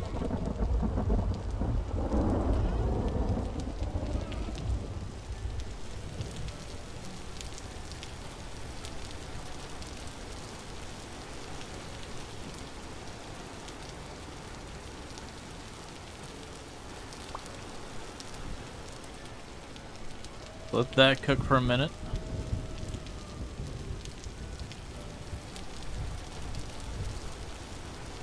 Drop off the bones. Yes, that was a whole lot of time wasted just recovering my junk.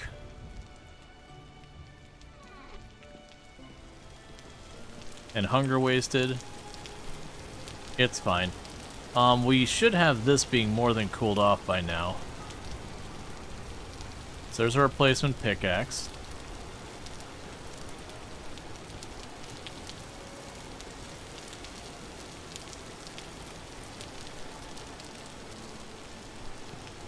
You're gonna take a little bit to cook all that. In the meantime, let's go check for more berries.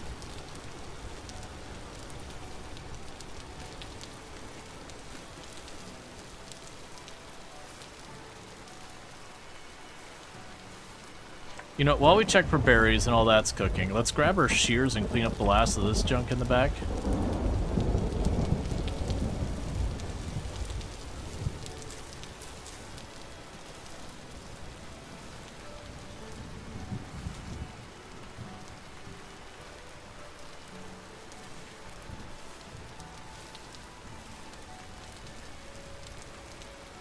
Okay, nothing on you.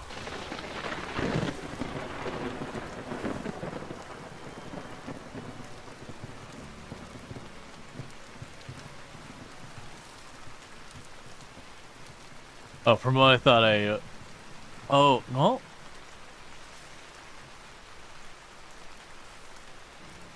Okay, some of those are flowering, so I thought it was accidentally chopping the flowers off, and I was like, no.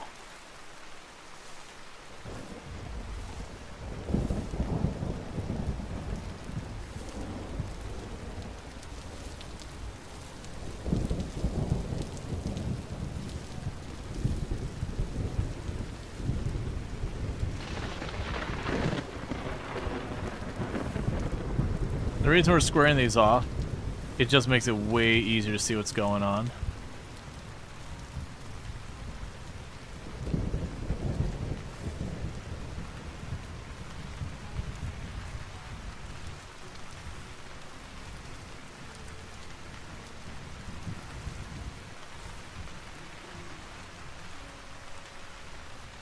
Okay.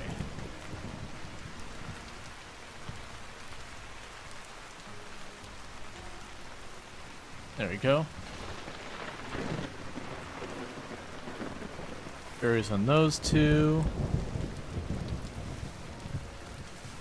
Berries on that one.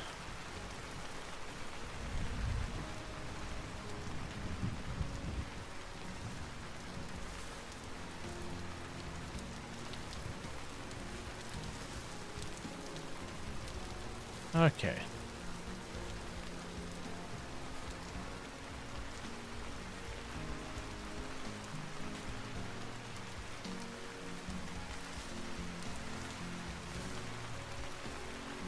But also, like, it makes this way easier to see everything. Yeah, we're getting to the end of the, season for berries.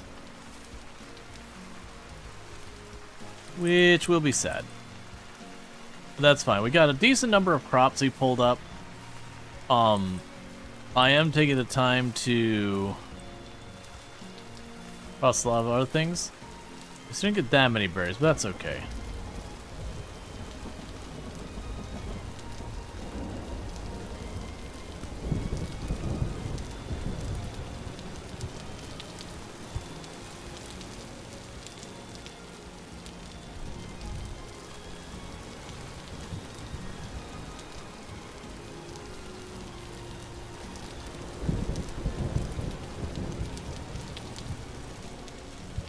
Does this game have a mode without all the monsters where you can enjoy building rustic and growing things? Yeah. It's got plenty of configurability where if you want, like, just wildlife and no monsters, you can still have that. You can set all the things to passive. You can kind of configure it for as sweaty or not sweaty as you want. You can make it so your tools have higher durability, lower durability, like whatever you want with all that. It's very flexible.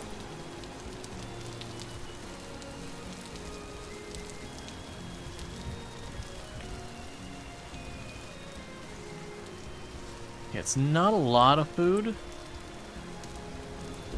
but I think I'm gonna go for it.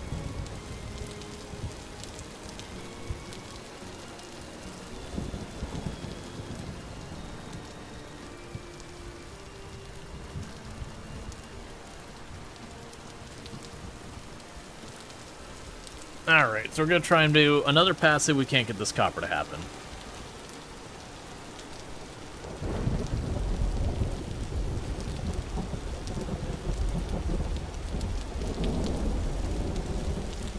So we're going to go back to that spot where we saw very high chance of copper. And part of the hope is as we're going, you do heal over time just passively. It does drain your hunger a little bit, from my understanding. You can also sleep, and it still does that same effect where food go down, health go up. It just does it faster. But in this case, I'm not too sweaty on that. We'll just want to go down. Yeah, no, it's not on Steam. It is on its own thing. Which I've made the comment a couple of times. I personally think that's a mistake. Obviously, they got the numbers and all that to back things up. But usually with Steam takes the 30% cut. And people said the other day that it was on Humble Bundle. According to what I was told, is it's actually no longer on Humble Bundle because apparently Humble... Sorry, when I keep saying Humble Bundle, Humble. Apparently they delisted it from Humble, and this is secondhand, so take a grain of salt. They apparently delisted on Humble supposedly because they weren't getting paid. Like, people were buying it and then Humble wasn't actually paying them out kind of thing. I don't know how true or whatever that is, but it does seem like they just run it on their own store. To be fair, while I used to love Humble Bundle back in the day, Humble has been pretty not great recently. It is currently listed on Humble? Gotcha, so I got bad information. Cool. Thank you for double checking that. I hadn't had a chance to look at it since people said it because I already owned it, so I didn't look it up. Gotcha. Cool. So it's good to see that still on there. Because, like I said, I had heard secondhand that the devs had pulled it because they got put. It's certainly a mistake to not being on Steam, because last time you tried, their website wasn't able to complete the purchase. But yeah, no, it's... So I get the feeling as why people don't list on Steam, and you've got kind of two main reasons. The big reason you usually hear is Steam takes a 30% cut of all revenue. This is true. And there is some variance with that, like, if you're big enough, you can kind of negotiate a different rate and all that, but broadly speaking, it's 30% cut of all the revenue you make. And that sounds pretty awful, but by and large, the vast majority of products, you're going to see more than a 30% increase in sales by being on a platform with high visibility and yada yada yada. So that's where I kind of say I think it's a mistake to not list yourself there, is just the fact they're like, hey, you're going to take 30% of my money. It's like, okay, but I'm going to help you earn more total sales in excess of 30%. And then if you don't get those extra sales, who cares? Because if you don't make sales, there's no money for them to take.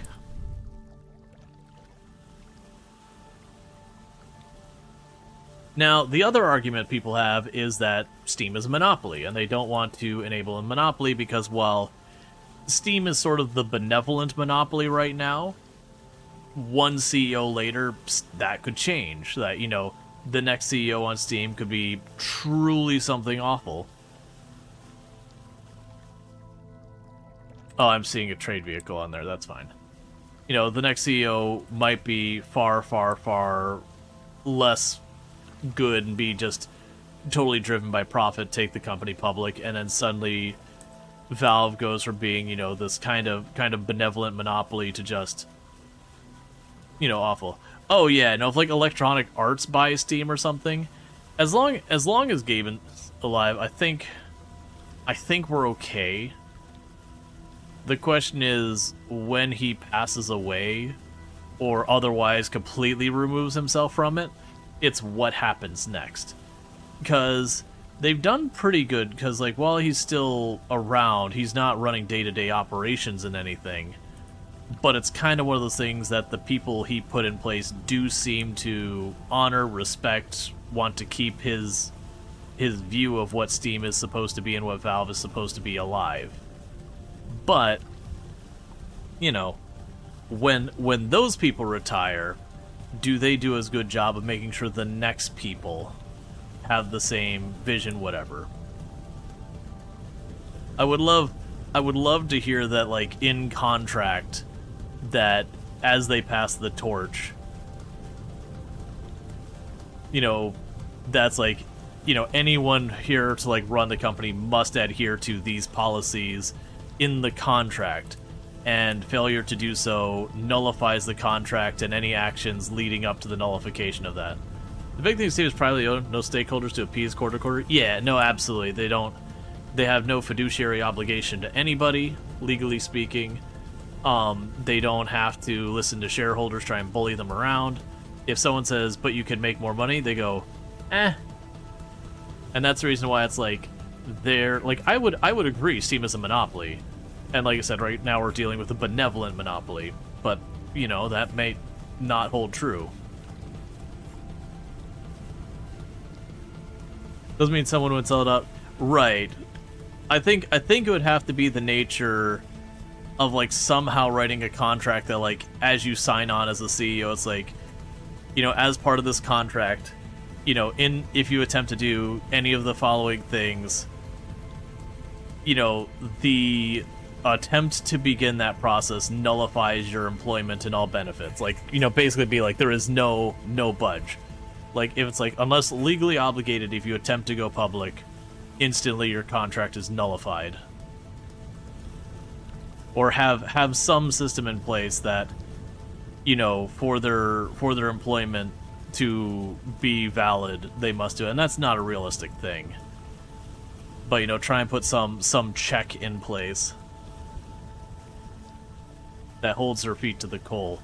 But the issue there is if the contract's with like Gaben dies, you know, that contract might just not be valid anymore because it's with someone who's not alive.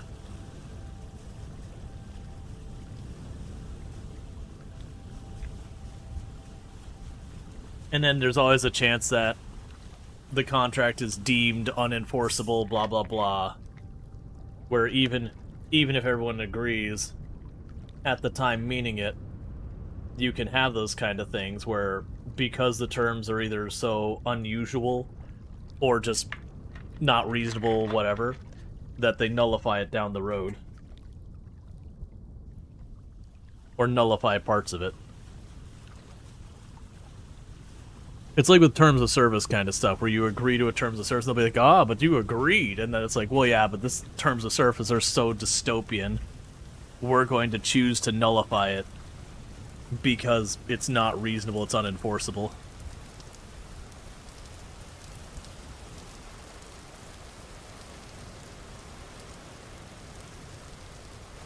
Thank you for the follow. Welcome to the stream. Because that's like, there's a lot of stuff that kind of thing happens for... Oh, don't be hail. We're diverting directly to shore. This might be hail.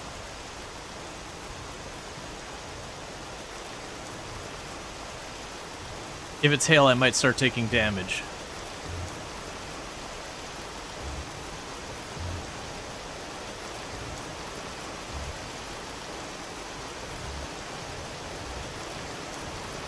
Alright, so I'm right by the shore. So if we start getting hurt by the hail, I can jump off, dig a couple blocks into the wall, and ignore it. Okay, it looks like it's very short-lived. Monopoly, like we're dealing with benevolent Monopoly, but might not hold true. On repeat. Oh, like just something bugged out. I'm gonna eat these berries real fast because we're getting hungry. It could also be that maybe they made it so you can't be hit by the hail while you're boating, since you could be out at sea and not able to do anything. Hey, Soulspire, thank you so much for the raid. I do appreciate it. I hope you had yourself a good stream and all good stuff. Can we get a shout out for Soulspire, by the way? Another fantastic content creator on the platform. But what were you streaming tonight? And, you know, happy holidays and Merry Christmas and all that good stuff.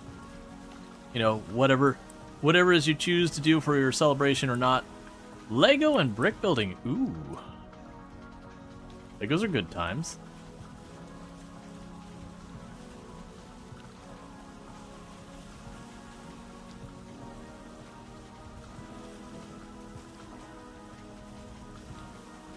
Alright. Also decorated cookies for 4.5 hours. That is some real commitment to cookie decorating. But that sounds like fun. That'll be a good time. You only have 2 Twitch tabs and both of those are now Rual. It happens. Especially on a night like this, I imagine there's probably... like... you have some content creators who are probably going out of their way to stream right now because, you know, there's a lot of people not streaming. And then you have a lot of people who are just not streaming at all, you know, at the moment, just because.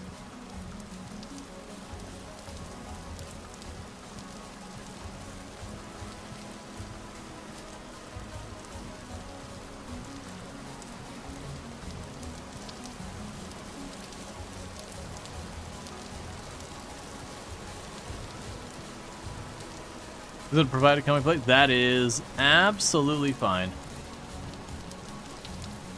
Yes, kind of like why I'm streaming is, I do know there are a lot of people, either, you know, they've, like, holidays change over time, like how you experience them. So it could be you're someone who used to, like, participate in the holidays heavily, but unfortunately, like, you know, you're away from family, they're not around anymore, like, whatever the reasoning. But, like, you know, holidays are just different now. And not always for the better. Sometimes for the better, you know, you have kids and then you get to live vicariously through your kids and all that kind of stuff. But other times it could be the other way, where it's, you know, bittersweet memories, that kind of thing. So it's good to provide people a place to not feel like they're just on their own. Or it can even not even be like something like that. You're just stuck at work, so you're missing family because you got to do that whole thing.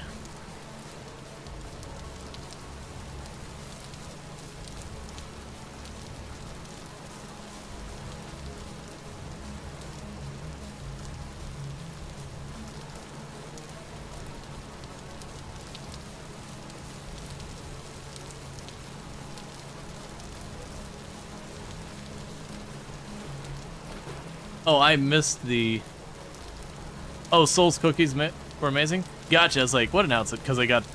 Oh, we don't want to be down here with our torch out.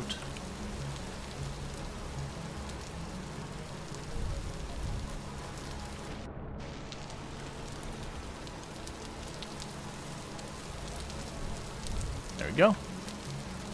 I just didn't want my torch to get in the water because it would have gone out, and that would have been a fiasco.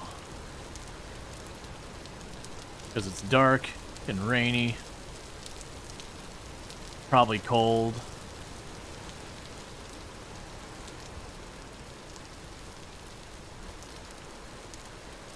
Okay, so let's see. Alright, so we're just north of where we know the copper can be. I dislike that I cannot see down into the abyss.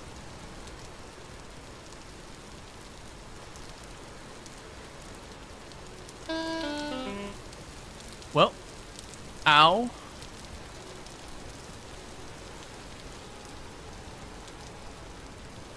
Those cookie picks? Nice. We have a Nums channel that'd be perfect for it. A lot of people post some pretty awesome things that they cook. I can see the abyss now. Yeah, I saw like a ledge that was halfway down and I tried to jump for it and just utterly just biffed it. Just got caught in the wall and just like, well, this is my life now.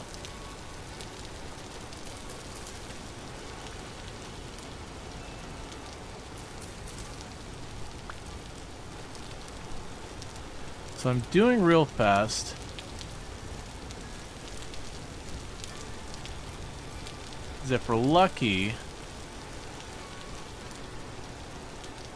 find some berry bushes or mushrooms.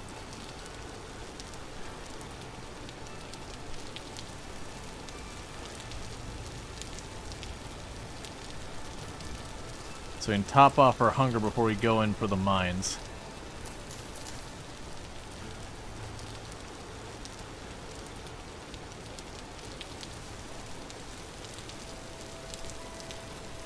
And if unlucky, I find a bear. And then it runs up at me in the dark where I can't see it and eats my face off. 50-50.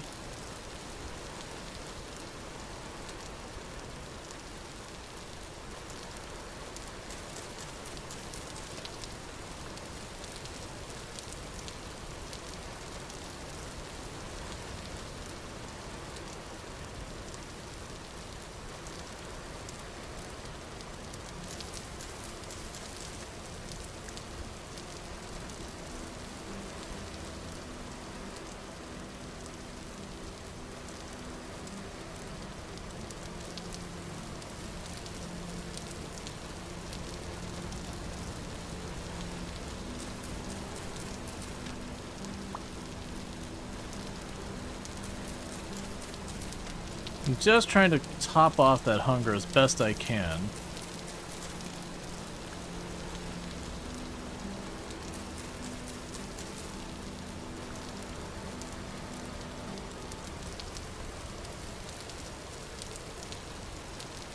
think I'm being shot at. I've heard a couple things going, thunk, thunk. But I think it's far away and it's just missing me because I'm moving around. I have no context from or to where. Okay, not this way.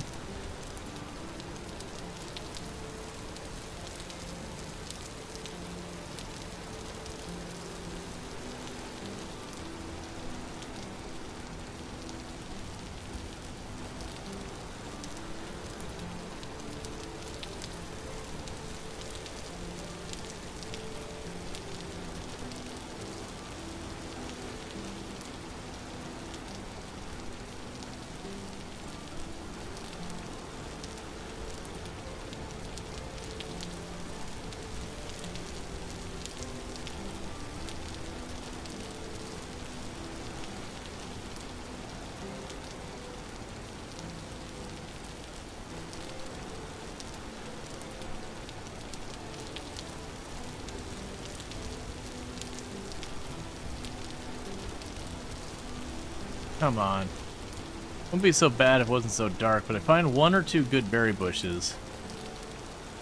We can top off our hunger for a minute.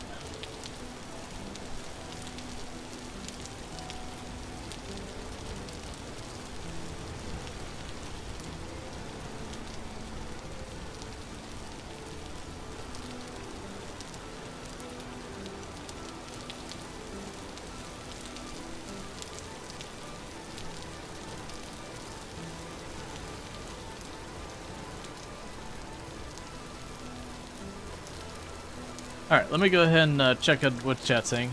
Food's important. You also can't be with family, chosen family, and all. Yeah, no, absolutely. And full of terrors. Let's see. Exactly. This is, you're alone with the highways. Always am. And you get to spend time, it here with some amazing and welcoming streamers and communities. You think the feeling is very mutual? Yeah.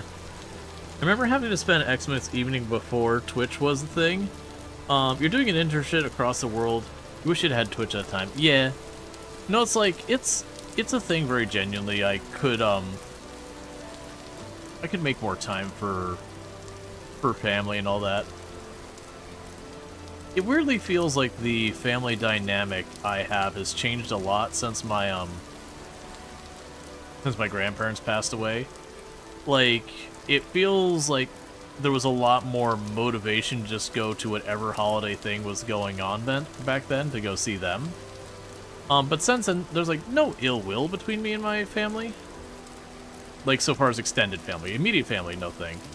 But yeah, but extended family, you know, I don't have anything in common with like hardly any of them beyond just, oh hey, we have the same background. And then there's a couple of people that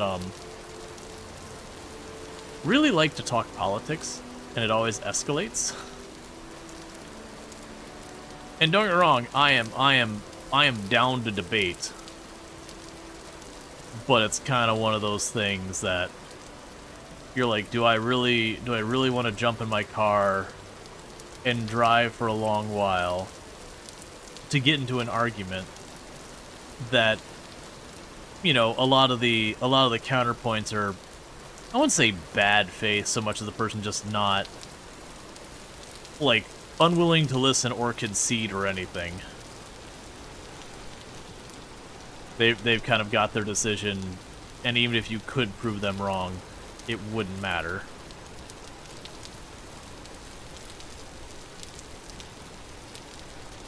So, you know, it's kind of like having a discussion with a wall at that point. You just look silly in the end.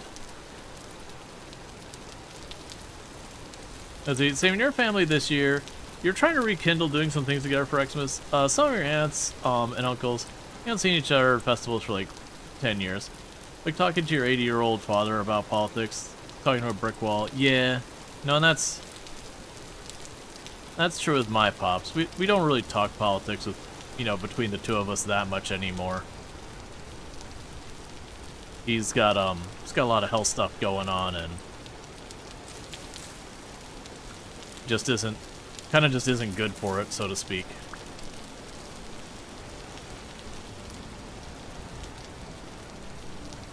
Just, you know, it'd feel pretty crappy for me to do that, because, like, talking is hard for him. So you'd just be able to kind of, like, not even give him a chance to talk. He'd get tired trying to do it. So it just wouldn't be fair or fun or meaningful or whatever. Insert any type of productive adjective there.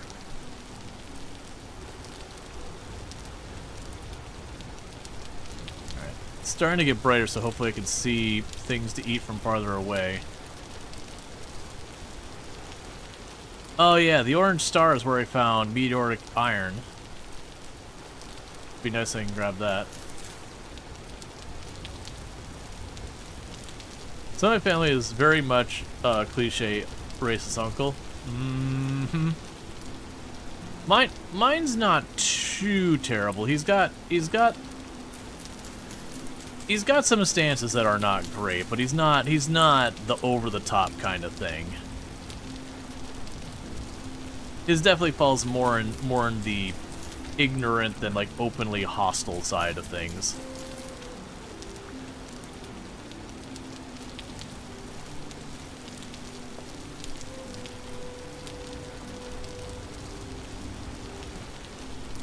Which isn't a whole lot better, but I mean, I would certainly argue one is worse than the other. One is you just don't know, the other is you just don't care.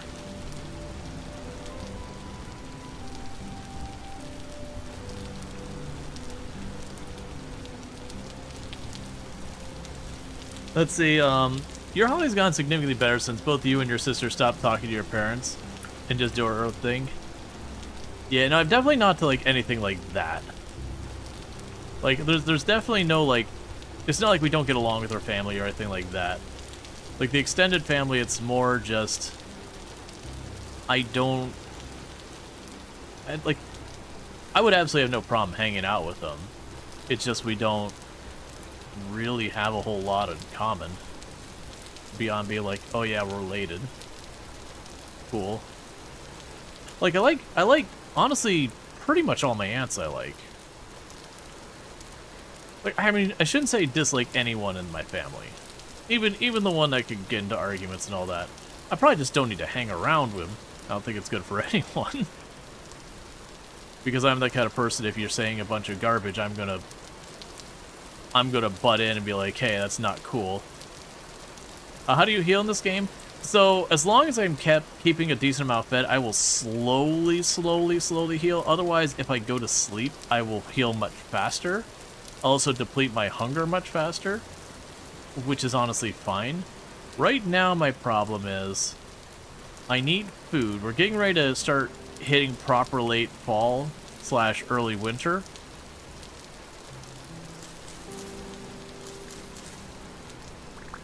So food we can forage for is getting a little tricky.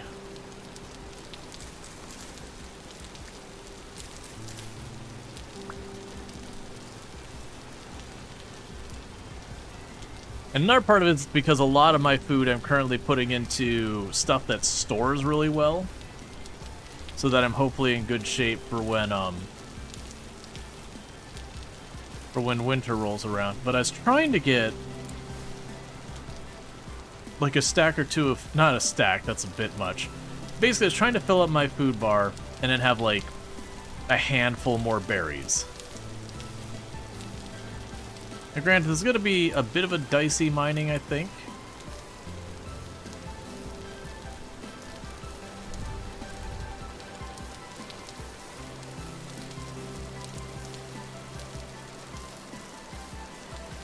Put away my torch despair. Alright, so we got a wolf there. We don't want to deal with that right now. Yes, you can eat the wolf, but I gotta sit there and make a... Oh. I thought I saw something completely different there. I was about to be like, ooh. But it's utterly nothing.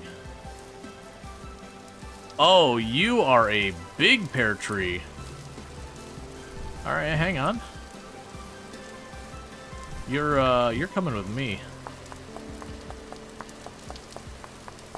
Can you eat people? There's no people. I mean, I guess technically there's the trading people. No. Because, if we're being honest, when it comes down to it, games that include cannibalism, that's like the, I went to Hot Topic because I'm an edgelord kind of thing, but not really an edgelord, like you just want to look like one. So you just went to Hot Topic, you got a piece of rubber, and you put a nail through it, and you called it a bracelet, because you're so edgy. Did you seriously give me just one?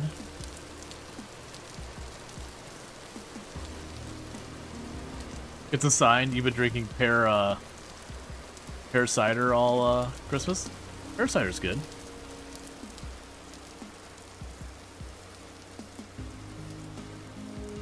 Yep, but that's also a very inconvenient pear tree, so I'd rather bring all the pieces back to where, you know, closer to home, and then plant a bunch of those, and then when they start to fully grow, then I can start trimming the branches off the ones by home.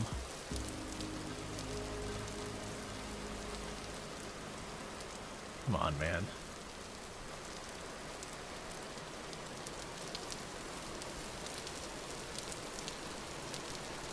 Did you cut it down? I did. Because if I cut it down, I get pear tree cuttings, and each one has a 40% chance of giving me a new tree. So I got 3 40% chances. So, by the odds, 1 to 2 should make it.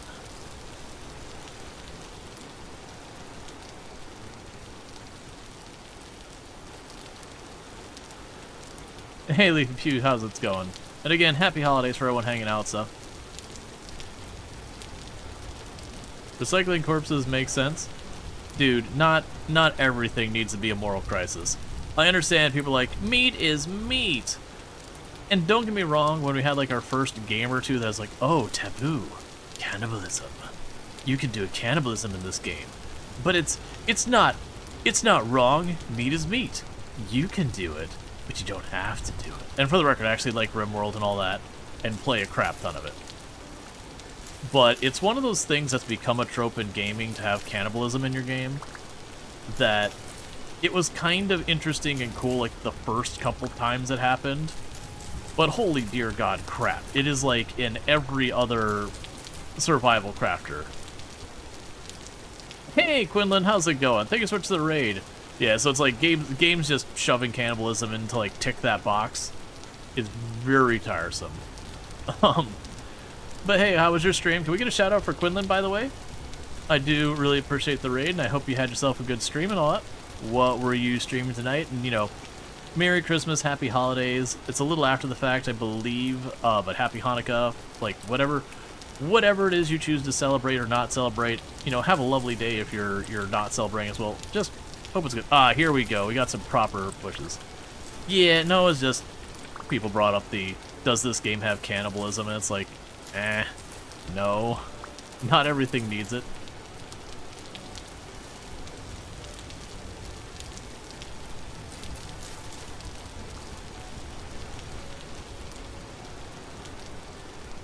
You like that RimWorld's cannibalism like last dish option?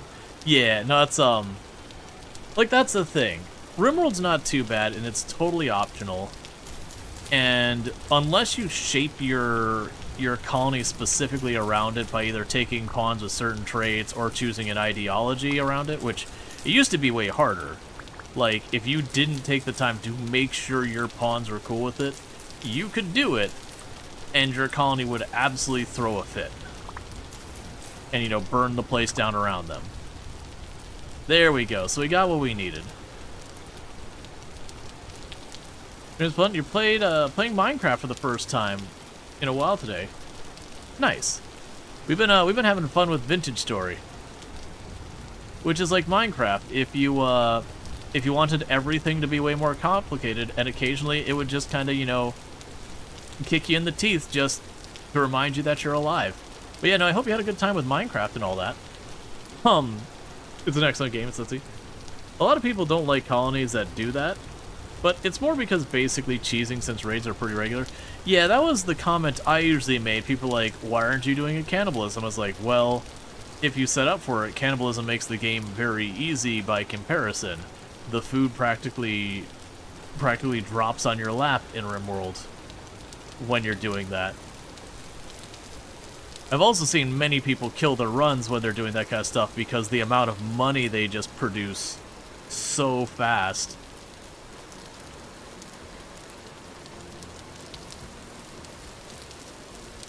Yeah, no, to give you an idea. Oh no, you're all good.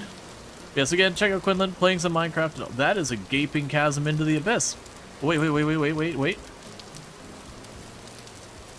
I'm pretty sure that's flint. And what nightmare fuel did I see down there? Was that a bell? I can't make it out. Either way, it's not what we're looking for.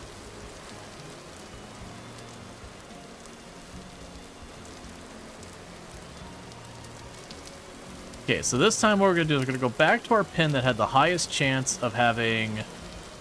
Yeah, to give you an idea for, like, the differences. So, right now, I'm trying to find copper. So, in Minecraft, you know, you'd sit there and go, I'm looking for iron. You choose a spot, you dig down. You're probably going to find iron. It might take a little bit, but you're going to find iron down there. Now, for here, I'm looking for copper. So I can see there's a really high chance of copper being in this area. If I go over here, where we've, let's see, everything. Yeah, so we go up here to see these pins up there. If I choose native copper to show that again, there's literally no copper up here. If I dig down here, I will not find copper. I mean, technically you could have a chance because surface copper is a special mechanic. But I could literally just dig forever and ever, and until I get towards that edge or that edge, there's zero copper here. Now, I might get over here and have a small chance of getting it or over there, but you get the idea. So it is kind of one of those games you can't just go to the wall and send it type deal. So I'm going to go directly on the pin.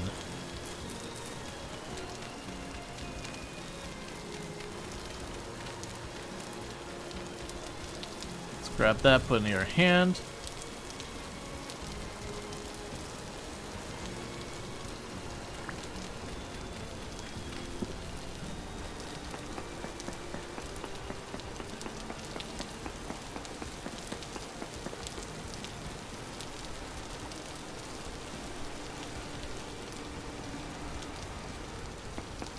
One, 2, 3, 4.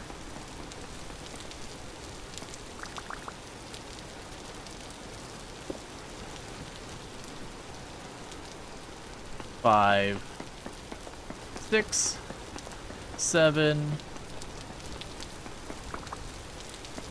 That's a dangerous dig there. You should not dig down like you just did. Alright, so we got 8. So we got survey.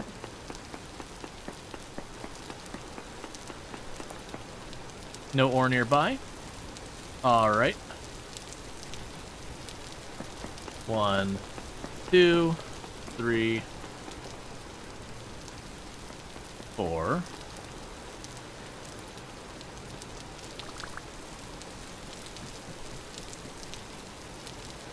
5, 6, 7. And then we'll survey again.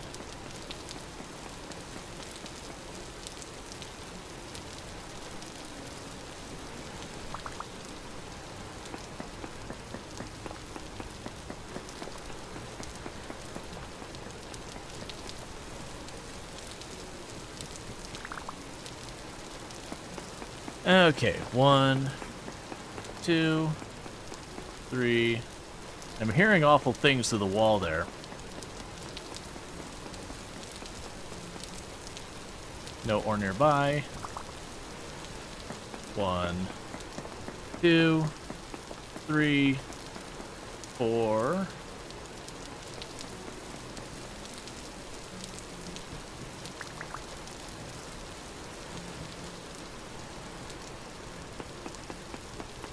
Five, 6, 7.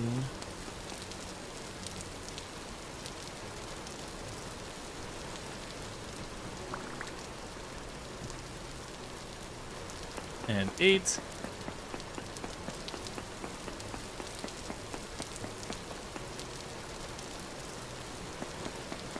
And 1, 2,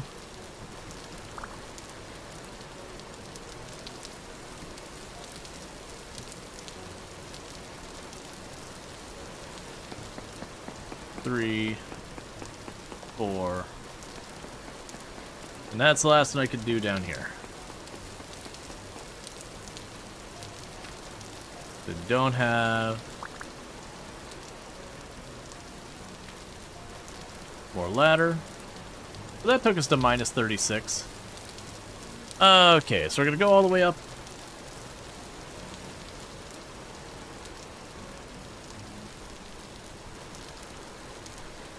For those who are new here, yes, shovels are a thing. No Rual does not believe in taking 20 seconds to make them to save minutes later. Fact. All of these are truth, no lies detected.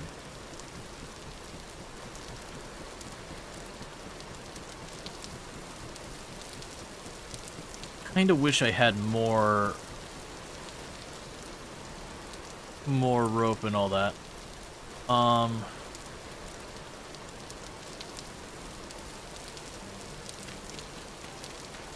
So bear with me. I'm going to mark that spot. I don't want to leave it open because I know my luck is I'm going to run over and just huck myself into the abyss. So 1, 2, 3, 4, 5, 6, 7, 8, 9, 10, 11, and 12.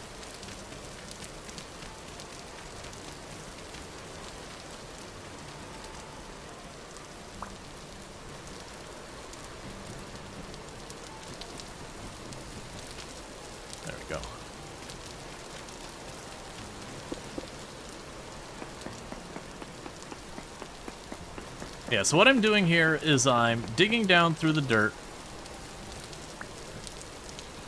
And then every 8 tiles or so, I'm using a prospecting pick, which will show me if there's any ores nearby. And we've surveyed the area to see if there's, like, the odds. And this spot has relatively good odds of having copper. So we're just looking for copper. And quickly eat my berries.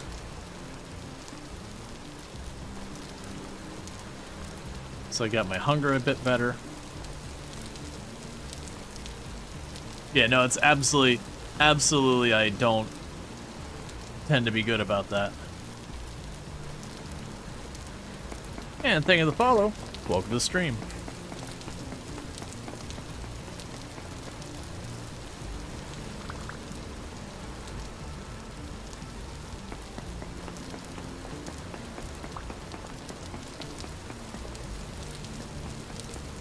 And then we check again.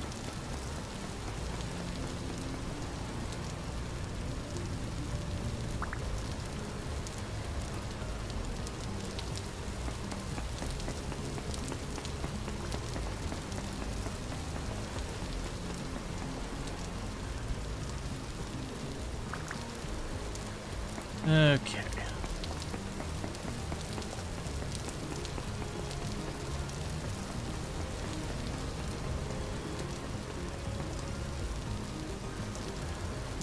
And again, nothing there.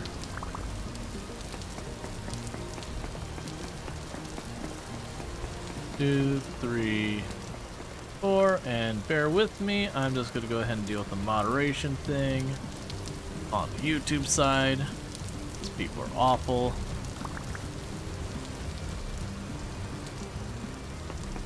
Okay. 1, 2, 3. Not what I wanted, but okay. And I know you can get pretty ridiculously deep. Oh! So we have copper. So what we need to do now, we need to figure out what direction the copper is in relative to me. So the way I do that is I start by going this way. We only notice trace amounts of copper. So I dig that way. We still have trace. Okay, so we had small when I hit here and trace that way. So it's not behind me. So now we check this way. Because basically we do the cardinal directions.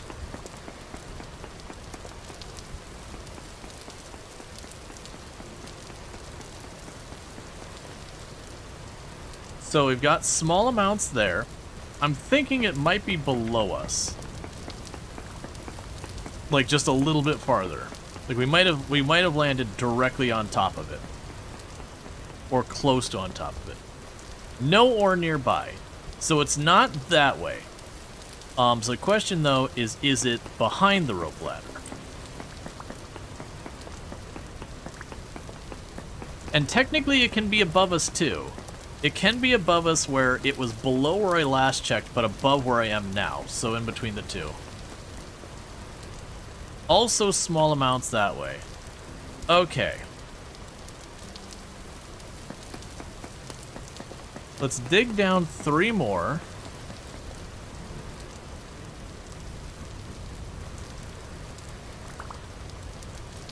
And check again.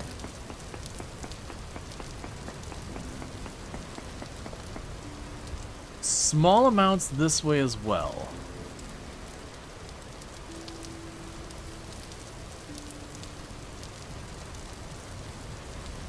All right.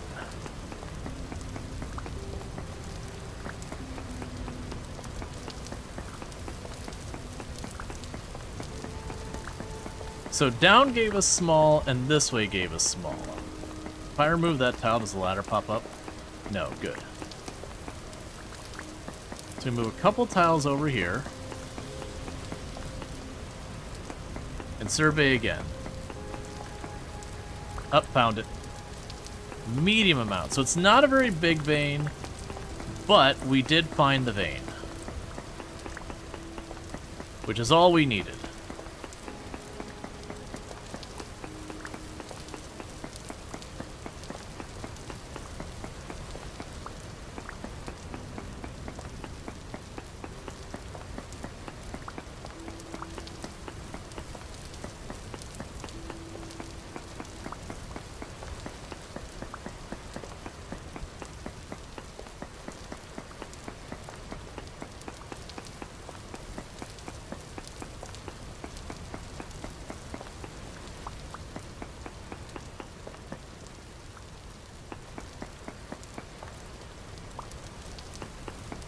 Okay.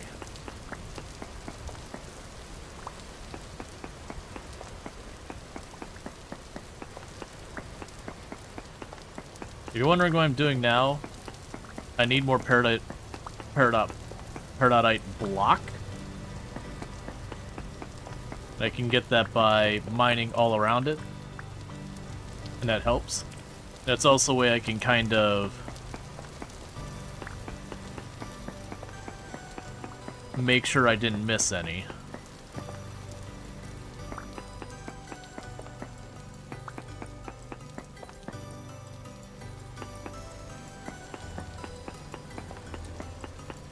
Just kind of broadening this a bit.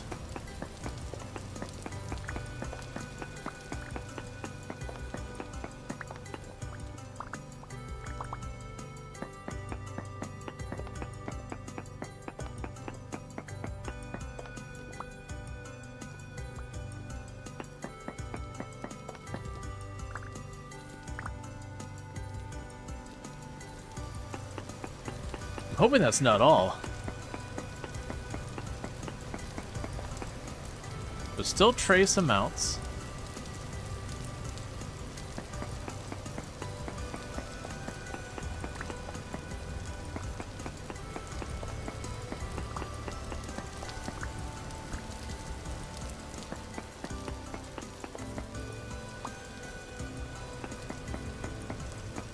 Let's go with this one.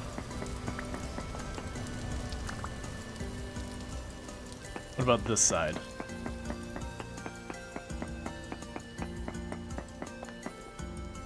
So you have trace amounts there. So it's probably going to be in the middle somewhere if I'm seeing trace on both sides.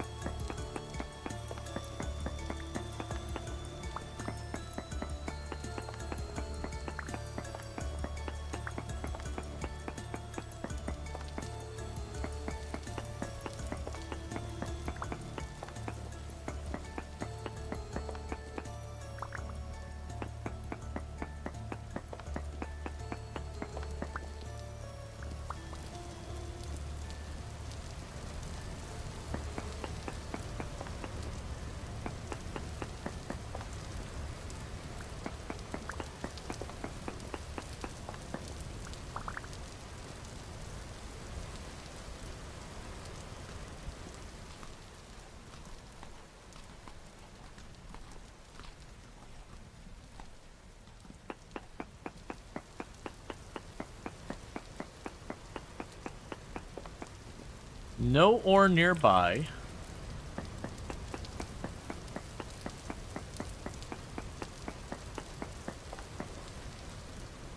Okay, so we're seeing...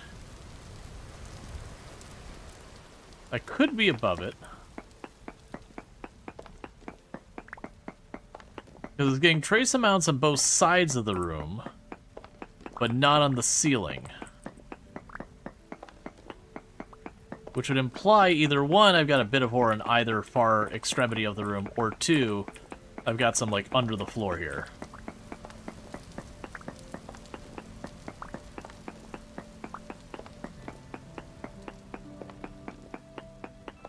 I've had a number of times where I've had ores show up at diagonal from where the last saw them.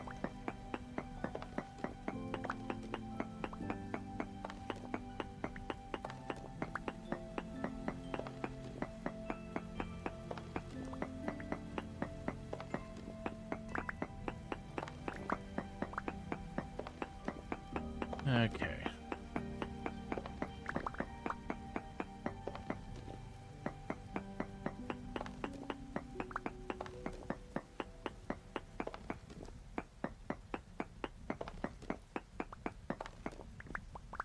And even if that's not the case, if I keep expanding the room, I could start prospecting on the extremities more and more and learn.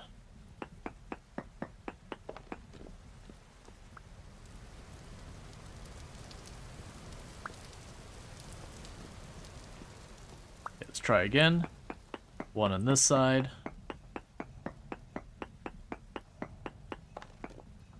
Trace amounts nearby here.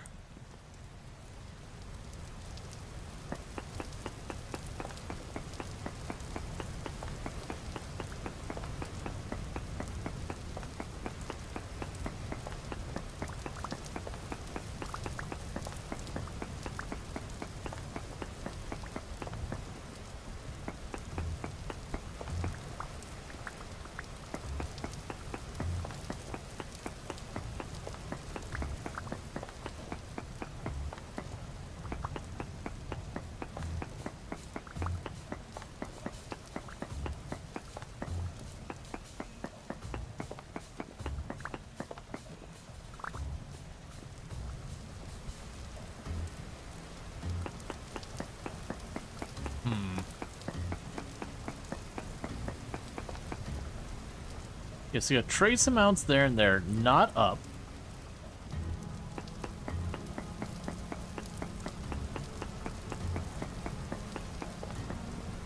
We do have it on this side. Well, it's 6 tiles.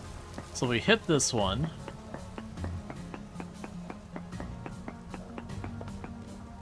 We have visual. So we got, or not visual, we have 6 tiles from there. But not there. So the difference here. So 1, 2, 3, 4, 5, 6. Okay, so it can't be deeper in the room. So it's got to be one of these walls. It's either this wall over here, or it's a wall behind me. Or again, it could be one on either side kind of thing.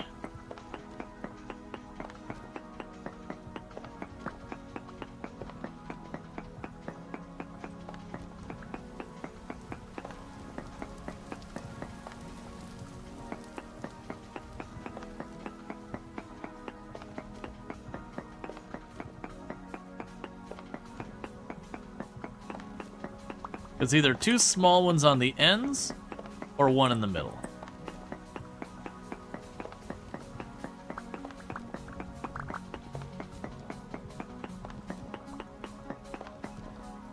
Okay, what about here? Center on this wall. Still trace amounts. Probably should also clean up all these little corners and little sticking out spots.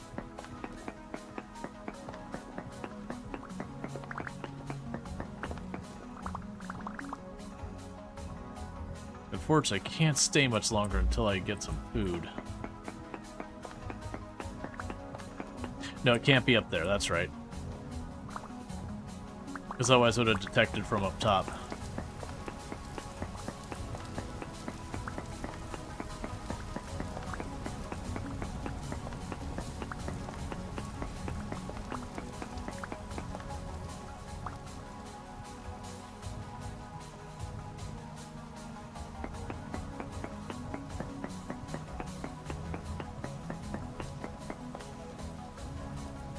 Still trace amount, so still within 6.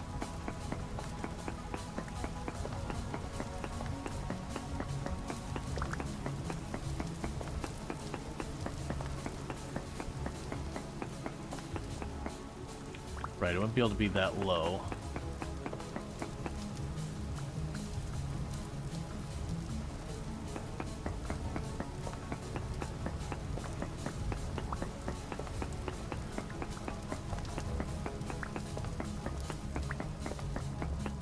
I'm running a problem with food that if I don't go up and deal with that soon, it'll be a much bigger problem. It's probably just one piece just in the middle here somewhere.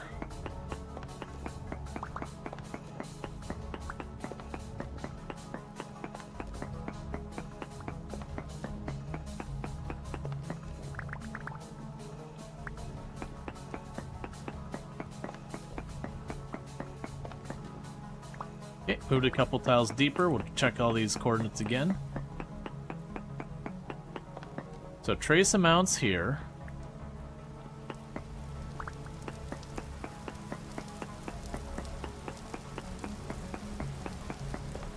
Trace amounts there.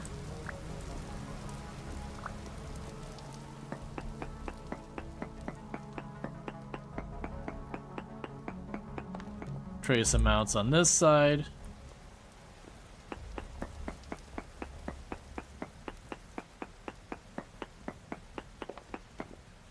So trace amounts on all sides.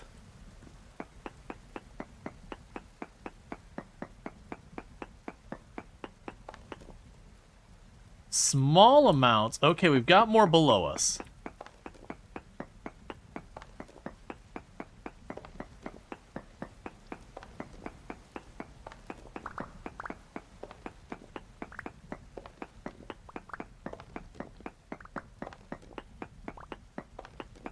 Because up said none. And the other 4 directions all said trace amounts. But then when I dug down, it was like small amounts.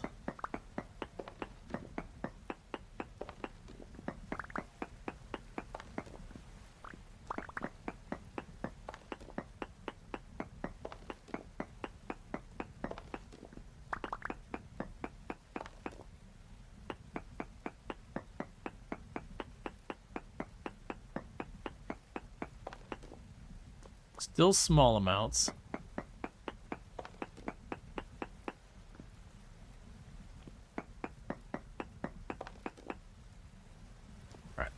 As much as I want to keep pushing, I need to go back up to the surface.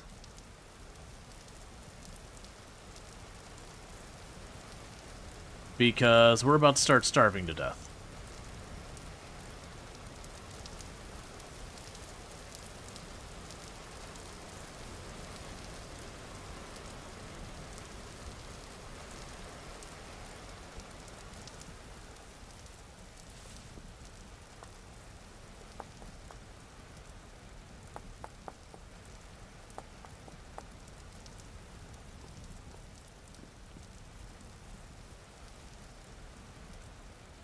We're down there long enough it's nighttime again, which is perfect, so I can't see any of the food around here.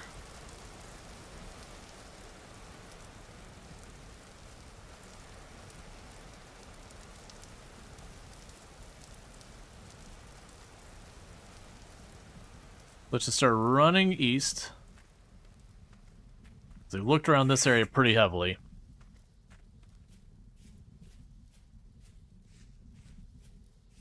Would even try correcting typos? It's hopeless. It happens. Alright, so begins the life loss.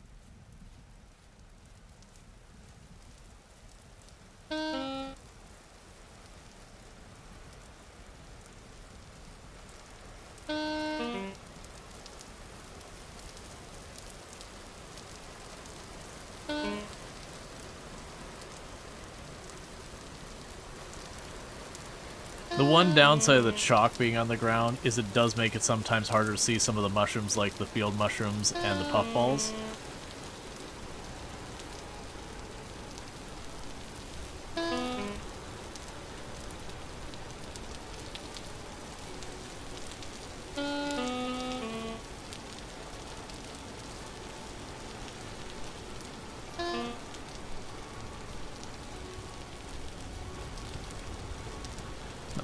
caught up on the hills.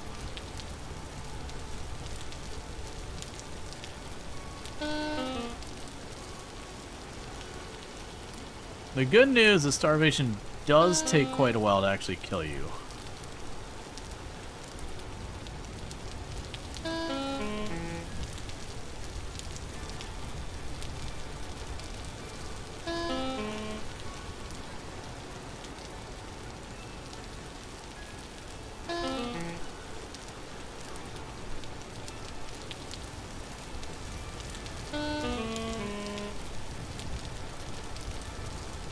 Yeah, big fan of the damage sound.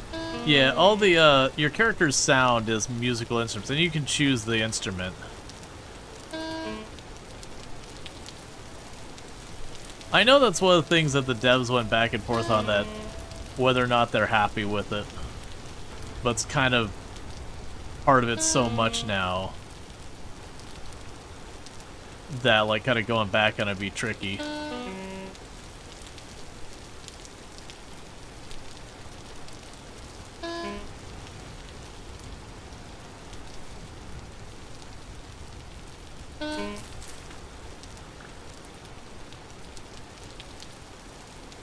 Okay, there's a single onion.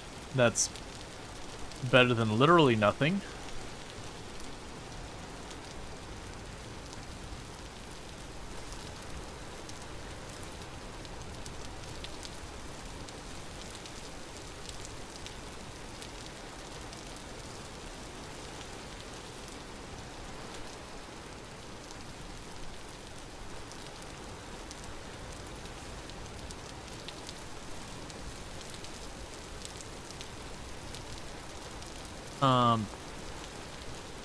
Can't tell because of the rain, but I think I hear bees.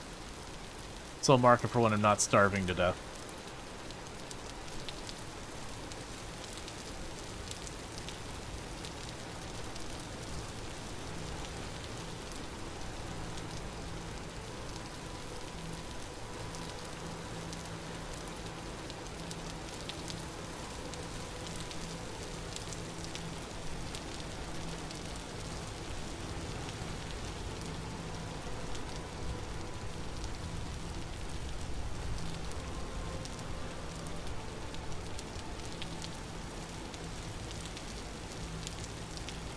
Okay.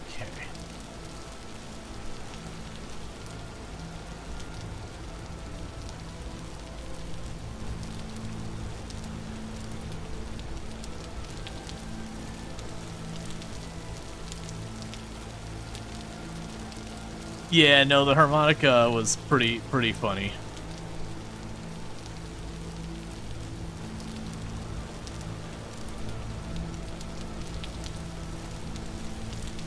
The answer is just don't get hurt. Always keep your food up. Don't get too cold.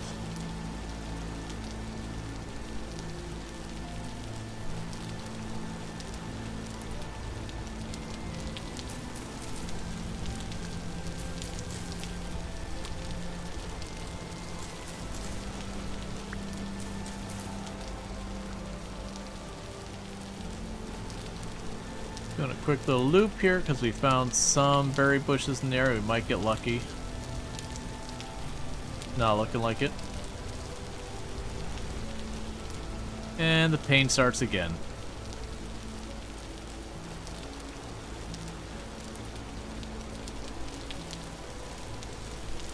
To be fair, I don't usually loop back over the same places way too often, which is why I usually don't worry too much about it.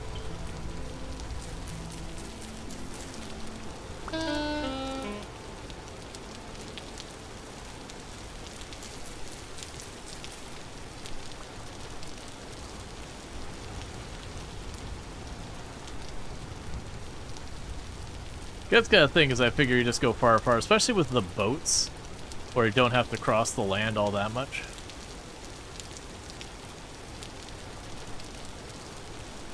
Yeah, it's kind of the thing is, pretty soon we'll want to start cooking.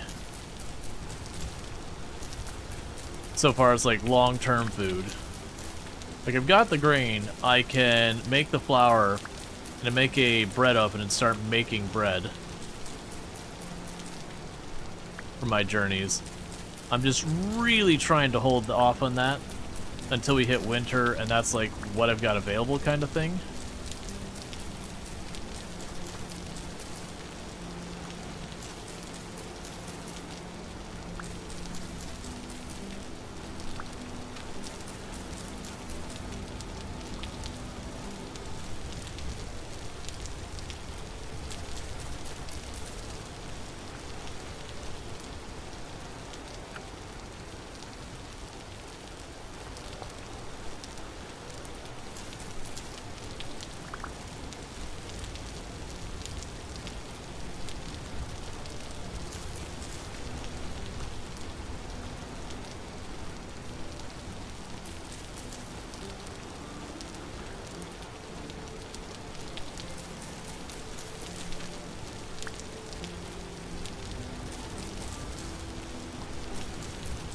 Okay.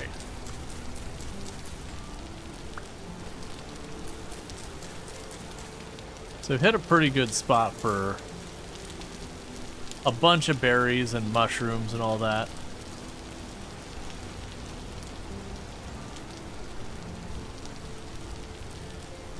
Yeah, so I'm gonna start working my way back up to our mine.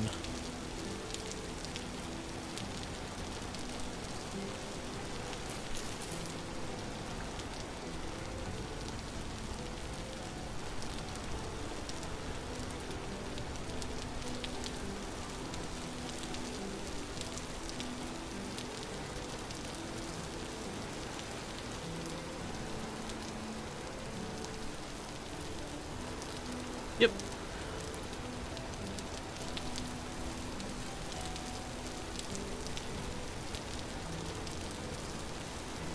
Yeah, no, the thing is I actually have a bunch of mushrooms in storage at home. Like, I've got most of the materials I need. I've just been grabbing because I have so many berries. I grabbed berries and brought them with me. I just didn't bring enough, is what it really boils down to. Was that a bear? No, it was a boar.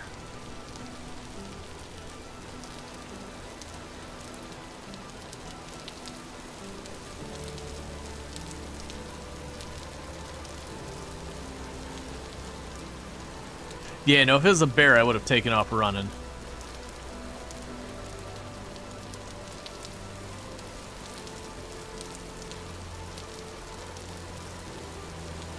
Yep, so that'd be enough to probably get back in there. So right now, if we're sitting on 25 per chunk. Oh, that whole stack is only 375 units? That's a bit underwhelming.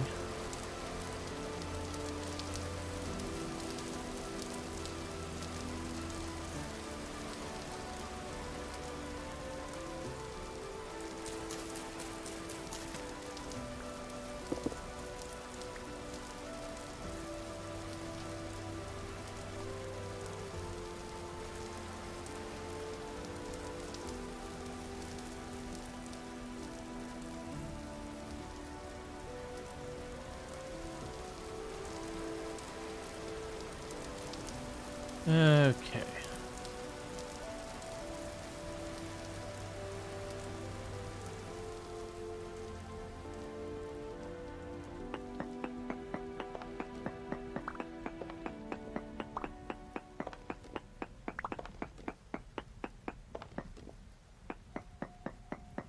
Okay, so let's try and retriangulate, because large amounts of copper. Okay, so I think this is a totally different vein, kind of under our vein.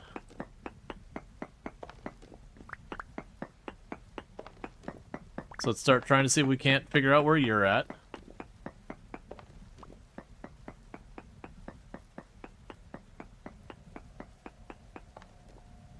Very large. Okay, let's go.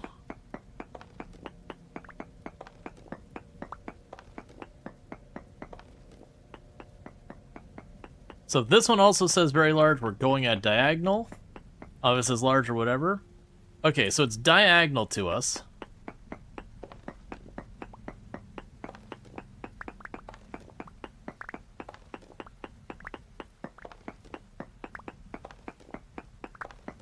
And it could still be above or below us.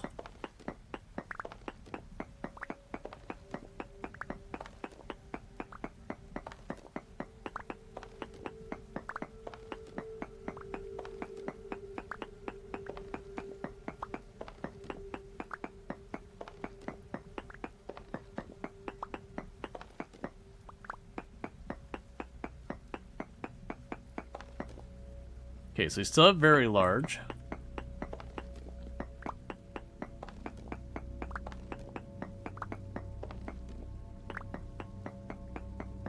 So I'll check above us a little ways.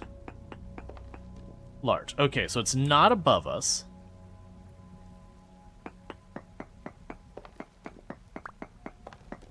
It's right there.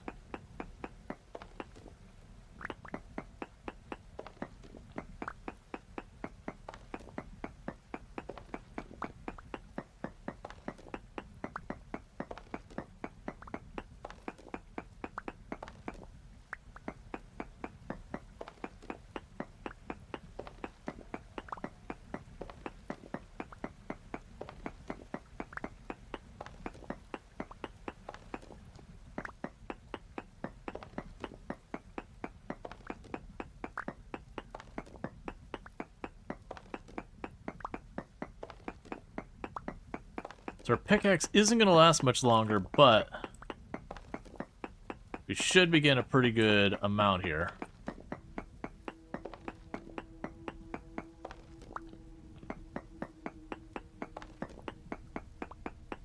All right.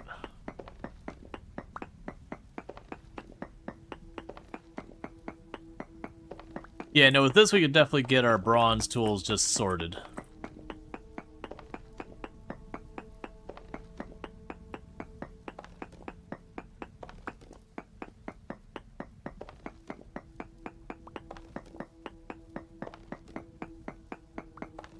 And thank you, Randall Thorpe, for gifting a tier 1 sub to Zoeside. You now have yourself some nice advertisement-free viewing as well as access to the emotes whether you wanted or not, Zoeside, so I hope you enjoy that. And thank you again, Randall Thorpe, for all the gifty subs to the channel and all that stuff. It means a whole heck of a lot that you'd support the channel in that way, so thank you so much for that.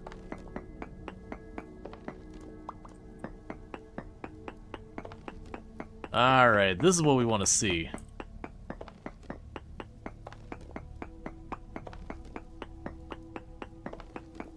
Ooh, you are right. I could certainly skip on all the equipment and then just, like, you know, make a statue instead.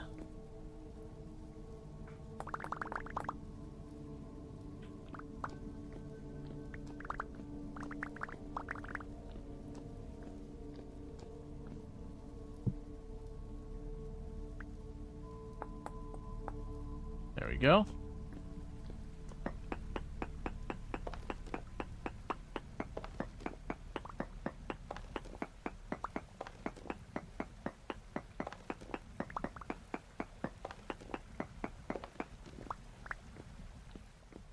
Okay. Let's check this side. Very large native copper still. Check this side.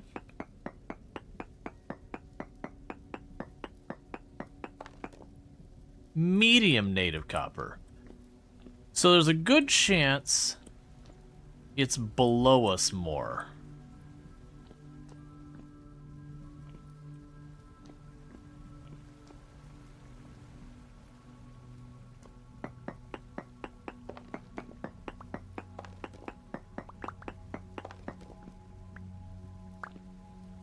Yeah, that's where we checked up. Let's dig down a couple of tiles. Never mind, there we go.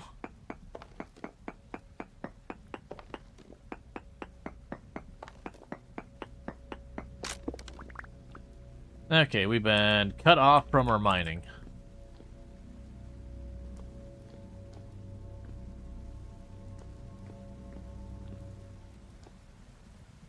What?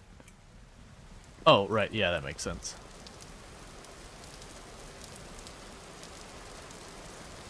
Okay, so we got almost a full stack of just rich copper. So now we're looking at 1,400 units of copper. That is enough for me to make my bronze anvil and have about 8 or 9 tools on top of that. So we are good.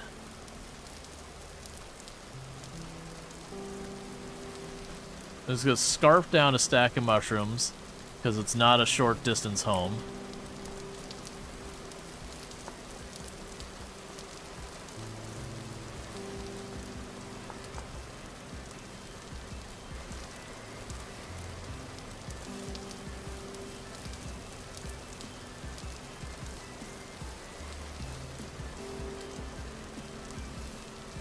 Okay, and let's just go and dash back home.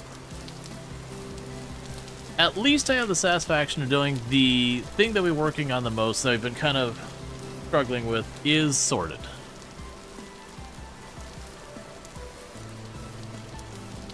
You may have to pick this up. You haven't been able to play Minecraft in forever because you cannot log into your Minecraft account. Yeah, no, I very much have enjoyed this. I burned myself out pretty bad in Minecraft. Like, I very much played the living daylights out of Minecraft for the longest time. But it's just one of those things I just played so much that I kind of burned myself out on it.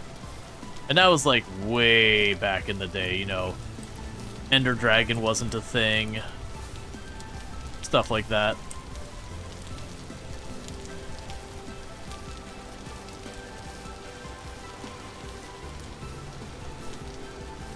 So grab you, swap you out.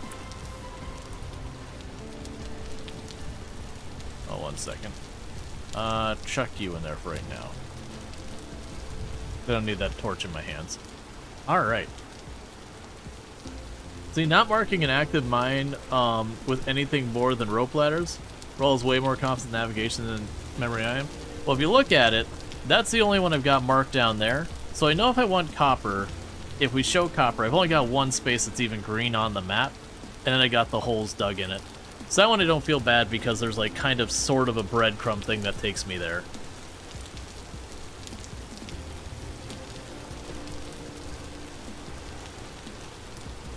Because I'm low-key figuring what we'd do is we'd make our anvil, we'd make all that stuff, and then honestly, I'd probably just go ahead and go down there and rip up the rest of that copper, and then we delete our markers off of it.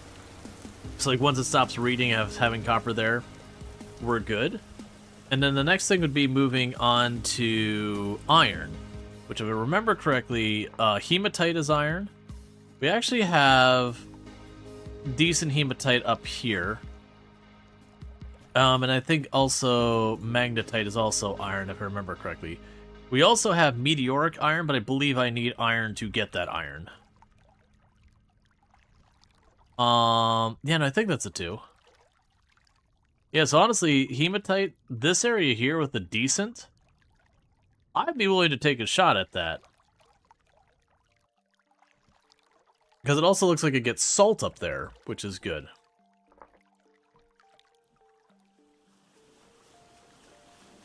Now, granted, I'd love it to say more than decent, but, you know, I'll take what I can get.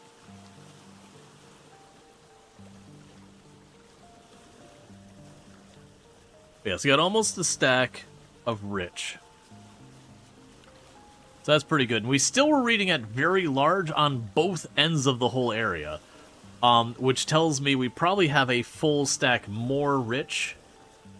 Maybe more than that still down there, which is good, because again, it was saying that we were at like ultra max, ultra quality, whatever you want to call in that area, which is a very strong indicator that that's going to be a very solid mine and all that good stuff.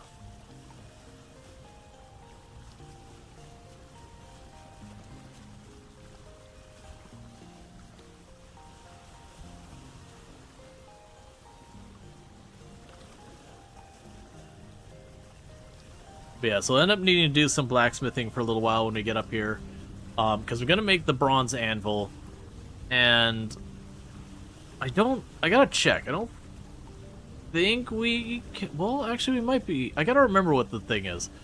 I don't think we can, like, melt back down the copper anvil. I gotta remember, I think some of them you can, yeah, goodbye panning, exactly.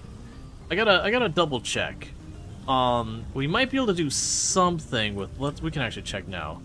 So, copper anvil. Yeah, so you become this unbroken. Yeah, I think with the copper anvil, it's kind of just dunzo. It's just gonna stay what it is. Or actually, wait, let me reread that.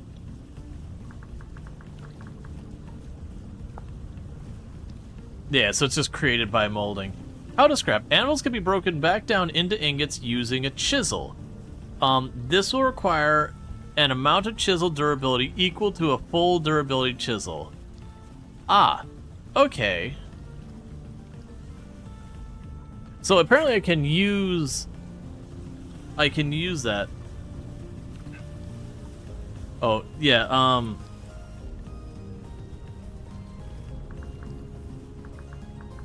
copper anvil. Yeah, so you just need a harder one. I mean, that's still 8 ingots.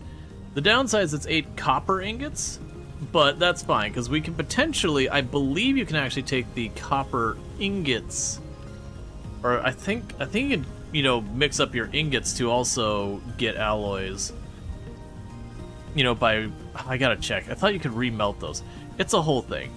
I mean, we can check that too. Copper ingot. Ingredient for copper bits.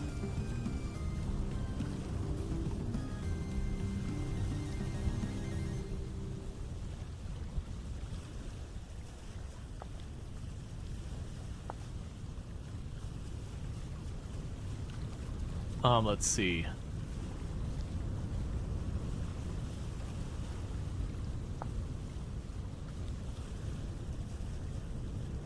Yeah, okay. Yeah, so I basically could take a chisel, smash the anvil down into bars, and then smash the bars down into the bits, so I could then turn them into bronze. Yeah, no, we're talking about taking apart our copper anvil. So, like, once I get the bronze anvil in place, smash the copper anvil down back into bars, and then smash those bars back into bits, so that I can turn the copper into bronze. So it'll waste about 2 bars worth of material, 1 copper, 1 bronze, roughly equivalent. Well, actually, no, 2 copper bars equivalent, because of needing to break everything back up with the copper chisels.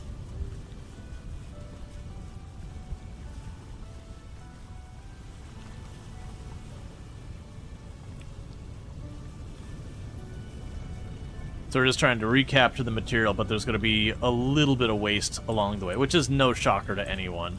When you're playing a survival crafter being like, I made this thing and I want to unmake it, you're always going to take a little bit of a loss in almost all those games. But in this case, it's not too bad. Like, the idea that, you know, I had to put, what would it be? Wasn't it 700?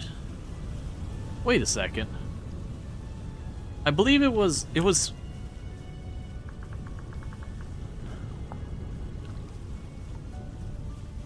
Oh, no, it's 900. Okay. It's 900, I get 800 back, plus the chisel, so I get 700 back. Because the chisel costs 100, and then I lose 100 for, like, the actual smashing of it thing.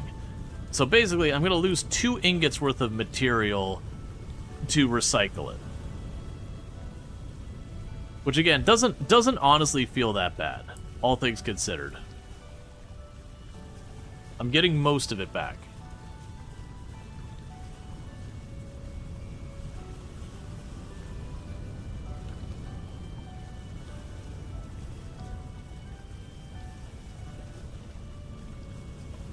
So many more cranberry bushes.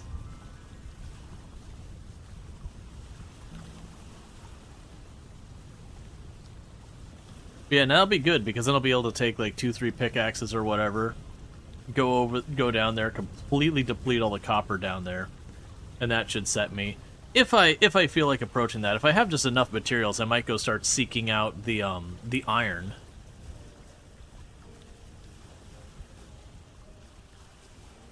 Because if we get iron production online, that makes things simpler. Because, like, with the bronze, you need, like, tin and copper, or copper and zinc, or bismuthite, or the gold-silver-copper combination. You got a bunch of different varieties of bronze you can make. But all of them have to be these complicated alloys you got to put together, which means finding 2 or 3 different ones. Because the cranberries are weird in this game, because they give you less nutrition than other berries, but all the juice gives the same. They're actually more food after juicing than before. Wine has less again, but juice is good. Oh, so you're saying if I make if I take the berry, I get a certain amount of nutrition. If I make it to juice, I get slightly more nutrition. But then if it becomes wine, it reduces the nutrition. Because I did notice it felt like when I was doing the wine, I wasn't getting as much nutrition as I was expecting out of it. Which wasn't a big deal because it's something you can put in there and it stores for, I can't remember what it says, it's like 2, 3, 4, 20 years or some ridiculous nonsense, so I see that more as the berries rot really quickly, so it gives me the ability to make them last.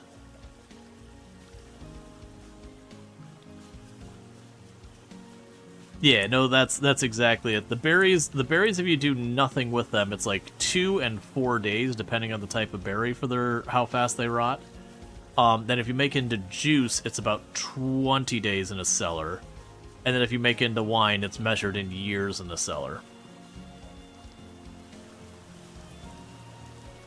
So you're saying cranberry juice is worth more than cranberries, but otherwise everything's at a deficit.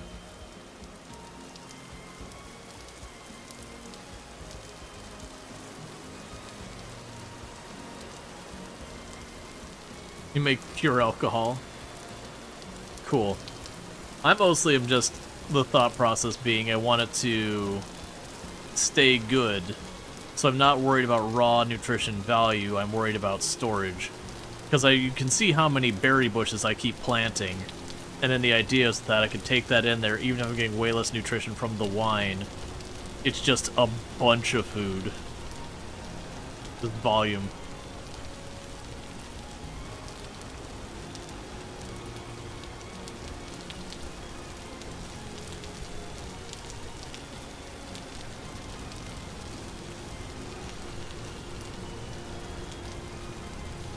I definitely think once we get our iron tools up, we're making the big boat.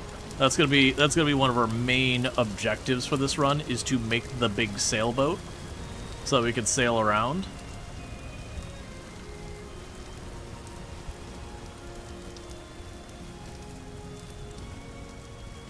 Because the interesting thing is the boat, the bigger boat seems like you have an anchor you gotta drop and a whole bunch of stuff.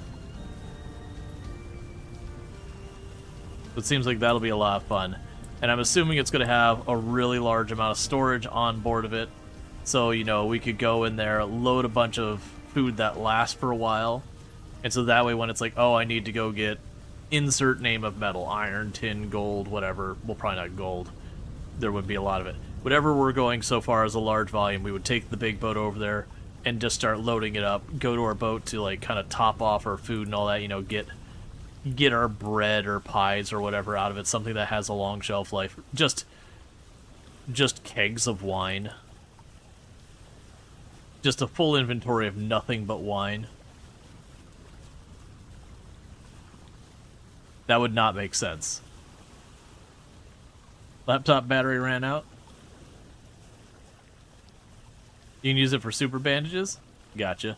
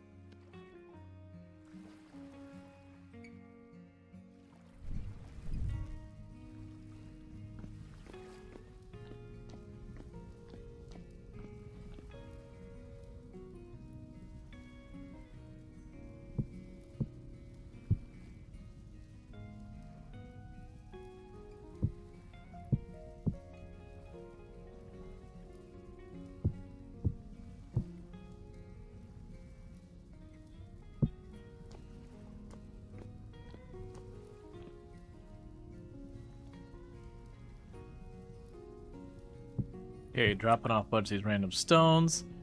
The chalk will keep inside. We do have the peridotite rock.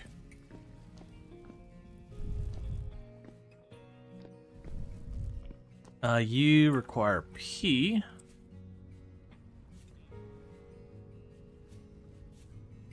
There you go.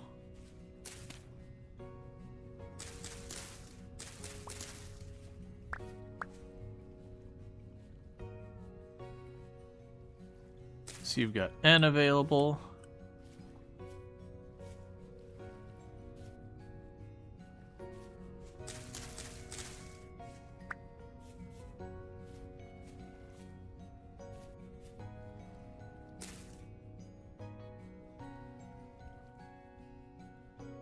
You require N as well.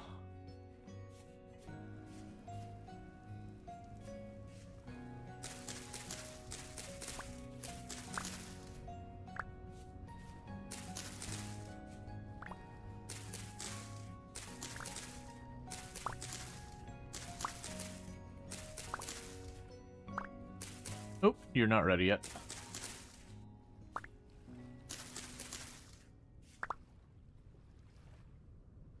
Okay, so those will all need the ones.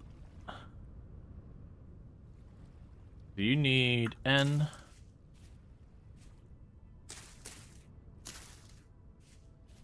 Cool.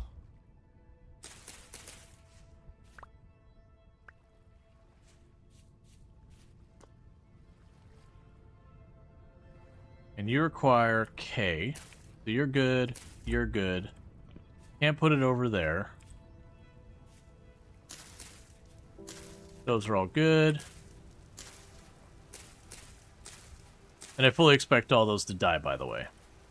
The thing is, it just doesn't matter. When they die, those give me my seed back. Alright, so we've got our soaked hide. So we can then turn a soaked hide into a salted hide.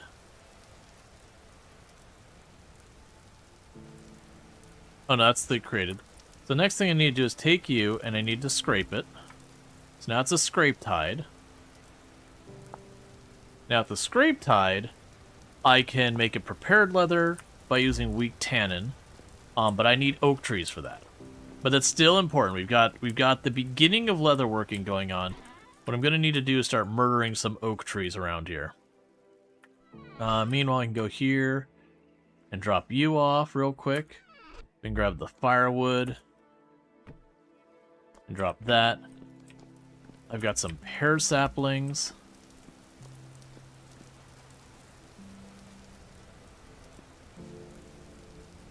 Alright, I did plant you over there, didn't I?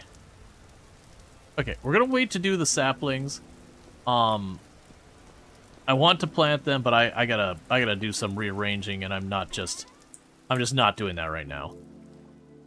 We got a bunch of thread.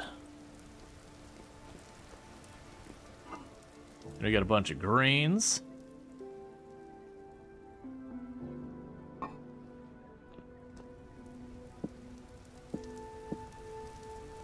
We're gonna need all of that.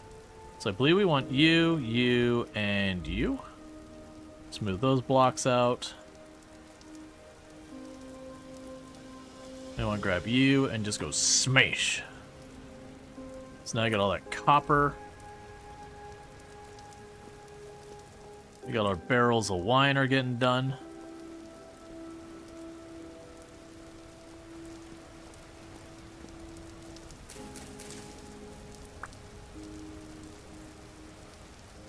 Okay, so this needs end. We just pulled up all the flax over here. That's good there.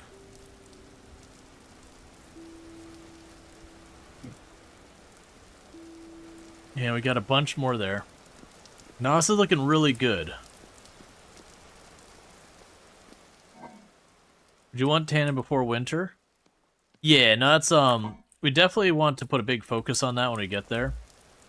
Alright, so the first thing I want to do is get the bronze going. So we need to go up here real quick. I'm going to go in here and grab what copper we have and what nuggets we have there. Bear with me, chat. I need to quickly use the restroom, so I'm going to do that real fast, and I'll be back here in just a couple minutes. But thank you again for tuning in. I'll be right back.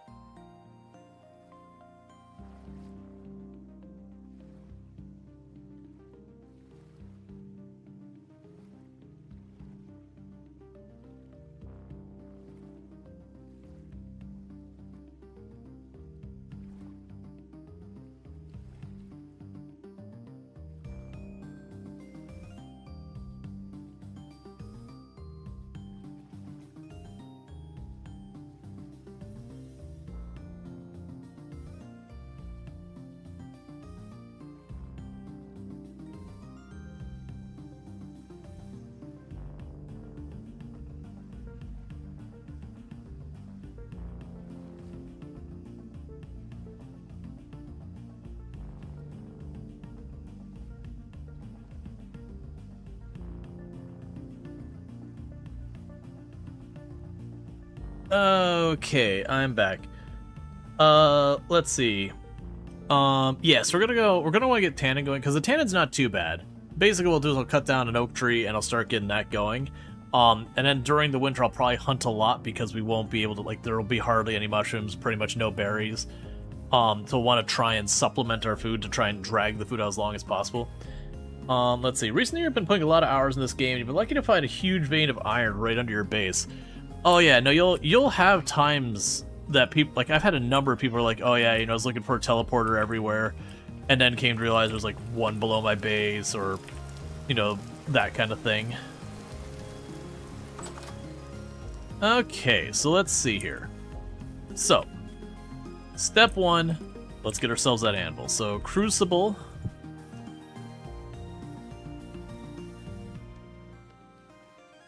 So it's 600. Oh, I need an anvil mold. Okay. Slight delay. Didn't think about that part. I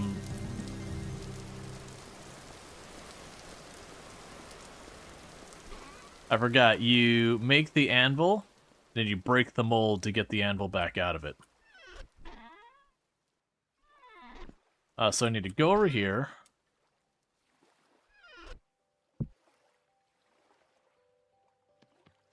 Alright.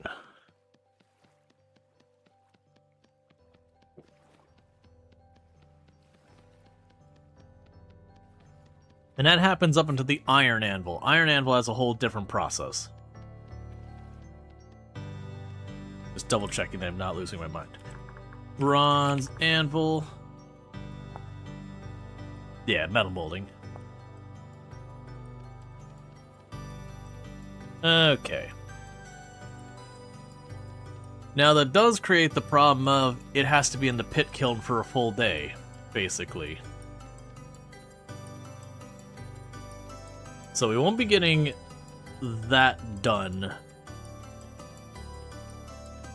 right now. But that's okay, because I can have that starting to go in the pit kiln. And then we gotta run around, collect all the berries I've grown in, because pretty soon we're gonna get our very last berries of the year. Pretty soon we're gonna also have the temperature start crashing to the point that, a bunch of our crops are gonna stop growing and all that kind of stuff. Yeah, no, the copper gave me trouble. The good news is we finally got copper settled. But actually, that could actually work out pretty well, because I can just set aside enough bronze to make sure I have what I need for the anvil. And then we can make ourselves a couple of bronze pickaxes and all that, with the intent of just going back to the copper vein and fully depleting it. Because we're certainly going to need more of it.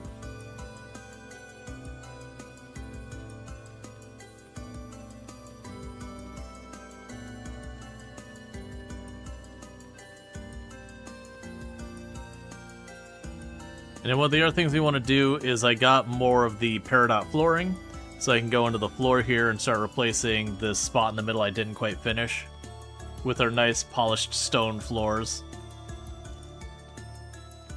We can make it a point to set up our actual tannery, as well as our actual blacksmith, because right now we're just kind of in the cellar. So I want to bring that out so I can keep dedicating more and more of the cellar to, you know, cellar things.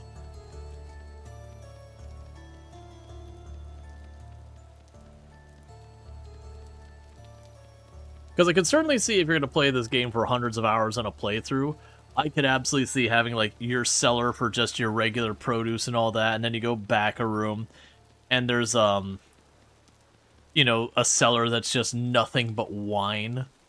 Like, have a couple cellars like that. Not because you need it, but because why not? You make the wine, it lasts for ridiculously ever. And it means you can be lazy later on.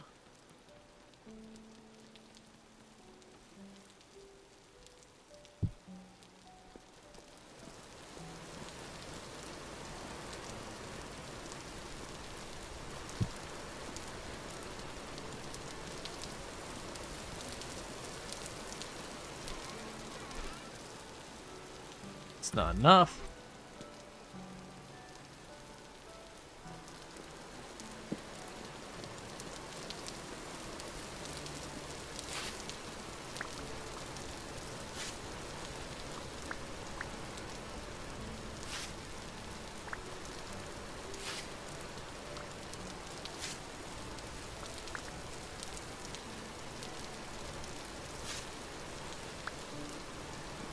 Okay.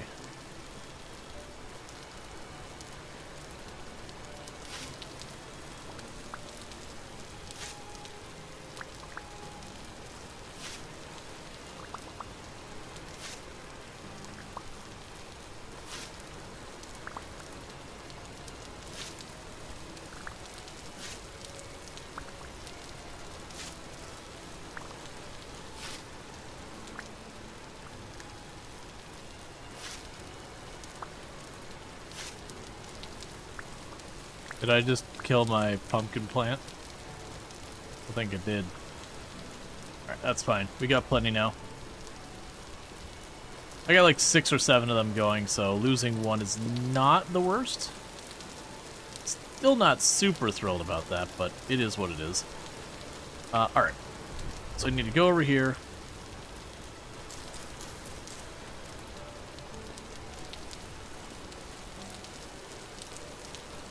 Did I have peat really close by chance? No, I got some like the far south end of the island, but let's just... we can just stick it up, it's fine.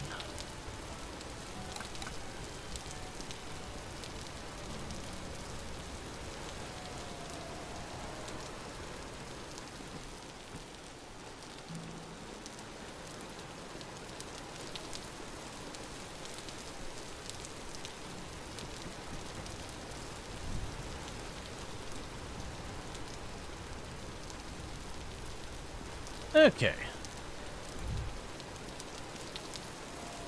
So we've now got that going. Drop our green stuff in here. Drop our clay in here for right now.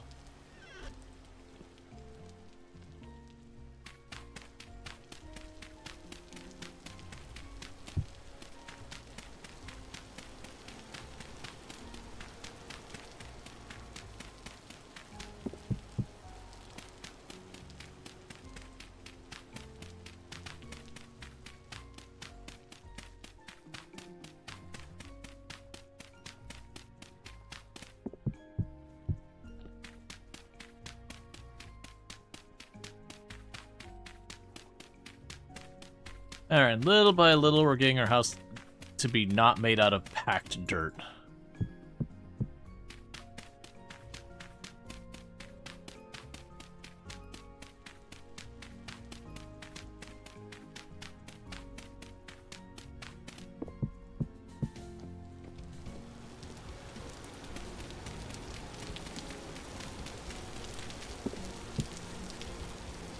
Okay, let's go down below, see if we're missing any.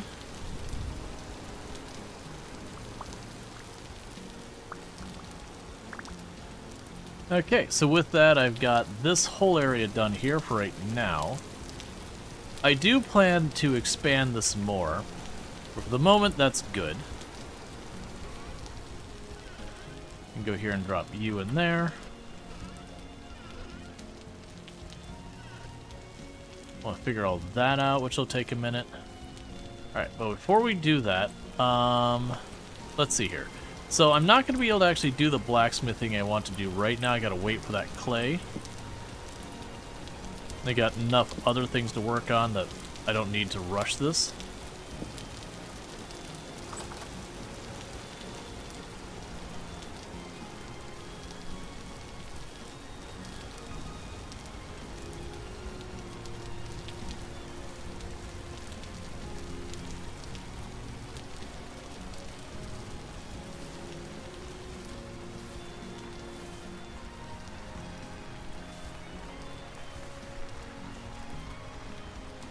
Okay, so you got that one all figured out.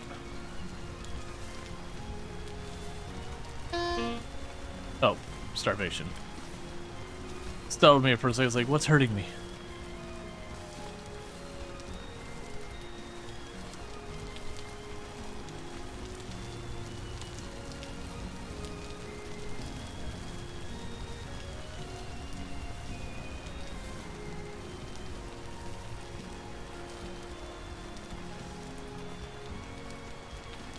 Alright, we got all those.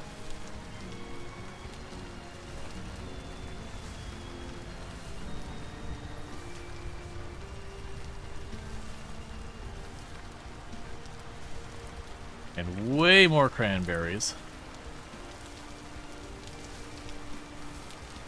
There's a really good chance that I do not have the capacity to deal with all these cranberries. Which is fine, because then it becomes rot, and it becomes fertilizer, it becomes better soil.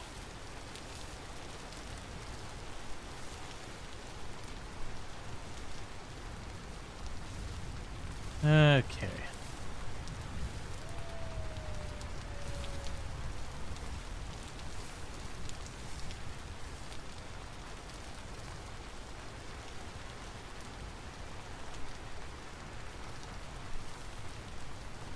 Yeah, I'm pretty sure this will be our last harvest so far as, like, we'll still get more berries, but, like, we're not going to get a whole extra rotation of berries.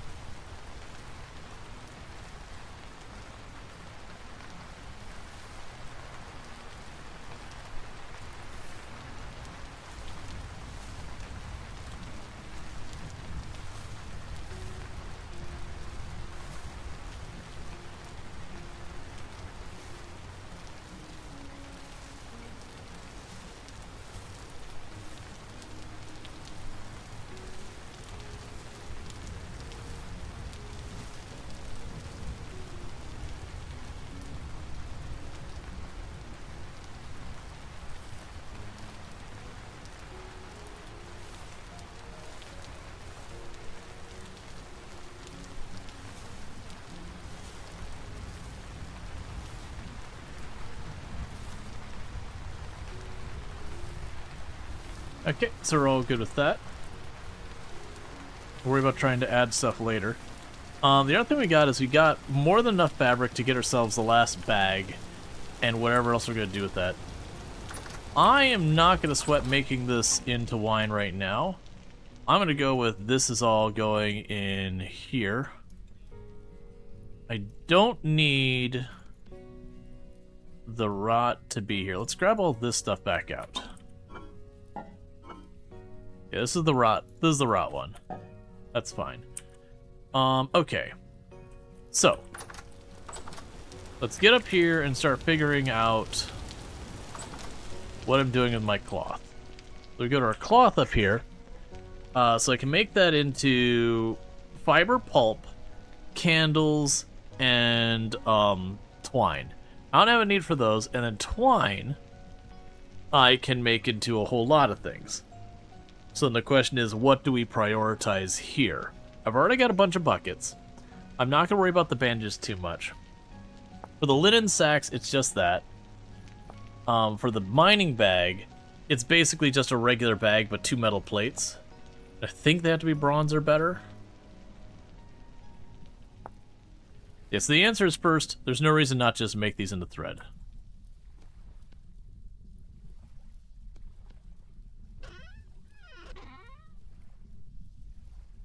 Okay, so we got 18 of those, and no fabric and no spares here. Chuck that over there. Alright. So, we can make armor out of fabric. It's not particularly good, but we can. That is technically an option. Used for sewing and making new clothes. That requires the clothier's trait. We don't have that. Okay, we can make our fabric here. So our fabric can be used again. We can make fabric armor. I probably don't want to do that. We probably want to save it for other stuff. We can make the mining bag. The sturdy mining bag requires its own recipe. Yeah, so what I want to check is the mining bag. Yeah, I'm assuming it's bronze plate or better. Yeah, so it looks like bronze plate or better. Which is fair. Alright, so what that does mean is grab a piece of fabric.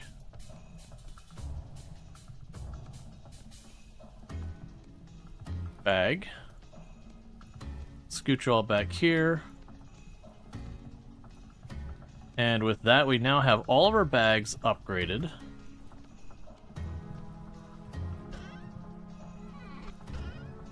Drop off our reeds. Okay. Yeah, so we can do like... We can do again like the fabric armor. Which is not great. I thought there was stuff we could do to help with our,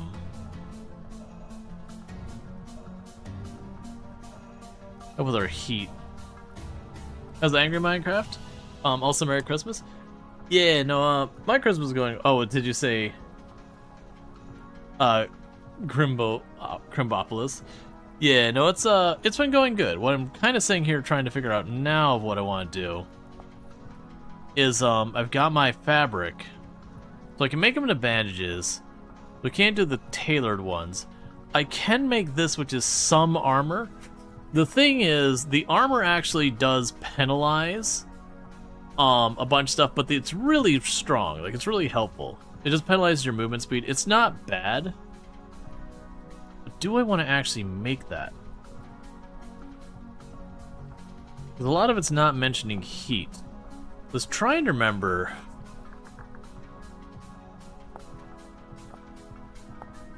is there are pants you can actually just straight up make. So not all the fancy named ones.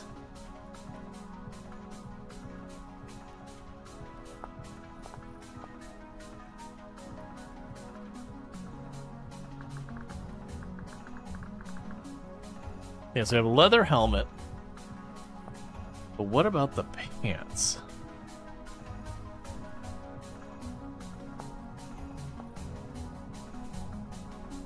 Because that's what I need.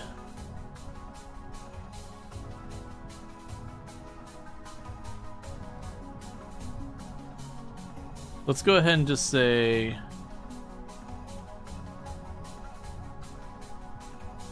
black bear pelt. Large pelt. Here we are. So you can get a fur coat, which is a ton of stuff. That requires a cloth or trait.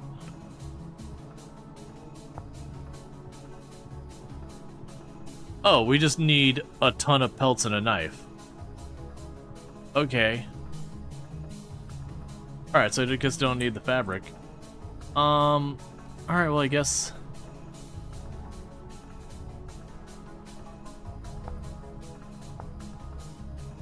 want to get more of that, we could just start making ourselves some cloth armor.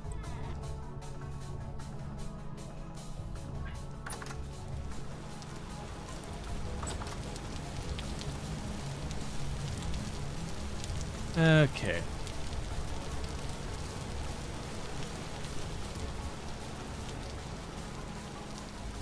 Right, I can't really extend the rows until we get our pickaxe done. I do see that it happens that our reeds grew right now. Could chuck all you in there.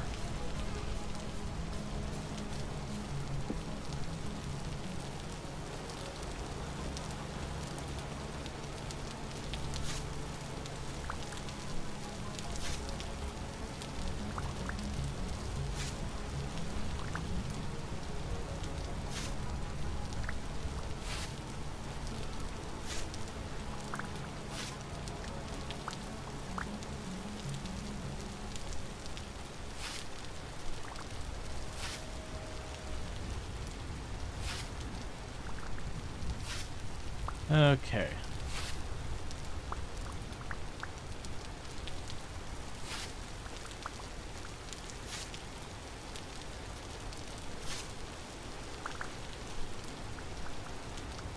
And just like that, we get a full stack of reeds. And some change.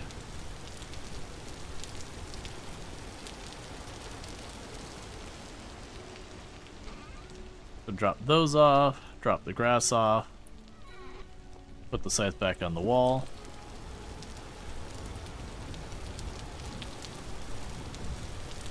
Yeah, so you still got a while for that. Alright, with that said though, chat, I have gone much later than I normally do. We started pretty late because, you know, Christmas Eve and all that stuff, but I am going to be wrapping up for the night at this point, so if you have enjoyed tonight's content, don't forget to drop a follow, that way you can find your way back here in the future. Tomorrow will probably be a similar experience to this one, where the stream may or may not start at its normal time. All depends on, like, what me and Toom are doing and all that kind of stuff. But, you know, once things wind down, I'll probably stream. More than likely picking up where we left off here in Vintage Story. But it's been a very productive day. It took us a long while to score that copper, way longer than I wanted it to, but we have it now. So as soon as that mold gets done... And thank you, Crafted, for the tier 1 sub. I really do appreciate it. It means a whole heck of a lot, and so thank you so much for that.